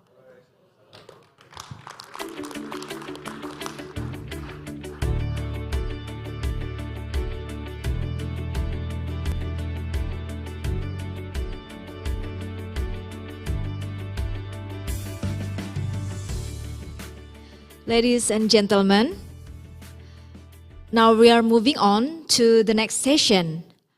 We're gonna have Dr. Arya Suyudi and Dr. Dian Rositawati. So I'm handing over to both of them.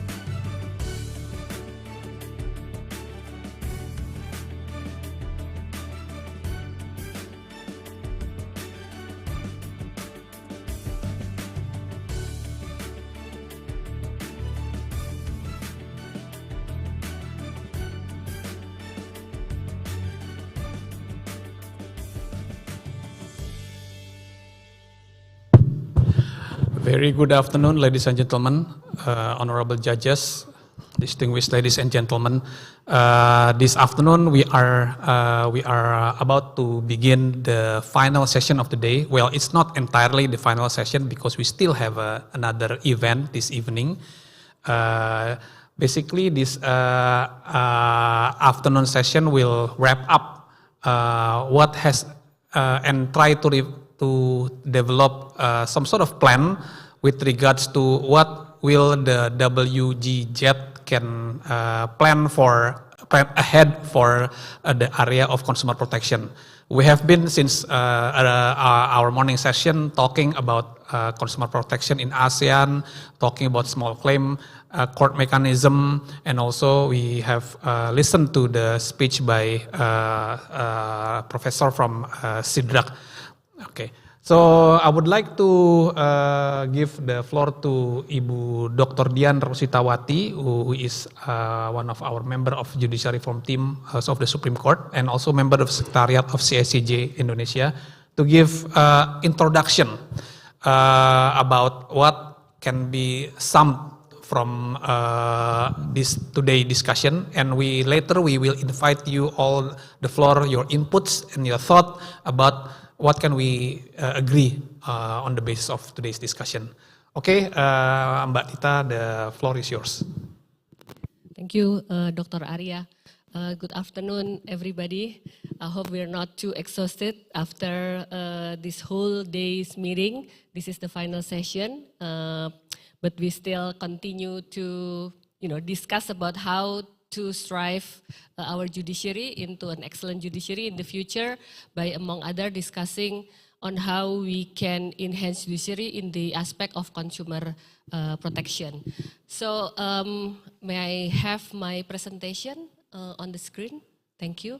So as Dr. Arya mentioned before, the presentation here is basically based on the framework of Working Group Judicial and Education Work Plan 2020 to 2025, and also based on surveys that you all have completed before coming to the sessions. So we're very pleased to present the result of the survey and our analysis on the survey, and also after hearing the discussion from the morning and until a few minutes ago, and we try to propose some recommendation.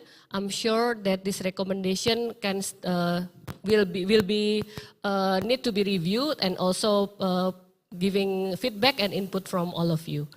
The next slide, please.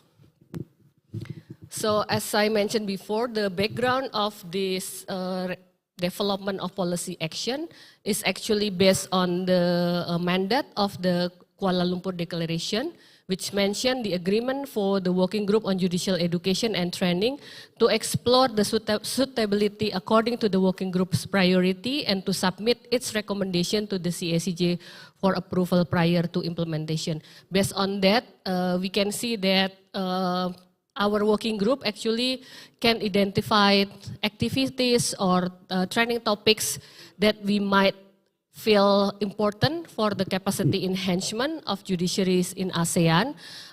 Then if we agree on some of the issue, then we can bring those issues to be discussed further in the CACJ meeting annually, usually on the second semester of the year. The second framework is from the WGZ strategic plan and also the work plan that mentioned one of the proposed topic for the training is related to business and commercial law. It's mentioned in the priority area number 1 and 1, which include consumer protection and cross-border alternative dispute resolution or ADR. So those two topics actually fall into WGZ priority. And also like some of the, almost all of the resource person mentioned about the development of technology as something that we really need to discuss because it's always on the background of all development happening in the judiciary, which also influence the model of dispute settlement in the judiciary around the world, including ASEAN, and how the settlement of consumer protection. Next slide, please. So let me remind you again about the training framework based on the WGZ work plan 2020-2025, because this framework will be useful for us to decide what kind of training and approach and also the method of the training that can be applied when we discuss about the strategic plan. First, about the training method, the WGZ identified the preferred education and training method includes conference, seminars, workshop, e-learning, webinars, and exchange of experience or comparative learning. So they also recognize the importance of the use of technology to increase knowledge sharing to a broader community of judges. So these types of method actually being introduced in the work plan. And the second one related to training design and approach. This can be read in the paragraph 4.3 that the WGZ recognized the importance of training of trainers. So basically why training of trainers is recognized in the WGZ because we also acknowledge that training in the national level is really important. So how to bring the discussion on the table together with all the judicial training agencies in ASEAN, then can be bring to the national level when we discuss with our judges at the national jurisdiction. So the training of trainer type of training is actually promoted by the WGZ. Also about the training and expert, the training host is encouraged to identify and invite trainers from across ASEAN judiciary. So exchange of knowledge is really promoted in the WGZ. So please share and access of experts that we already have in the WGZ can also be invited to other judiciary to promote exchange of knowledge. And about the understanding on distribution of knowledge, there's also the need to distribute training materials through e-learning platform or any other platform. This also aim to ensure that not only us that in the room or in the Zoom, but also our judges in their workplace can also access the modules or the training documents, training materials through platform that currently being developed as well by CACJ. So we hope in the future we can effectively use that kind of platform to make sure access not only for us in the WGZ, but also to judges in our countries. The WGZ also recognize actually the languages and interpretation challenges. So although ASEAN have English as their language, but we also acknowledge that there is still a challenge to understand or interpret on the same language, especially legal language. So this is also the challenge on how we can overcome these issues in the future, because to spread the knowledge is really important to acknowledge that this is still a challenge for all of us. And then about training participant, the WGZ recognized the training not only for the judges but also for court managers. So that's why the training topic also ranging not only about the substance of legal issues, but also, for example, about case management, leadership, court administration, and other issues related to the need of a court manager or court staff. And finally, about the scope of training, considering the various interests among ASEAN judiciary and also the specific needs. For example, if there is an identification of needs that referred by few judiciaries only, then WGZ also encourage the training to be given not to all judiciary, but only for specific judiciary that have identified that issues in their respective jurisdiction. Next slide.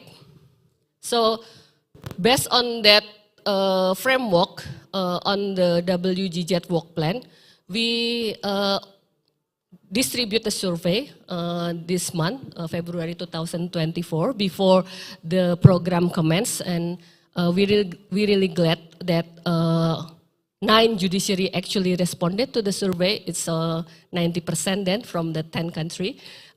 So the result of the survey is presented as a result of training need assessment to help us identify needs and recommendation for regional training program in the area of consumer protection. So the result of the survey is as the following. Next slide, please. So if we look at the legal framework and existing training program, so that's one chunk of the questions that we raised in the survey.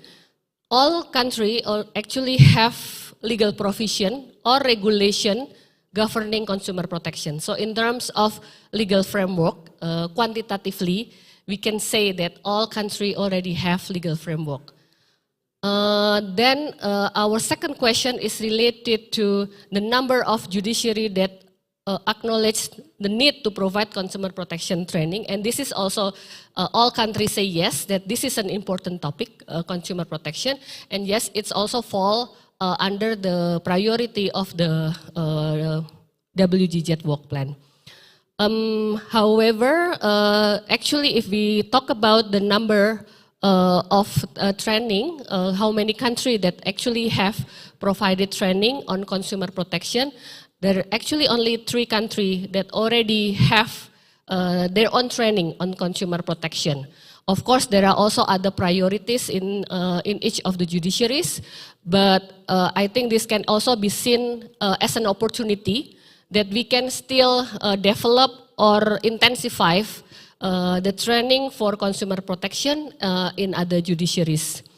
And because there are 3 countries that already deliver training for consumer protection, so we at least already have 3 modules that might be can be shared by to other judiciary. Of course, this will be a discussion and part of the knowledge sharing if we want to discuss knowledge sharing in the future about consumer protection.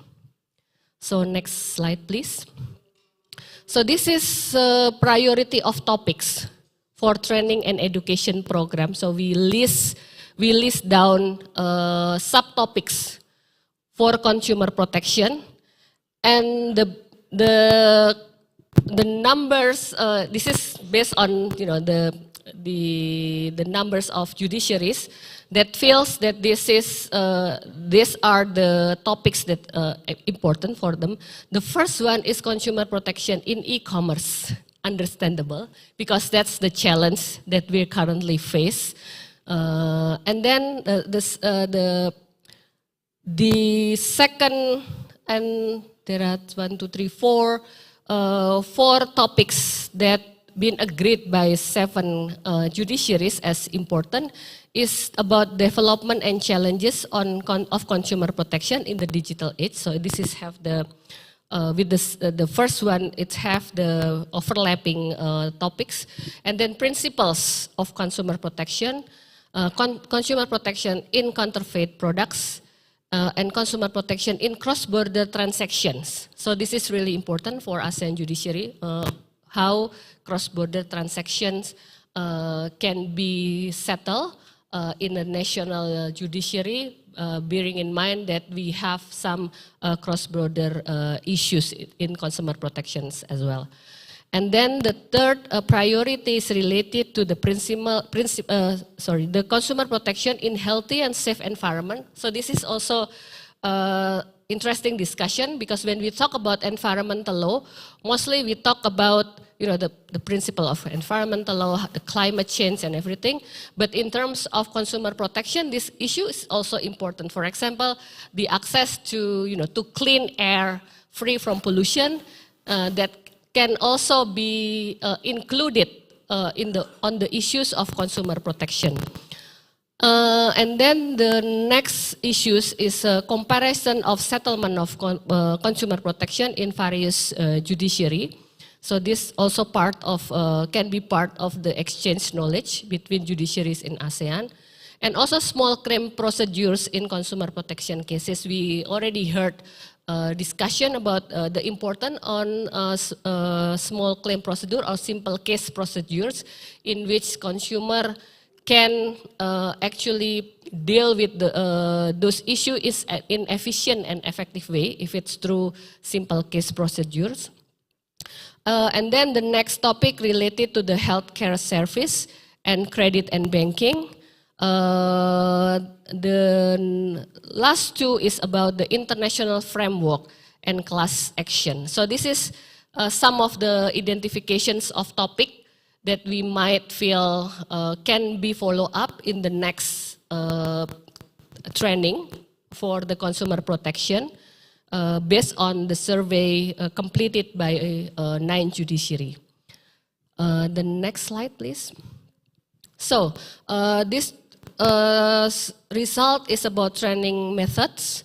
The preferable training method is 4 to 5 days. We're glad that there are judiciaries that actually still want to focus their time to do training. Well, actually, we can always combine online and offline type of learning.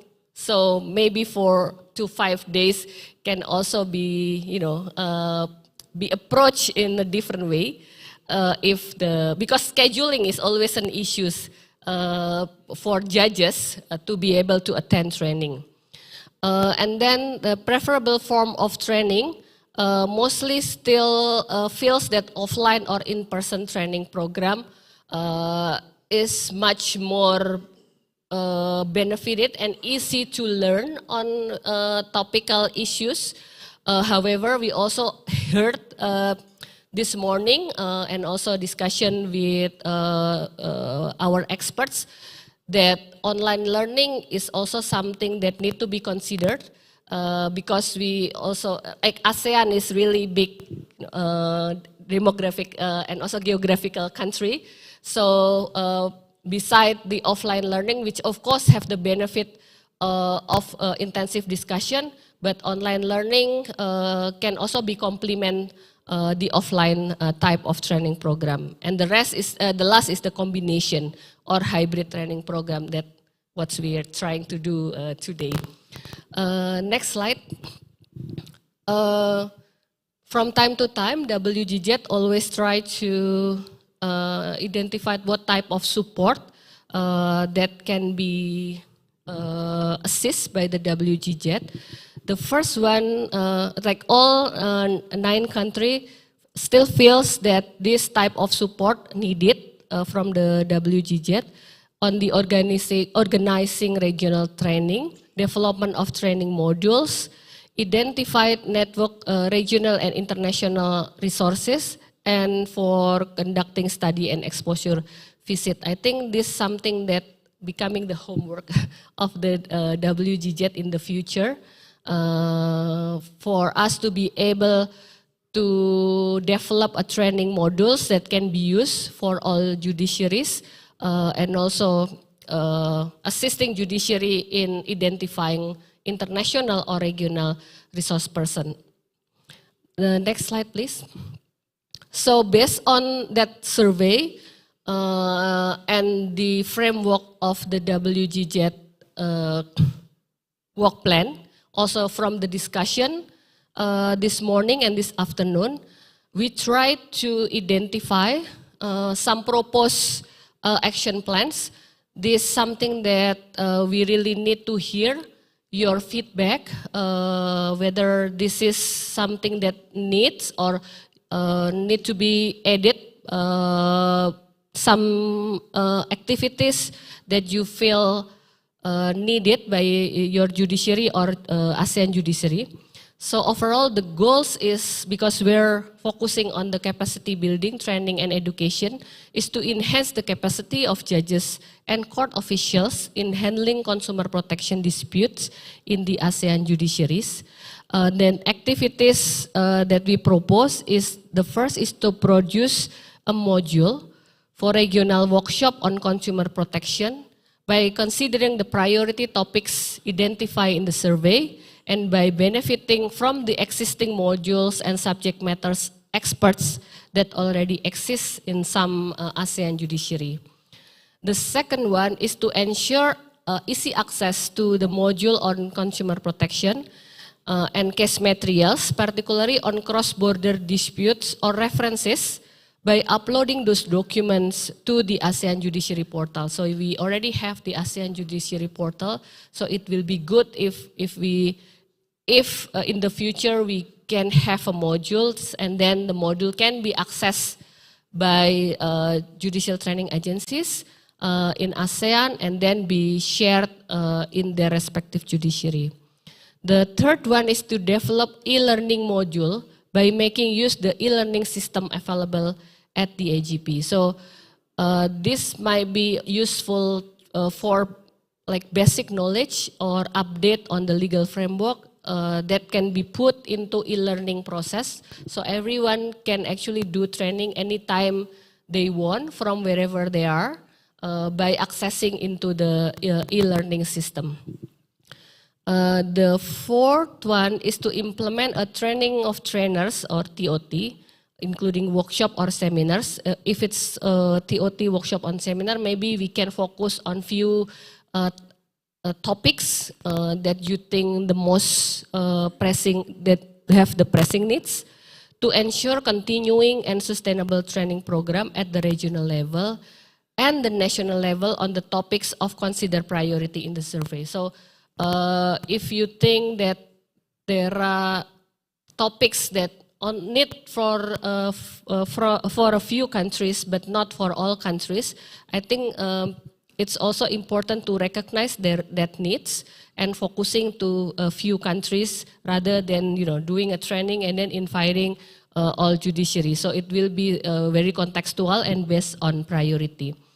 And to conduct knowledge exchange program, it can be online or offline, to discuss experience and best practices in dealing with consumer cases. We see the discussion previously between justice from Indonesia and judges from Philippines. That can be easier done. We can use online. It will be efficient, costly, not costly, and promoted the knowledge exchange. Last one is to identify and mobilize resources, both from internal and external members of CACJ. Resources not only in terms of budget and funding. Of course, budget and funding is really essential, but can also be expert from some judiciary that already deal and experience with issues of consumer protection. So if we can identify judiciaries or countries that have expert on some subject matters, the list can be then used by the WGZ or other countries to develop a training or invite them as a resource person for a workshop or seminars. Next one. So the approach will be to promote exchange of knowledge and skill of judges by, among other, discuss concrete cases. So instead of only discuss about legal framework or principles, it's really important to also discuss how to operationalize or apply that principles into concrete cases. So I think this also already being done in other training on the regional level, like the environmental law and climate justice training, inviting ASEAN judiciary, in which they share concrete cases and how each of the country deal with legal issues. And then to enhance the advantage of training by using combination of offline and online method. And the target of participant need to be focusing not only to judges but also court official, focusing on the aspects related to the mechanism to enhance or implement online dispute resolution, including for consumer cases. So that's the initial identifications of recommendation that we try to pull from the survey and also from the discussion that we had today. So I will give the floor to Dr. Arya to lead the discussion. Yeah, thank you, Dr. Tita. This has been very comprehensive proposal, suggestion, proposal for consideration from the participants that will be, if it's agreed, is this going to be put forward to the CACJ, next CACJ meeting as part of agenda under the consumer protection area of the work, because the WGJET not only work on the area of consumer protection, but also we have our co-chairs. The Philippines is in March is going to be to launch the international commercial arbitration training module in ASEAN Judiciary Portal, and also in the near future we will also develop the training module on environment into and complement that into the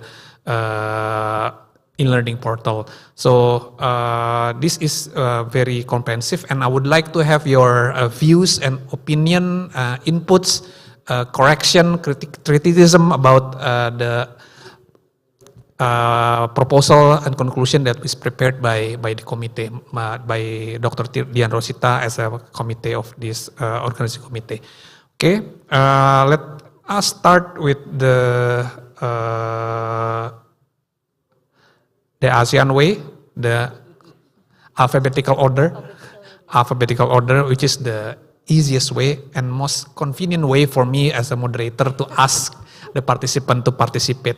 Since we don't have Brunei, our colleague from Cambodia will be given the honor to first give a comment about this. Okay, Cambodia, Mrs. Sin, are you still there? Mr. from Cambodia, do you have any comments or views? Also, already turn on the microphone, please. Yep, thank you. I tried the microphone, but I forgot to try. For me, I am not have any comment, and after I listen to the presentation, I can compare some different and some point that we can learn for Supreme Court of Cambodia to promote and to make the the strategy in this focus point. So I have no comment. Okay. Okay, if we don't have any other comment, shall we move forward? Mbak Tita, do you have any response to that? No. No. Yeah, Moderator, so perhaps we please. back to the slide 9, point by point. So if there are no comment or no additional, that's much. Yeah, I think yeah. So we we can focus on what is Yes. proposed rather than to see my face. Okay, can the Asrot, can you help us to slide 9? Show the slide 9, please. Slide number 9.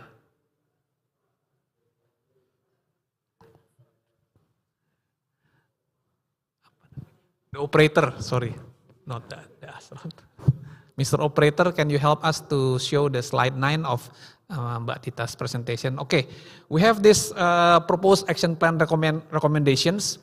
So to enhance capacity of judges and court officials in handling consumer protection disputes in the ASEAN judiciaries. Of course, because the platform is judicial education and training, our aim is only to improve the capacity. So we are not aiming to harmonize procedure, impose new laws, propose new amendment, but we will focus on how ASEAN judiciaries can exchange knowledge and improve their knowledge about this. So the first activity is to develop module for regional workshop on consumer protection by considering the priority topics identified in the survey and by benefiting from existing module and subject matters expert that already exist in some judiciaries. Can we agree about this, or anybody would like to have input on this? Okay, we already, sorry. So, wait, let me give the floor to Indonesia, after Cambodia, Indonesia, but not only you, Pak Bambang. We also have number of Indonesian participants here. Actually, there are many. Yeah, so many Indonesian and judges from Indonesia also.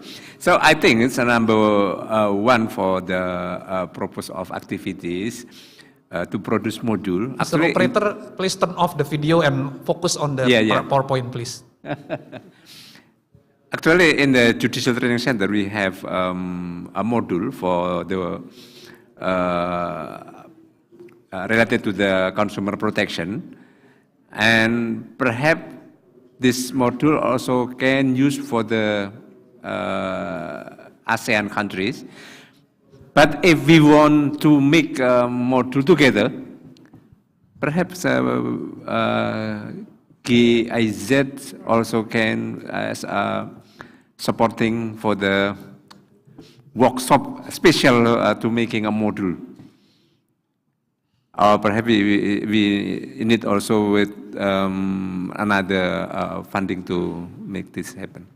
Okay, thank you, Judge Bambang. So basically the proposal to prepare more resources ya Pak ya, because and since we have GIZ representatives here, so you are the best candidate to continue the work, Pak Florian. Okay, Ibu Selvi. Thank you, Pak Arya.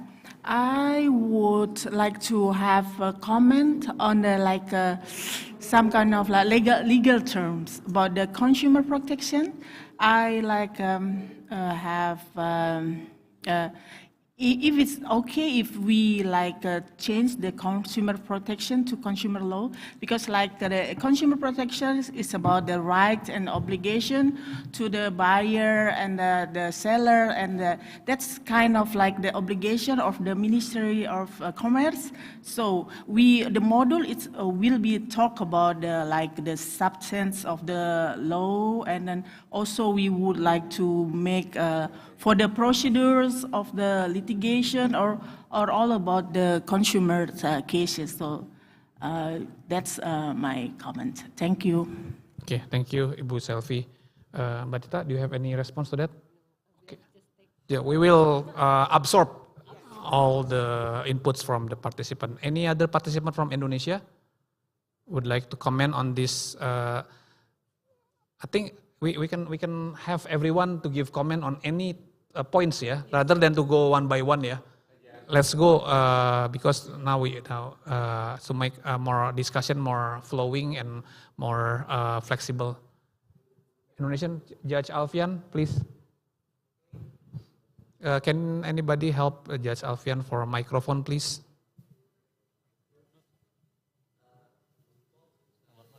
Can you turn on the mic, Pak?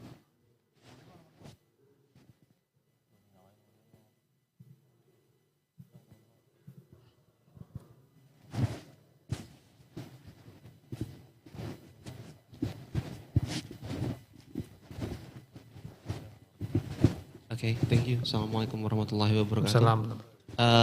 Because my focus on e-commerce, and my idea is to establish the mechanism or system to protect consumer from the harmful digital e-commerce, and it look like to protect the people from the misleading information that from ChatGPT and so on. And another one is make the hybrid autonomous mediation system between the machine learning and the human. And another one is focus on the green transition, because we have the climate change. It's nexus with climate change, and educate people to choose the goods from the green support company. Okay, so you are proposing an additional topics, yeah, for to be included in the. Of course, we can accommodate that, but as long as it's under the capacity building area. But okay, thank you very much. Anybody from Indonesia would like to have add more inputs to that? Judge Faisal, please. Microphone, Judge Faisal, please. Mas, yang itu tuh.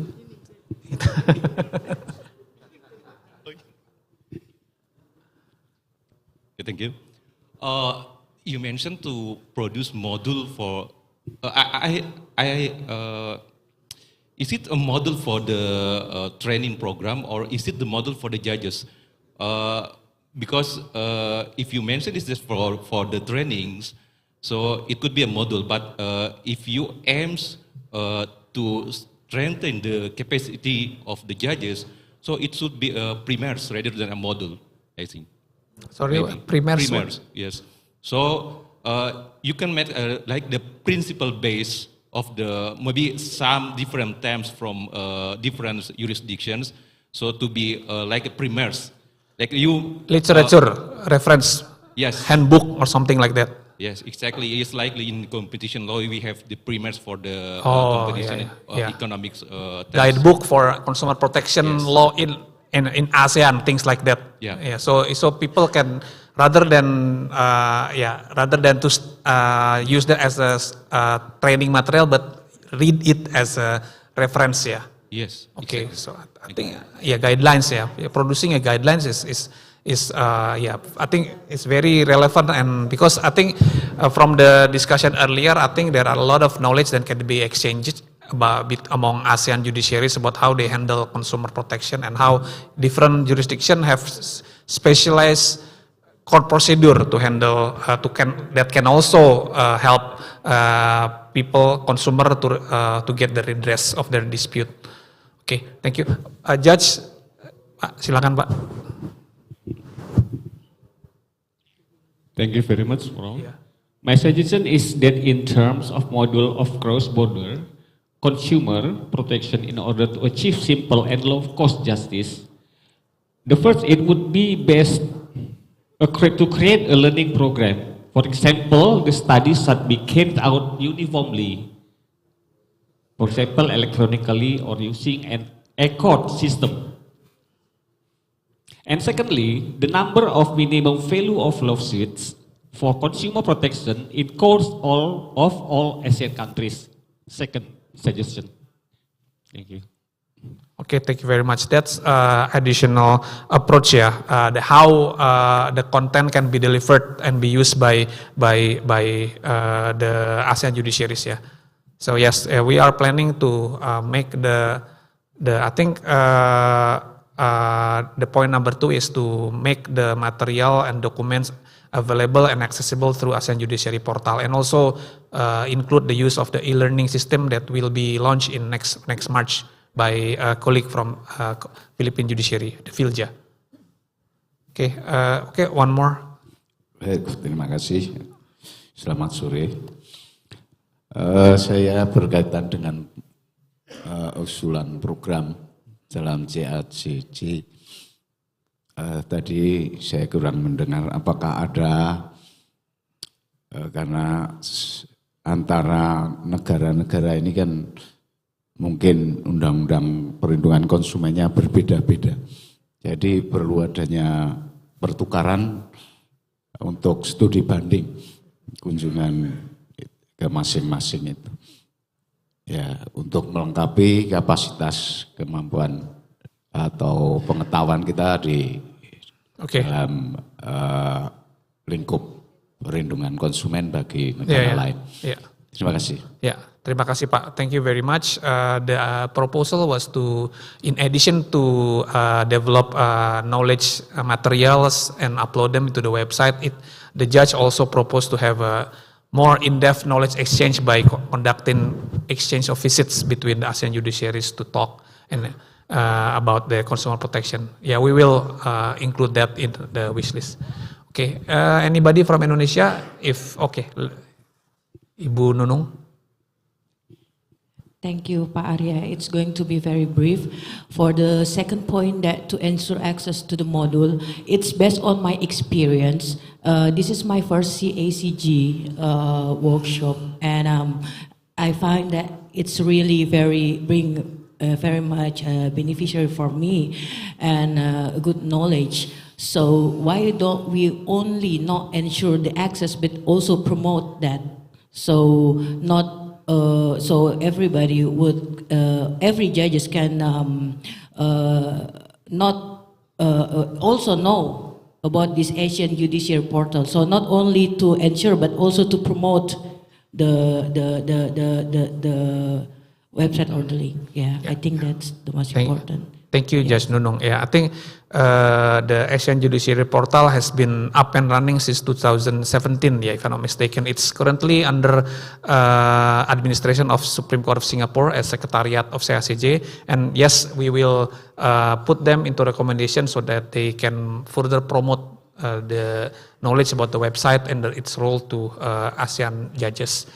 Okay, if nobody from Indonesia would like to give comment, I would like to move on to the representative from Laos.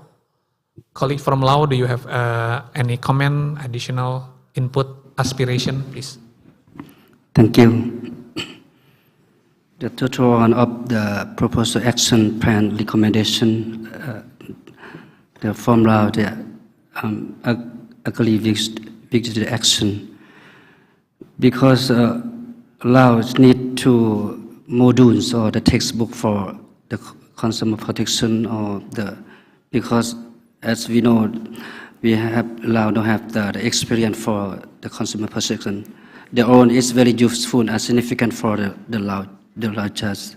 We also the consumer protection, each one the priority in the 5-year cost system and development plans to 2021 and 2025 as well plan improve the Lao investment flow as well as the consumer protection. Thank you. Thank you very much, colleague. From anybody from Laos would like to have suggestion, comment? No. Thank you very much. So we move to colleague from Malaysia. Any comments, inputs, critics? After looking at the recommendations, we are of the opinion that the recommendations would be very helpful for us. We already have the Consumer Protection Act and several other regulations. This will enhance our implementation of the regulations in our country. Okay. Thank you. Thank you very much. Okay, and no more from Malaysia. So let's move to colleague from Myanmar for your comments, input about the action plan. Yeah, I already responded the questionnaire to questionnaire. So that is why I have agree with your proposed action plan recommendation. And then after I observed today 3 topics, I understand that the topic of consumer protection is relevant issues for the ASEAN judiciary. But as all of you know, the law and practice of ASEAN countries are diverse based on a legal system. That's why harmonization and understanding of the legal practice will be important for the ASEAN judiciary to strengthen the development of the judicial cooperation among ASEAN countries. So today, 3 topics, I observed that the consumer dispute resolution and redress systems are being gradually established and developed in ASEAN regions. So the speedy redress is a highly priority to enforce the consumer cases. So I noticed that some of ASEAN countries have already have simplified court procedures for small claims. But some are still need to have simplified court procedures, including my country, Myanmar. So to address these gaps and improve the overall effectiveness of the consumer dispute resolution, it is better to organize the training program on the consumer cases, including the topic of the small claim, courts, online dispute resolution should be included. Yeah, thank you very much, colleague from Myanmar. Any other addition from Myanmar on? Okay, thank you very much. Now we move to colleague from Philippines, Judge Ariza. Do you have any comments, inputs?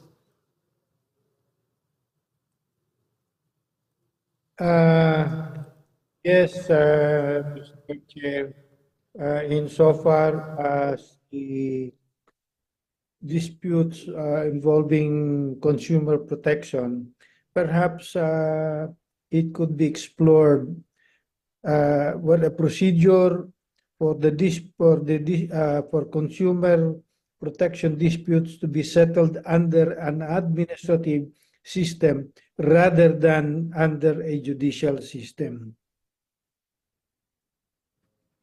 In order to lighten the burdens of the courts, because in the Philippine setting, many courts are already having clogged dockets with so many cases.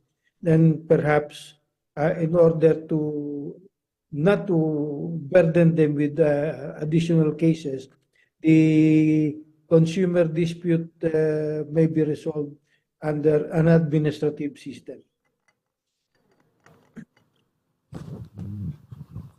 Thank you, Judge Ariza, for your comments. I think your comment is very substantive, which touch upon the needs of improving the overall consumer protection in ASEAN. And I think there will be, I think we at some point we will probably have to discuss about that. And therefore, I think in the future we will still work closely with the ASEAN Secretariat, because they can issue best practices, standard, etc., about how to best deal with consumer protection, and we will put that on the record. Okay, thank you very much, Judge Ariza. Now, Judge Mona Lisa, do you have any addition to us, comments, please?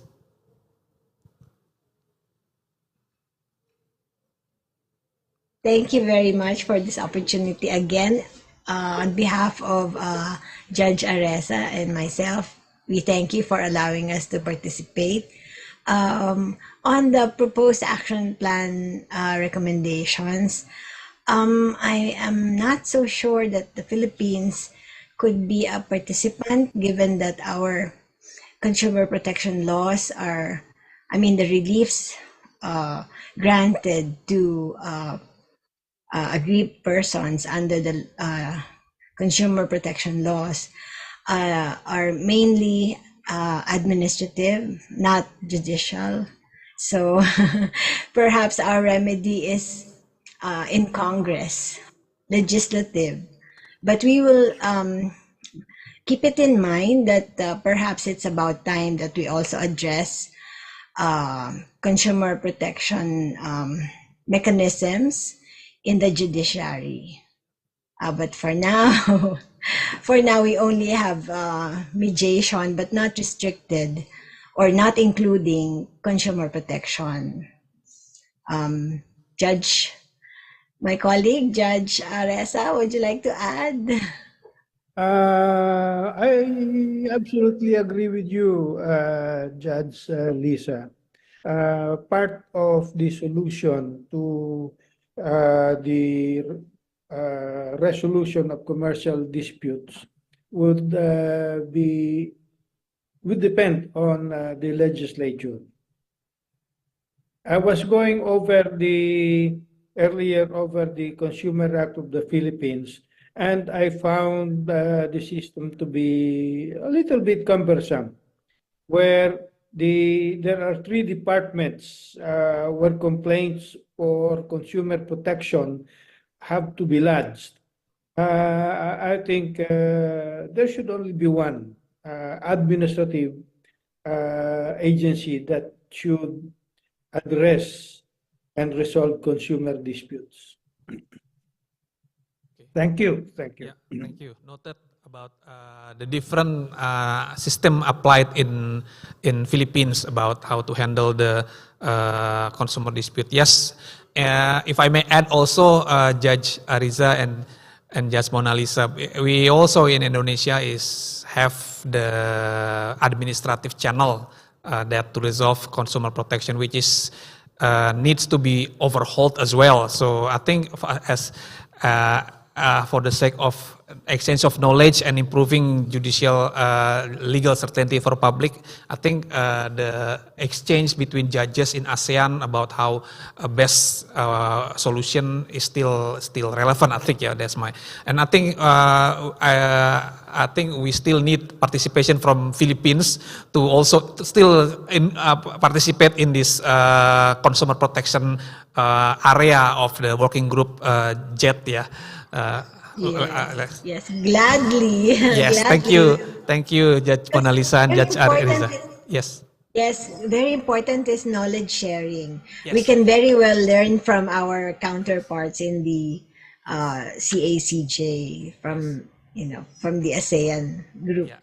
So thank you so much for thinking about that. Thank you very much. Invite us again. Sure, certainly. We will still. The plan is to make this working group meeting as a regular annual meeting, and then and at the sideline, we will have different topics for discussion, for deliberation. Like last year, it was ASEAN legal institution. This year, consumer protection. Next year will be something else. So it's evolving, continuing activities of the WGJET. Okay, thank you, colleague from Philippines, honorable judges from Philippines. Now we move to colleague from Singapore, Mr. Terence. Please. Thank you, Pak Arya. Well, to begin with, my colleague, Judge Sim Chin Hui, who is from the JET work group, is not around. But I think I can safely say that the proposed recommendation and approach is well supported. All right. I guess what is left is really the details, but the approach looks fine. And I think one of the more important things that we have to take note of is really to identify the subject matter experts. And if Pak Arya and the rest of my colleagues can give me a little bit more time. I'm a little bit late to the game because I wasn't sure exactly what to expect. But hearing from some of the comments by the other participants, as well as Pak Arya yourself, is that every country takes a slightly different approach to consumer protection, which also means that there may not be a one-size-fits-all kind of training program because to take a simple example, the civil law jurisdiction takes a slightly different approach from the common law jurisdiction. But I think it is still useful to share the experiences from my personal view because there may well be a convergence of the different systems that we use. All right, and if I can just, if you can allow me some time, I'll just spend not more than 5 minutes to just explain briefly how Singapore approaches it. We still have time, yeah? Yes, we still have time, please. I'll make it fast. All right. I will start first with legislation. So I think it has been briefly touched on, I think, earlier on in one of the presentations. But we started off with legislation first to set the background to consumer protection. And that actually came a little bit late, but better late than never, with the Consumer Protection Fair Trading Act. And with that was introduced in the early 2000s, if I'm not mistaken, came a slew of amendments until today, where we now have also subsidiary legislation to deal with specific industries. Say for motor dealers, we have got the motor vehicle dealer deposits regulations. We've got regulations that deal specifically with financial institutions. So these are horses for courses approach that protect consumers in very specific areas, recognizing that there is no one-size-fits-all for all kinds of activities that consumers and merchants are engaged in. Aside from legislation, there is also self-regulation. To give two examples, we have got the Advertising Standards Authority of Singapore, which is self-regulating. They can take enforcement action against false advertising, including asking advertisers, or rather asking platforms or media platforms not to allow certain types of advertisement. They can also refer matters to the regulators, which I'll touch on very shortly, to take further action against dishonest merchants, for instance. There is also the Standard Dispute Management Framework for Electronic Marketplaces, which again was something that was touched on earlier. And this was started in 2021, and it was recognized that a lot of consumer transactions now take place online.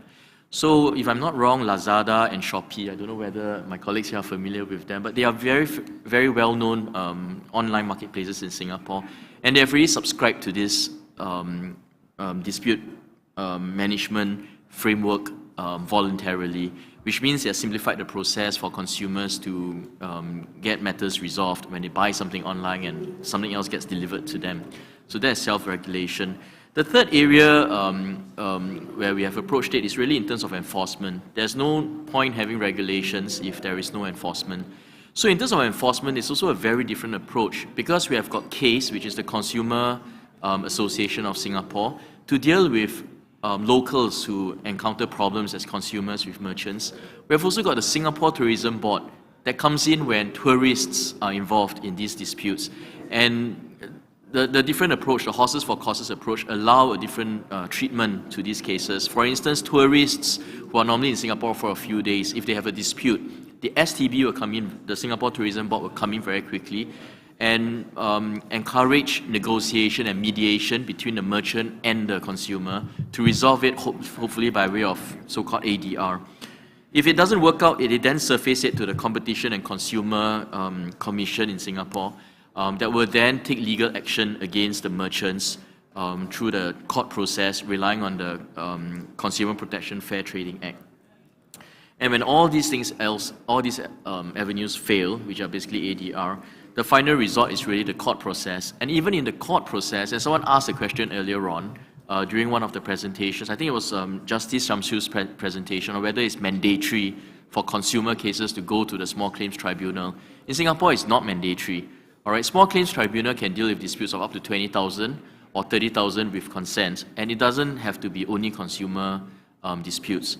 But consumers would prefer that because for a dispute of up to $10,000, you only pay $20, all right, for resolution. If it's up to $5,000, it's $10 for resolution, and above between 10 and 20,000, I think is 1% or 1 to 3%, depending on 20,000 or 30,000.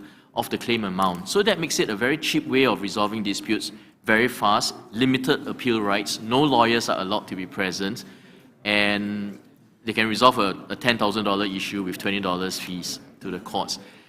For those who really want to go to the court, they can still go to the court through the civil courts and file a civil claim, but like I was explaining to someone earlier on, no one would do that because if your claim is $10,000, you're not going to spend $5,000 on legal fees, you will take the Small Claims Tribunal route.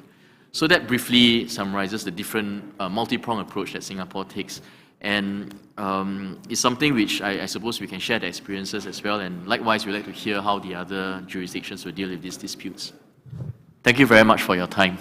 Thank you, Terence, about explaining how complex the consumer protection redress mechanism in Singapore. I think all the countries we share the same, but the thing is this exercise activity like this allow us to exchange the experience and look at which work and which not less work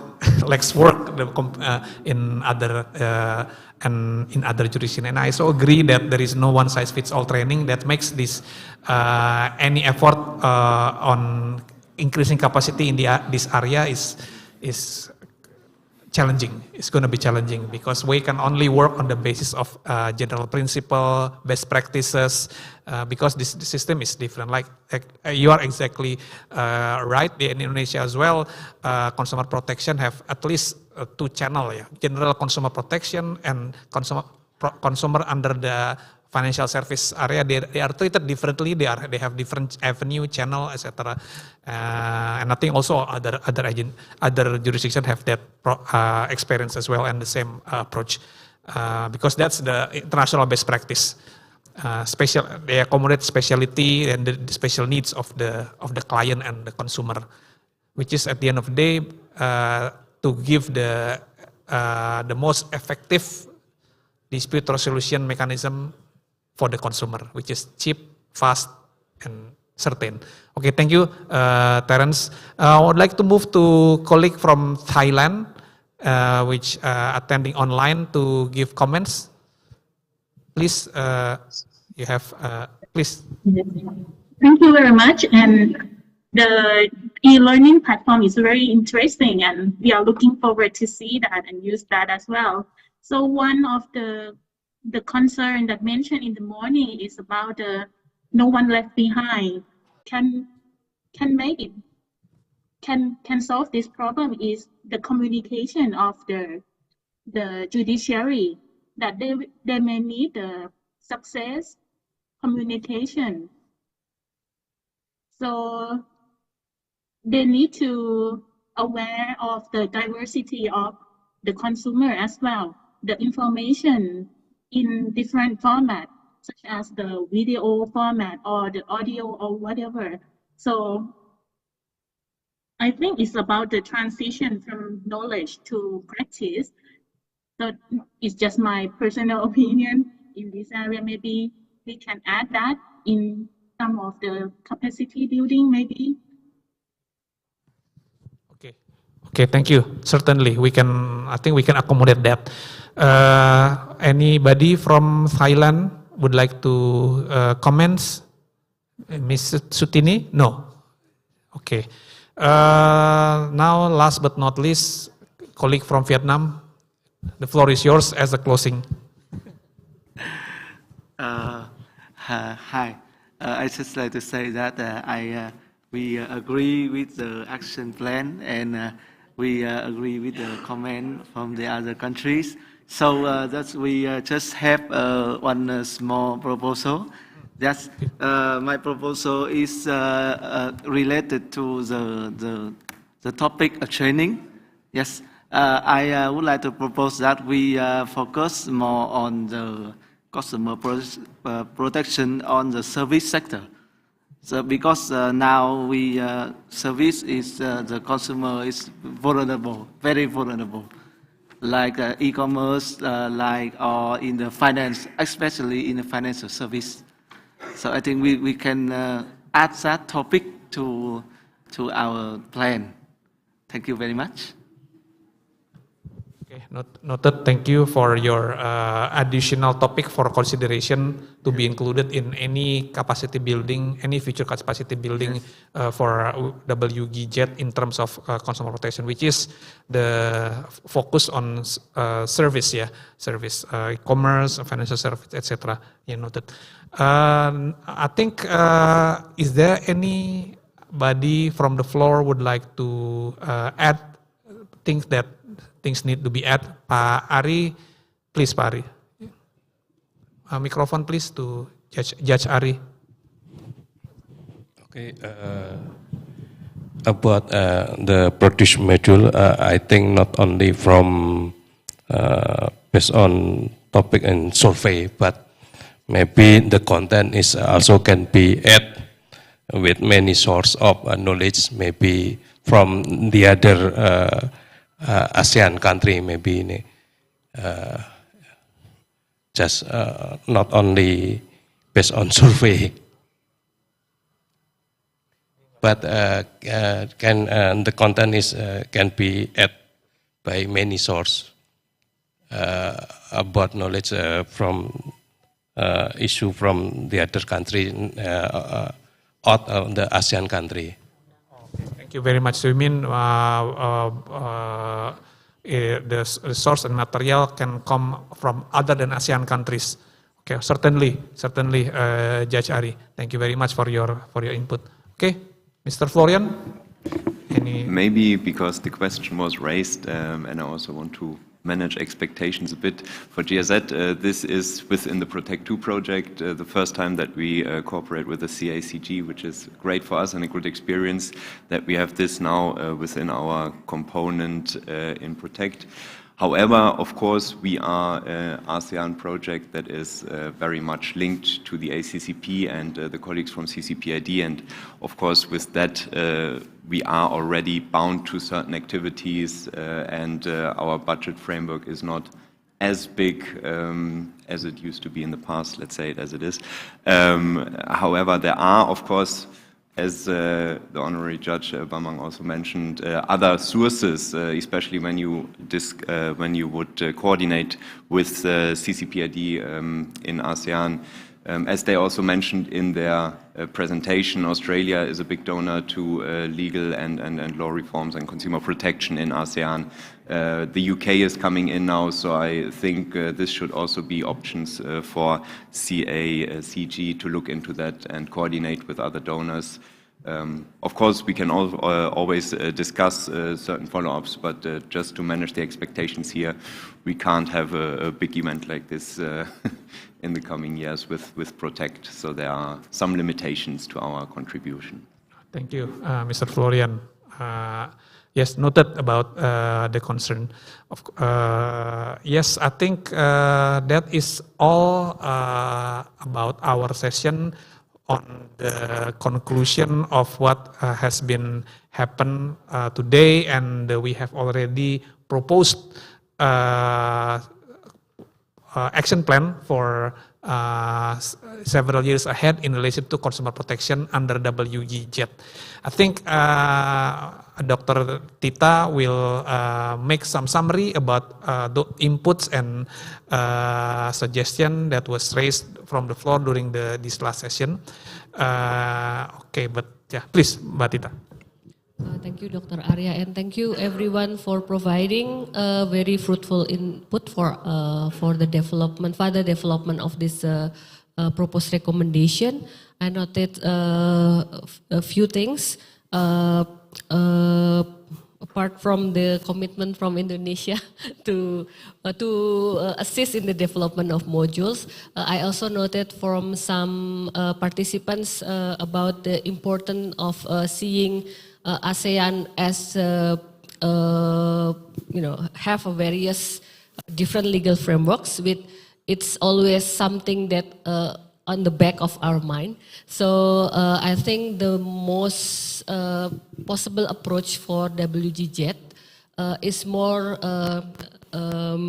leaning into exchange of knowledge in terms of like Terence say that's promoting convergency, yes, but acknowledging that we have different procedures, different approaches, but also we want to take the opportunity to fill the gap, because we also see that maybe some judiciaries feel that some of the issues is also important. For example, when we discuss about the small claim procedures, so exchange knowledge may also be contribute indirectly to the improvement of procedures of legal framework, of course, by adapting to each of domestic context. So I think it's really important to note on the recommendation that we acknowledge different procedures being applied for dealing with the consumer cases. And so exchanging of knowledge is important, and also focusing on some of the topic already mentioned here by participant, among others, is about the simple case procedure or small claim court, online mediation, and also another issues is related to enforcement of consumer cases procedures in various judiciaries. And also we have highlighted the approach of applying e-learning to ensure that access to guidelines or references can be also being used by judges or court officials in different countries. And lastly, I noted from Mr. Florian, we think that this is an important opportunity because we already list some of important efforts and also topics that it can also be useful for the WGJ to mobilize resources from various other possible dialogue partners. And also not only in terms of funding, but also identifying experts from ASEAN judiciaries or from internationally. So maybe that's some of the issues, and I think we will need time also to then incorporate the comments and inputs, and then we may want to circulate again this proposed activity, so then you can review it more, you have more time to review it and then send it back to us, so we can have something that in general agreed by all of the representative from the 10 judiciaries. So back to you, Pak Arya. Thank you, Dr. Tita. So, colleagues, judges, honorable judges, distinguished participants, basically what will happen after this is we will circulate the summary of the recommendation, and we will ask you kindly to review and make necessary comments in written and give it back to us as soon as your convenience, because this will be ratified as one of the recommendation from WGZ for upcoming CICG meeting in Manila late this year. And if the CJ agreed, and this we will roll out this agenda in 2025. Okay, thank you very much. It's I think our discussion has been very intensive and fruitful. I just look at the time. It's already 7 minutes to 5 p.m., which means that we need to ready to conclude our discussion today, and because we are going to have our gala dinner, yeah. Sorry? Welcome dinner, not gala dinner. Welcome dinner this 6:30 ya, but 6 p.m. But for more confirmation, I will leave the most accurate information to our MC, because we don't want to give wrong messages to all participants. Anyway, thank you very much for your kind attention and active participation throughout today. Let's give us applause to all of us. Again, thank you very much. Apology for any inconvenience and mistakes that I did during my moderation. Thank you very much. See you later, and I will return the floor to our MC. Thank you very much. Assalamualaikum warahmatullahi wabarakatuh. Thank you, Dr. Arya Suyudi. Ladies and gentlemen, as we come to the end of the regional workshop on consumer protection and the working group meeting, I extend my heartfelt appreciation to your active participation today. It has been a day filled with valuable insights and learnings, and I trust that the knowledge gained will prove beneficial to all judges and judiciaries in our region. To our participants joining us via Zoom, I bid you farewell for today. Although our time together concludes now, we eagerly anticipate reconnecting with you all for another important agenda tomorrow. So take care, and until then, thank you very much.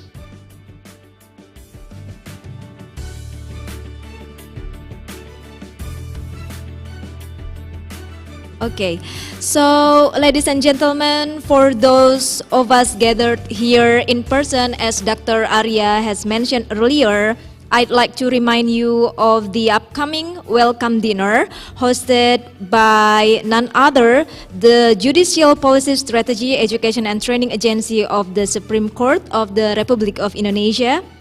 And the dinner will take place at the restaurant near the lobby below, commencing at 6 p.m. Jakarta time, so Dr. Arya was correct.